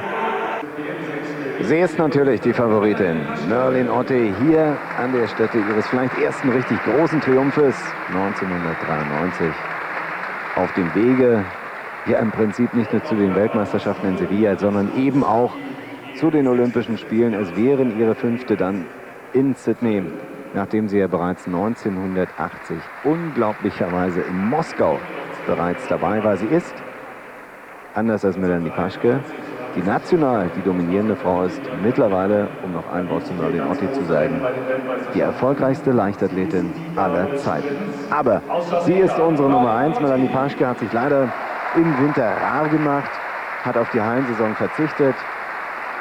Ein bisschen sogar wie Merlene Ottey, die auch nur einige Hallenhöhepunkte mitgenommen hat, aber am Ende auf den eigentlichen, für viele sehr, sehr unverständlich, verzichtet hat auf die Hallenweltmeisterschaften, denn sie war glänzend in Form, hat sich ja in ein neues Trainingsumfeld begeben, trainiert und lebt große Teile des Jahres in Ljubljana in Slowenien. Wird trainiert von Đerđan Đorđević, einem slowenischen Coach, der auch mal Britta Bilac betreut hat, die Hochsprung-Europameisterin und unter anderem auch die slowenischen Alpinasse fit gemacht hat. Sie sagt, da kann sie sich richtig konzentrieren, sonst ist sie kreuz und quer über den Kontinent gereist, aber hatte keinen festen Coach, hat ja mal mit Frankie Fredericks oder Linford Christie teilweise trainiert. Also hier Melanie Paschke, auch für sie ein wichtiger Test für die neue Saison. Nicht so gut herausgekommen, viel, viel besser Merlene Ottey, die jetzt kämpfen muss. Da ja Singe glänzend noch im Rennen ist. Oh, jetzt wird Merlene Ottey kommen auf den letzten Metern. Jetzt das Finish, das schafft sie nicht mehr. Und das ist eine kleine Überraschung, denn der Sieg geht meines Erachtens an Endurance Oyokolo. Die hatten wir nicht so richtig auf der Rechnung. Nicht nur, weil ihr Vorname Endurance für unsere englischen Freunde ja Ausdauer heißt, also der Name ist falsch. Sie hätte ja Sprint heißen sollen. Sprint Oyokolo gewinnt den Sprint der Damen, die 100 Meter. Und das ist sicherlich überraschend. Die Zeit 11:26. Ich sage mal, naja, geht so. Und auch Merlene wird nicht ganz so zufrieden sein über ihren Auftakt vielleicht hier in der Freiluftsaison. Aber vielleicht gab es ja in den letzten Tagen bei ihr auch noch einige Probleme. 11:26. Sie kann natürlich entschieden schneller. Ich denke da speziell an Mailand, unter anderem 10:74. Das sind natürlich alles Zeiten. Ich gucke mal auf den Wind. 0,3, also leichter Gegenwind. Melanie Paschke gar nicht richtig aus den Blöcken herausgekommen, trabt da nur hinterher und hat mit der Entscheidung nichts zu tun. Die ersten 3, Oyokolo, Nigeria, Merlene Ottey und dann Susan Tika, Yaya Singhe, die Asienmeisterin und WM-Zweite des Jahrgangs 1997, die derzeit noch zwischen allen Stühlen steht, ja Dopingvorwürfen sich gegenüber sieht und gucken muss, wie es weitergehen wird mit ihrer Karriere. Okay, here's Merlene Ottey, second place, 11:26. A little disappointed? I'm not with the results. I mean, second place because I stumbled from the blocks. I mean, the time is very slow, so I guess not. I'm in much better shape, but I lost it. You know, after you stumble, there's no way to recover to run a very good time. Okay, ich habe sie gefragt, ob sie enttäuscht ist über den zweiten Platz hier. Sie sagt, nicht richtig. Sie hat einen sehr schlechten Start gehabt. Das hat man gesehen, sie ist gestolpert. Und von da ist es eben sehr schwer, dann noch das Rennen gewinnen zu können. You have a new trainer? You live in a new surrounding, Yugoslavia. Does that give you a new motivation too? Well, I have a new coach, and I'm based in Slovenia, yes, most of the time. And, you know, it's I'm training well. I just need more time to get myself into good shape and to, you know, stay focused on the goals that we have for the season. Okay, sie hat eine neue Umgebung, einen neuen Trainer. Sie lebt in Slowenien, nicht auf Jamaika. Und sie sagt, das gibt ihr neue Motivation, die Ziele zu versuchen zu erreichen, die sie sich in diesem Jahr gesteckt hat. What are your aims for this year? Well, I'm hoping to run much faster and to get to the World Championships in a very good shape. Hopefully I can get a personal best still this year. And a medal too, or a gold medal? I don't know what medal, but I'm hoping to have a good chance in the World Championships to get some type of a medal. Okay, das Ziel ist natürlich Sevilla, die WM im August, und sie will dort unbedingt eine Medaille erreichen. Ob es eine Goldmedaille sein wird, weiß man nicht. Sie will ihre persönliche Bestzeit erreichen. Dazu wünschen wir ihr viel Glück. Thank you very much. Good luck to you. Det ska bli 200 meter. Här är Sandra Fegin, amerikanskan, som finns på innerbanan. 22:30 är hennes fina personliga rekord. Så snabbt har hon dock inte sprungit i år. På bana 2, Juliet Campbell från Jamaica. 22:70 år, något bättre personligt rekord. Sandra Starrup från Bahamas. Också ett bra personligt rekord, men ännu inte sprungit så fort denna säsong. Och på bana 4 då, Marion Jones. Har gjort 7 lopp under 22:22 i år. 4 under 22. För övrigt har ingen annan varit under 22 sekunder. 21:81. Hennes snabbaste tid denna säsong. Hon siktar på 4 guld i Sevilla. Här, Merlene Ottey. Sprang DM-galan redan 1989 för 10 år sedan. Då vann hon 100 meter på 11:10. Har tagit 34 stycken OS- och VM-medaljer. 39 år gammal är hon nu. Ottey, utanför henne Inger Miller. Årets världstvåa, 22:10. Så Cathy Freeman från Australien. Bättre på dubbla distansen, men har ett bra personligt rekord.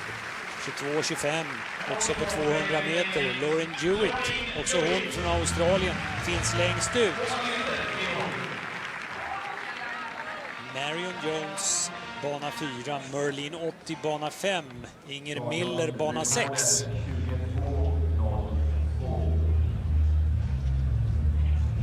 Det blir första gången i sommar som Jones och Ottey möts. Den nya drottningen mot den abdikerande. Merlene Ottey har sprungit 22:49 i år. Har blivit bättre och bättre. Och efter säsongen har framskridit. Det ska bli intressant att se starten jämfört med Marion Jones.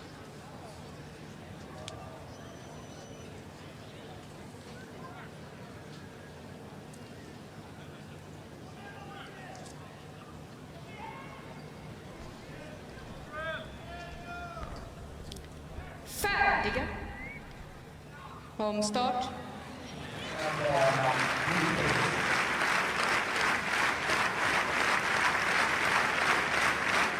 Och här står Staffan Strand. Ingen har ännu tagit sig över 2:29. Han kan bli först.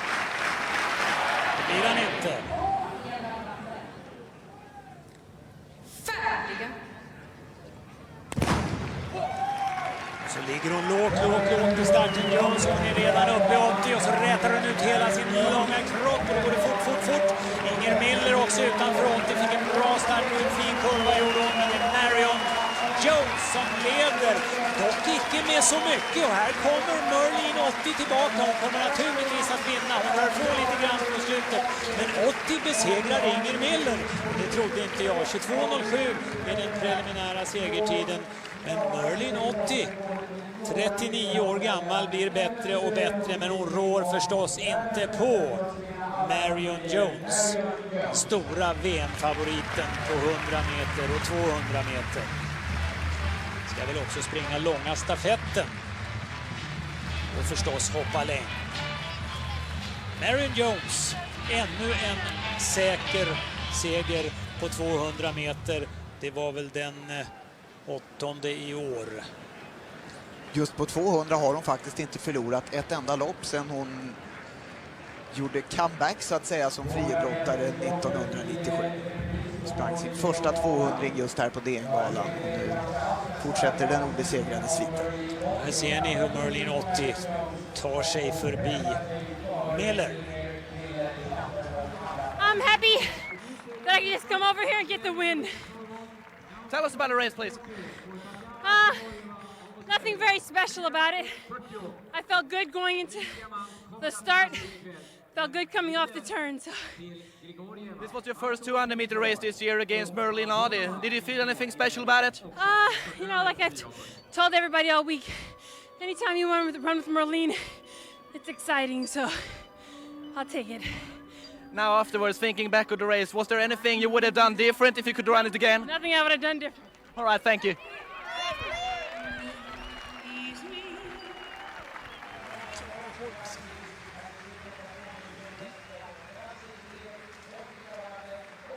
Resultaten på 200 meter 22.07 för Marion Jones, årsbästa för Merlene Ottey med 300 delar 22:46. 0 Sekunden. Ich kenne nur eine, Merlene Ottey. Favoritin natürlich Marion Jones, ganz klar. Die Frage würde sein, würde es noch einmal so knapp werden wie in Zürich? Würde Inga Miller noch mal so gegenhalten können? Und nicht zu vergessen, wie schnell würden die schnellen Damen von den Bahamas sein. Es war ja dieser Lauf ein Dreiländerkampf. Bahamas, Jamaika, USA. Der Start. Marion Jones in der Mitte, Bahn 4.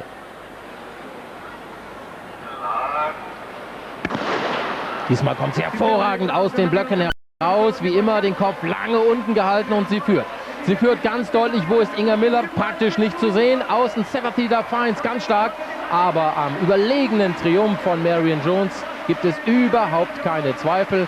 Schauen Sie unten rechts auf die eingeblendete Zeit. 10,83 Sekunden. Die zweitschnellste in dieser Saison bislang erreichte Zeit. Eine wirklich hervorragende Vorstellung der Olympia-Top-Favoritin Marion Jones.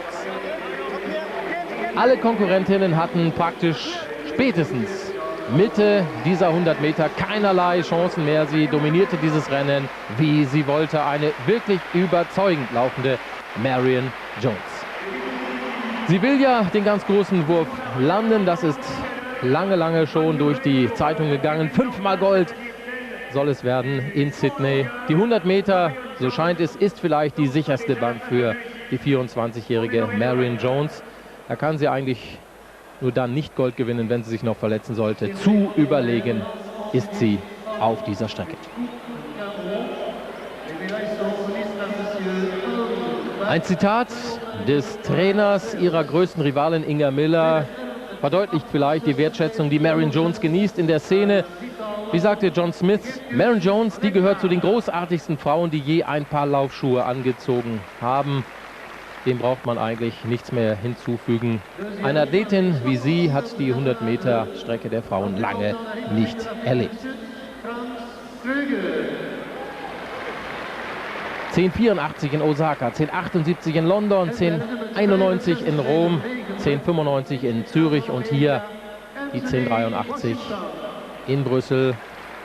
Einfach einmalig. Marion Jones. Tja, die 100 Meter der Damen, die schauen eigentlich auch ganz gut aus, ganz ehrlich gesagt.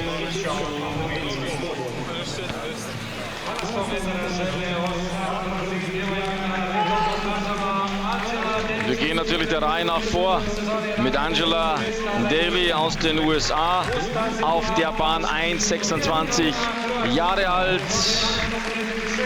Und daneben dann Ria Rukavina aus Kroatien, 21. Bestzeit über 100 Meter noch nicht so richtig erwähnenswert. Geraldine Pillay aus Südafrika, eher eine 200-Meter-Läuferin, aber dann, liebe Zuschauer, ein großer Star der Leichtathletik seit ihren ersten Auftritten. Und die waren immerhin 1980 schon, als sie dritte war bei den Olympischen Spielen. Karin Maier wollte gerne in Lausanne laufen, hatte einen Trainingsunfall zu verzeichnen, musste in die Klinik eingeliefert werden, hat sich den Kopf angeschlagen. Ganz blöde Geschichte. Sie wird uns nachher sicherlich selbst noch was dazu erzählen können. Karin Maier also auf der Bahn 5. Statt Lausanne und Paris jetzt für Karin Maier eben Zagreb. Alenka Bikar aus Slowenien auf der Bahn 6, die so hat man den Eindruck erdrückt wird von der Anwesenheit der Neuslowenin Merlene Ottey. Dann Lauren Hewitt auf der Bahn 8, dazwischen sahen wir noch Rahela Markt aus Kroatien. Lauren Hewitt, die dritte der Commonwealth Games des vergangenen Jahres von Manchester, war jetzt nochmal groß im Bild zu sehen. Das Wetter ist eigentlich ideal. Angenehme Temperaturen, gutes Starterfeld. Merlene Ottey in Ljubljana, in Velenje beim Europacup der zweiten Kategorie gewissermaßen für Slowenien Punkte sammelnd. Fünfte dann in Ostrava geworden, die zweifache 200 Meter Weltmeisterin. Superlative sind bei ihr immer angebracht bei Merlene Ottey. Konzentrieren wir uns ganz einfach mal auf dieses Rennen. Auf das Rennen gegen Karin Maier. Die beiden waren in Linz im Meeting auch nebeneinander. Und da ging es ganz, ganz knapp nur aus für Merlene Ottey. Maier auf der Bahn 5, Ottey auf der 4.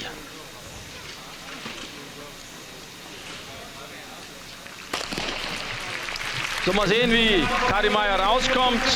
Auch Alenka Bikar, kein schlechter Lauf. Aber jetzt kommt Karin Maier und auch Merlene Ottey, die das Rennen hier in jedem Falle gewinnt. Und Maier wird Zweite und 11:42. Naja, die Zeit, man muss nicht den Mantel des Schweigens darüber breiten, aber ein bisschen mehr, gebe ich ganz ehrlich zu, hatte ich mir durchaus erhofft von diesen 100 Metern. Merlene Ottey gewinnt das Rennen gegen Karin Maier, die 11:50 bleibt. Also da muss mehr drin sein für Merlene Ottey, sonst wird sie bei der Weltmeisterschaft in Paris ganz gemein untergehen. Und der Doppelstart 100-200 Meter, ob das so die richtige Idee bleibt, das muss man auch erstmal abwarten. Hier sehen wir die Laufentwicklung noch einmal.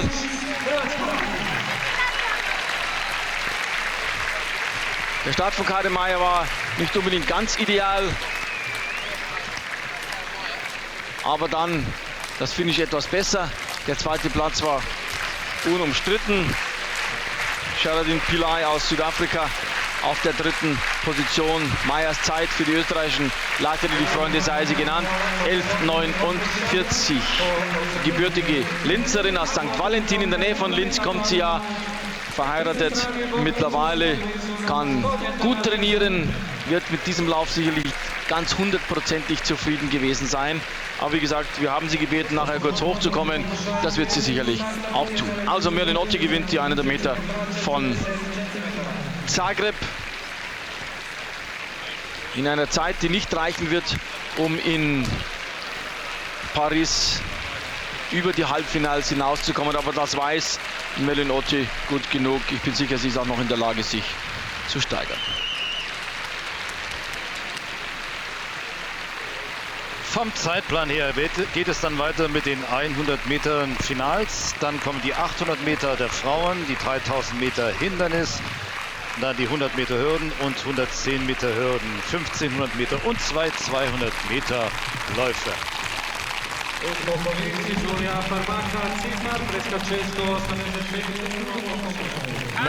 Merlene Ottey.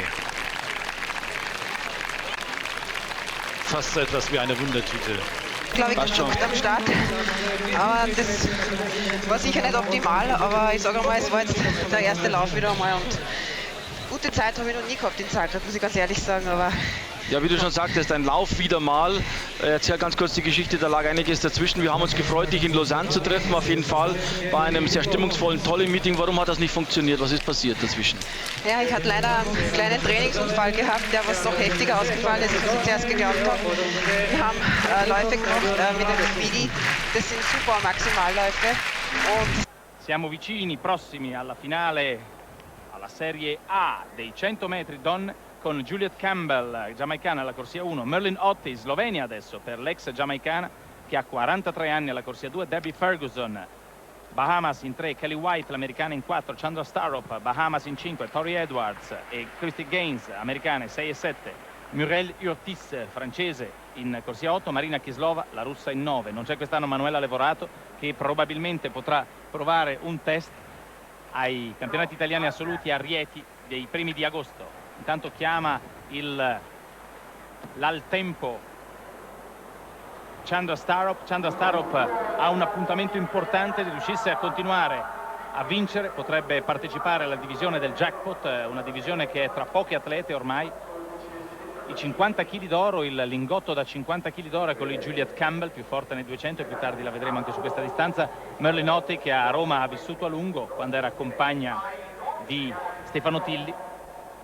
E dicevo di Chandra Starrup che deve continuare a vincere per continuare a rimanere in lizza per il jackpot, cioè la divisione del lingotto d'oro da 50 kg, che attualmente deve dividere con Maria de Lourdes Mutola, che più tardi vedremo sugli 800 metri, l'atleta del Mozambico. Addirittura dopo 2 sole prove, Oslo, i Bislett Games e il meeting di Parigi Saint-Denis allo Stade de France, solo 2 e sono atleti e sono atlete, quindi donne, hanno il long plan di sole 2 vittorie su 2, mentre nelle altre discipline della Golden League di quest'anno 2 vincitori per ognuna delle differenti prove. E l'attenzione è tutta per la Starrup, l'atleta delle Bahamas, qui c'è la partenza falsa.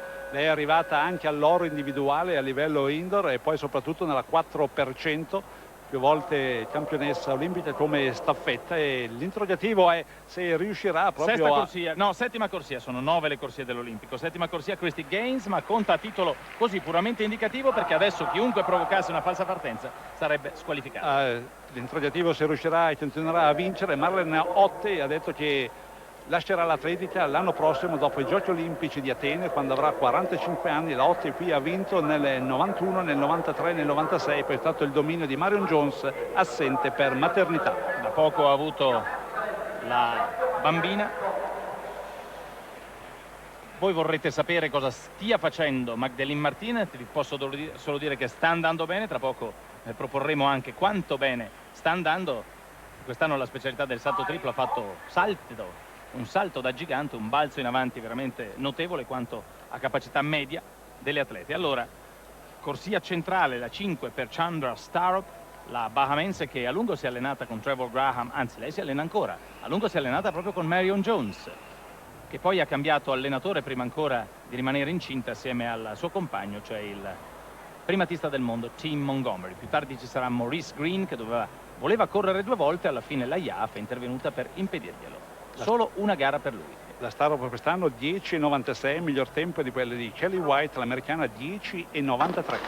Stavolta tutto regolare, parte molto bene Chandra Starrup. Chandra Starrup alla corsia 5, Kelly White al suo interno. Starrup continua in questo momento la numero 1, mentre si è stirata Juliet Campbell. Va a vincere Chandra Starrup e il tempo è ottimo, 10,89. Si è infortunata in prima corsia invece Juliet Campbell, che più tardi quindi non farà i suoi 200 metri. E Chandra Starrup in questo momento sembra essere una spanna sopra tutte le altre. 10,89, davvero un grande tempo, il vento praticamente assente, 0,0.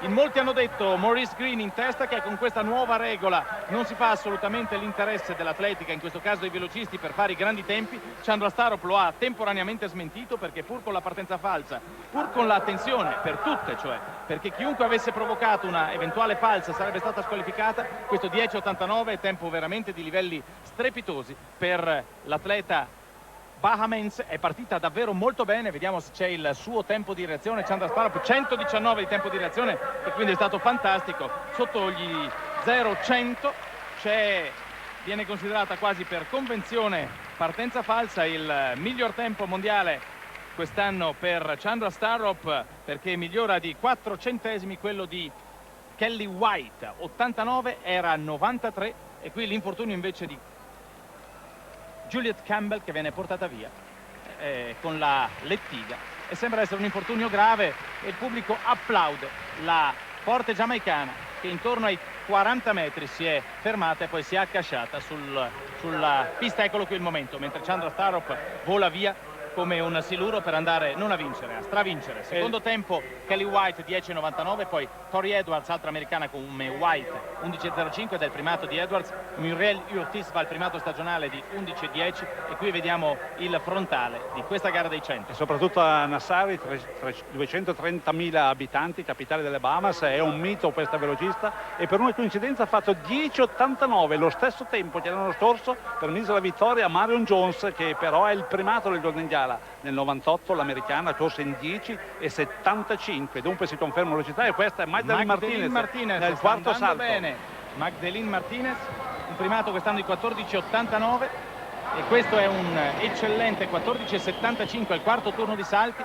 Ha saltato 14.47, 14.38, 14.49, al quarto turno ha trovato questo 14.75 che l'ha risistemata in terza posizione, mentre sta battendo la vincitrice di Coppa Europa a Firenze, Anna Piatich, la russa l'aveva battuto proprio di un paio di centimetri, 3 per la precisione. Stavolta Piatich non la batterà perché ha nel frattempo finito la gara. Sta andando benino Barbara La, c'è un piccolo punto di domanda, Barbara La è settima, la atleta nata a Gorizia, friulana di adozione, ha saltato 14 metri e 12, però poi ha preferito non saltare. Non so se in questo sia stata obbligata da un piccolo, si spera eventualmente piccolo, infortunio.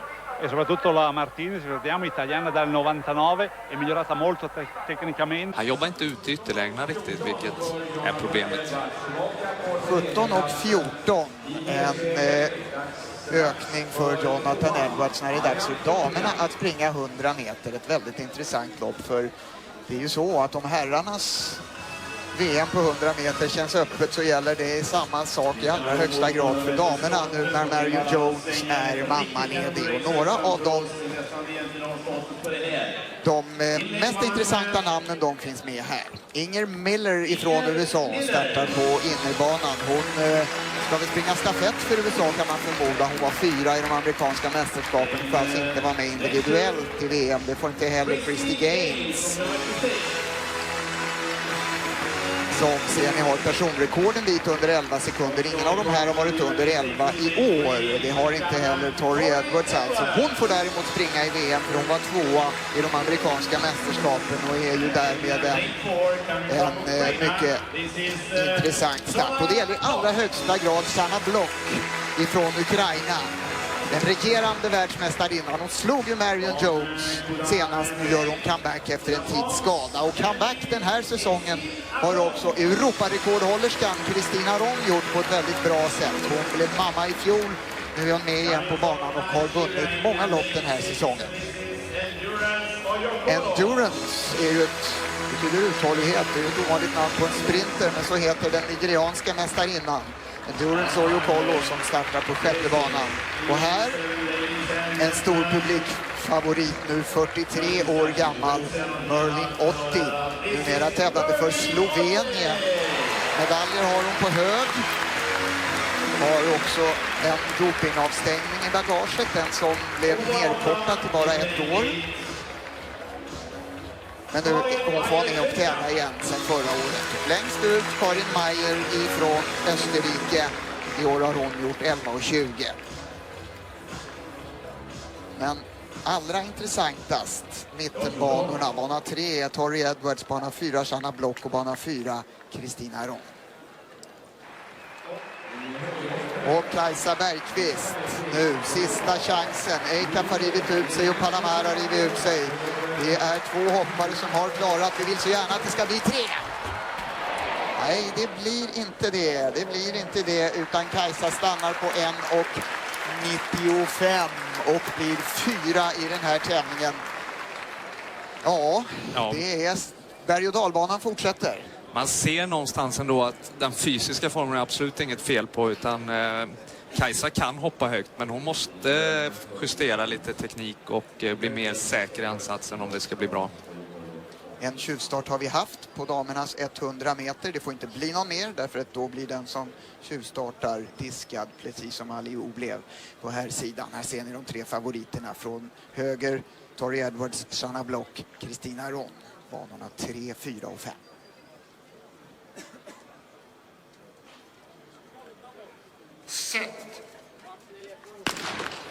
En mycket bra start på blocken, mycket dålig däremot på Aron. Jättestor skillnad mellan dem, men Tori Edwards är den som dominerar det här loppet. Och Aron kommer med sin klassiska avslutning, men vinner hon bana 2. Christy Gaines avslutar nämligen också väldigt starkt. De är nästan samtidigt över mållinjen de två. Tiden är 11:11 och vinden har mojnat. Det är bara 0,3 mot just nu. Ja, det gör ont igen nästan när man ser Kristina Ron som är så urusel ur blocken. Kan hon bara justera den där detaljen så kommer hon springa vansinnigt snabbt.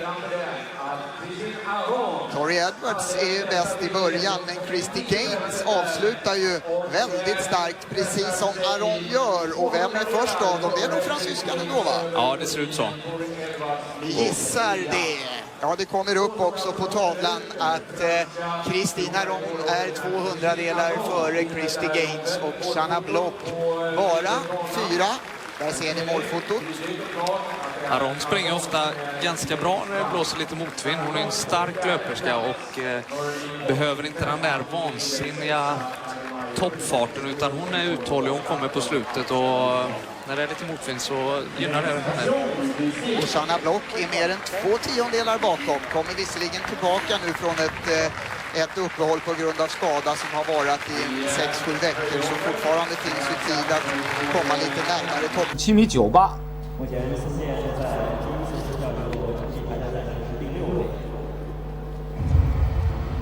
接下来将进行的是女子100米的比赛。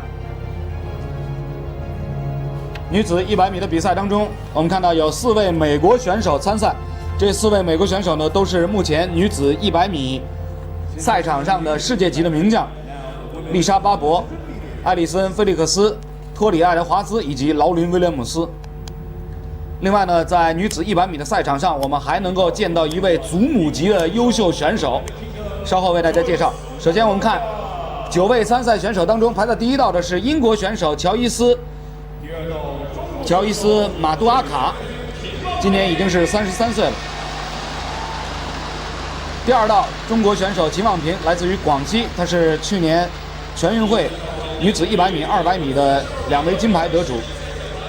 第3道祖母级的选手来自斯洛文尼亚，也是前牙买加的著名选手奥蒂，今年已经是46岁。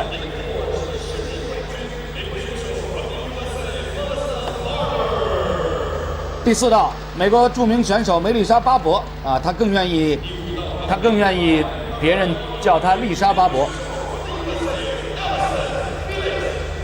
第5道美国著名选手艾丽森·菲利克斯。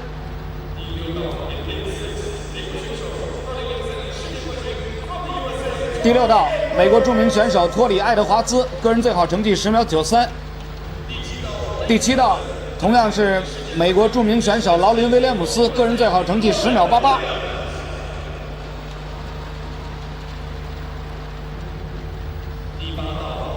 第8道牙买加选手埃琳·贝利。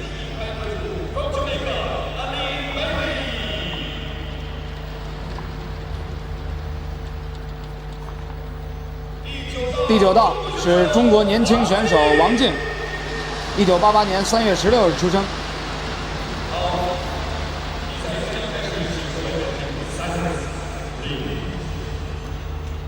在这次前来参赛的女子100米的9位选手当中，我们看到了美国的4大名将，以及年已46岁的前牙买加著名选手梅尔林·奥蒂。可以说，与奥蒂同时代的女子短跑的这个世界级的著名选手啊，包括女子100米世界纪录的保持者已经去世的格里菲斯·乔伊娜啊，包括有这个称霸女子100米以及100米栏2个项目的美国著名选手盖尔·德弗斯，可以说呢，与奥蒂同时代的选手，早早的都已经是退出了田径赛场，但是已经46岁的奥蒂仍然在坚持，仍然是在这个跑道上飞奔，而且今年的欧洲田径锦标赛当中，梅尔林·奥蒂以46岁的高龄，仍然是获得了女子100米的银牌。奥蒂是出生于1960年的5月10日，个人最好成绩呢曾经跑出过10秒74，今年以来的最好成绩是11秒41。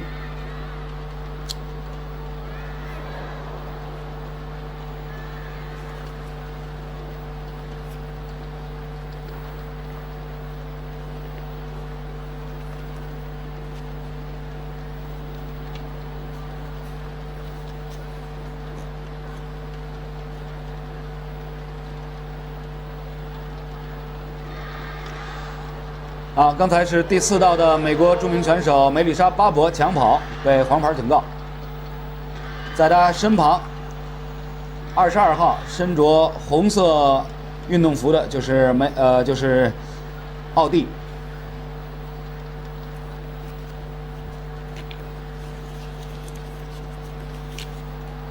女子100米的世界纪录呢是由美国前著名选手格里菲斯·乔伊娜在1988年7月16日美国田径锦标赛所创造的10秒49。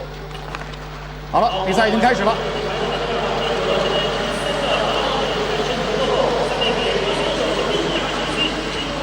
第五道，菲利克斯，11秒17，艾里森·菲利克斯。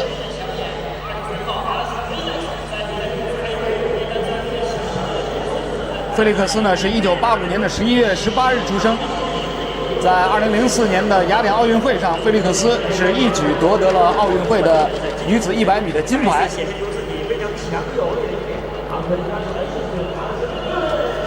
艾里森·菲利克斯，她的成绩呢是11秒17。从起跑的情况来看呢，起跑方面是第4道，美国选手梅丽莎·巴伯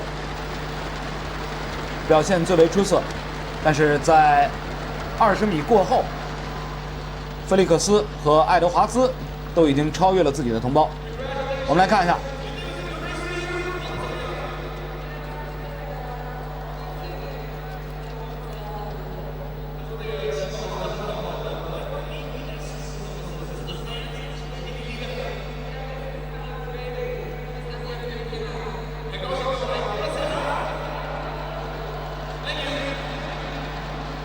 菲利克斯11秒17获得了冠军，托里爱德华兹呢是11秒27获得了第2名，排在第3的是牙买加选手第9道的贝利11秒41。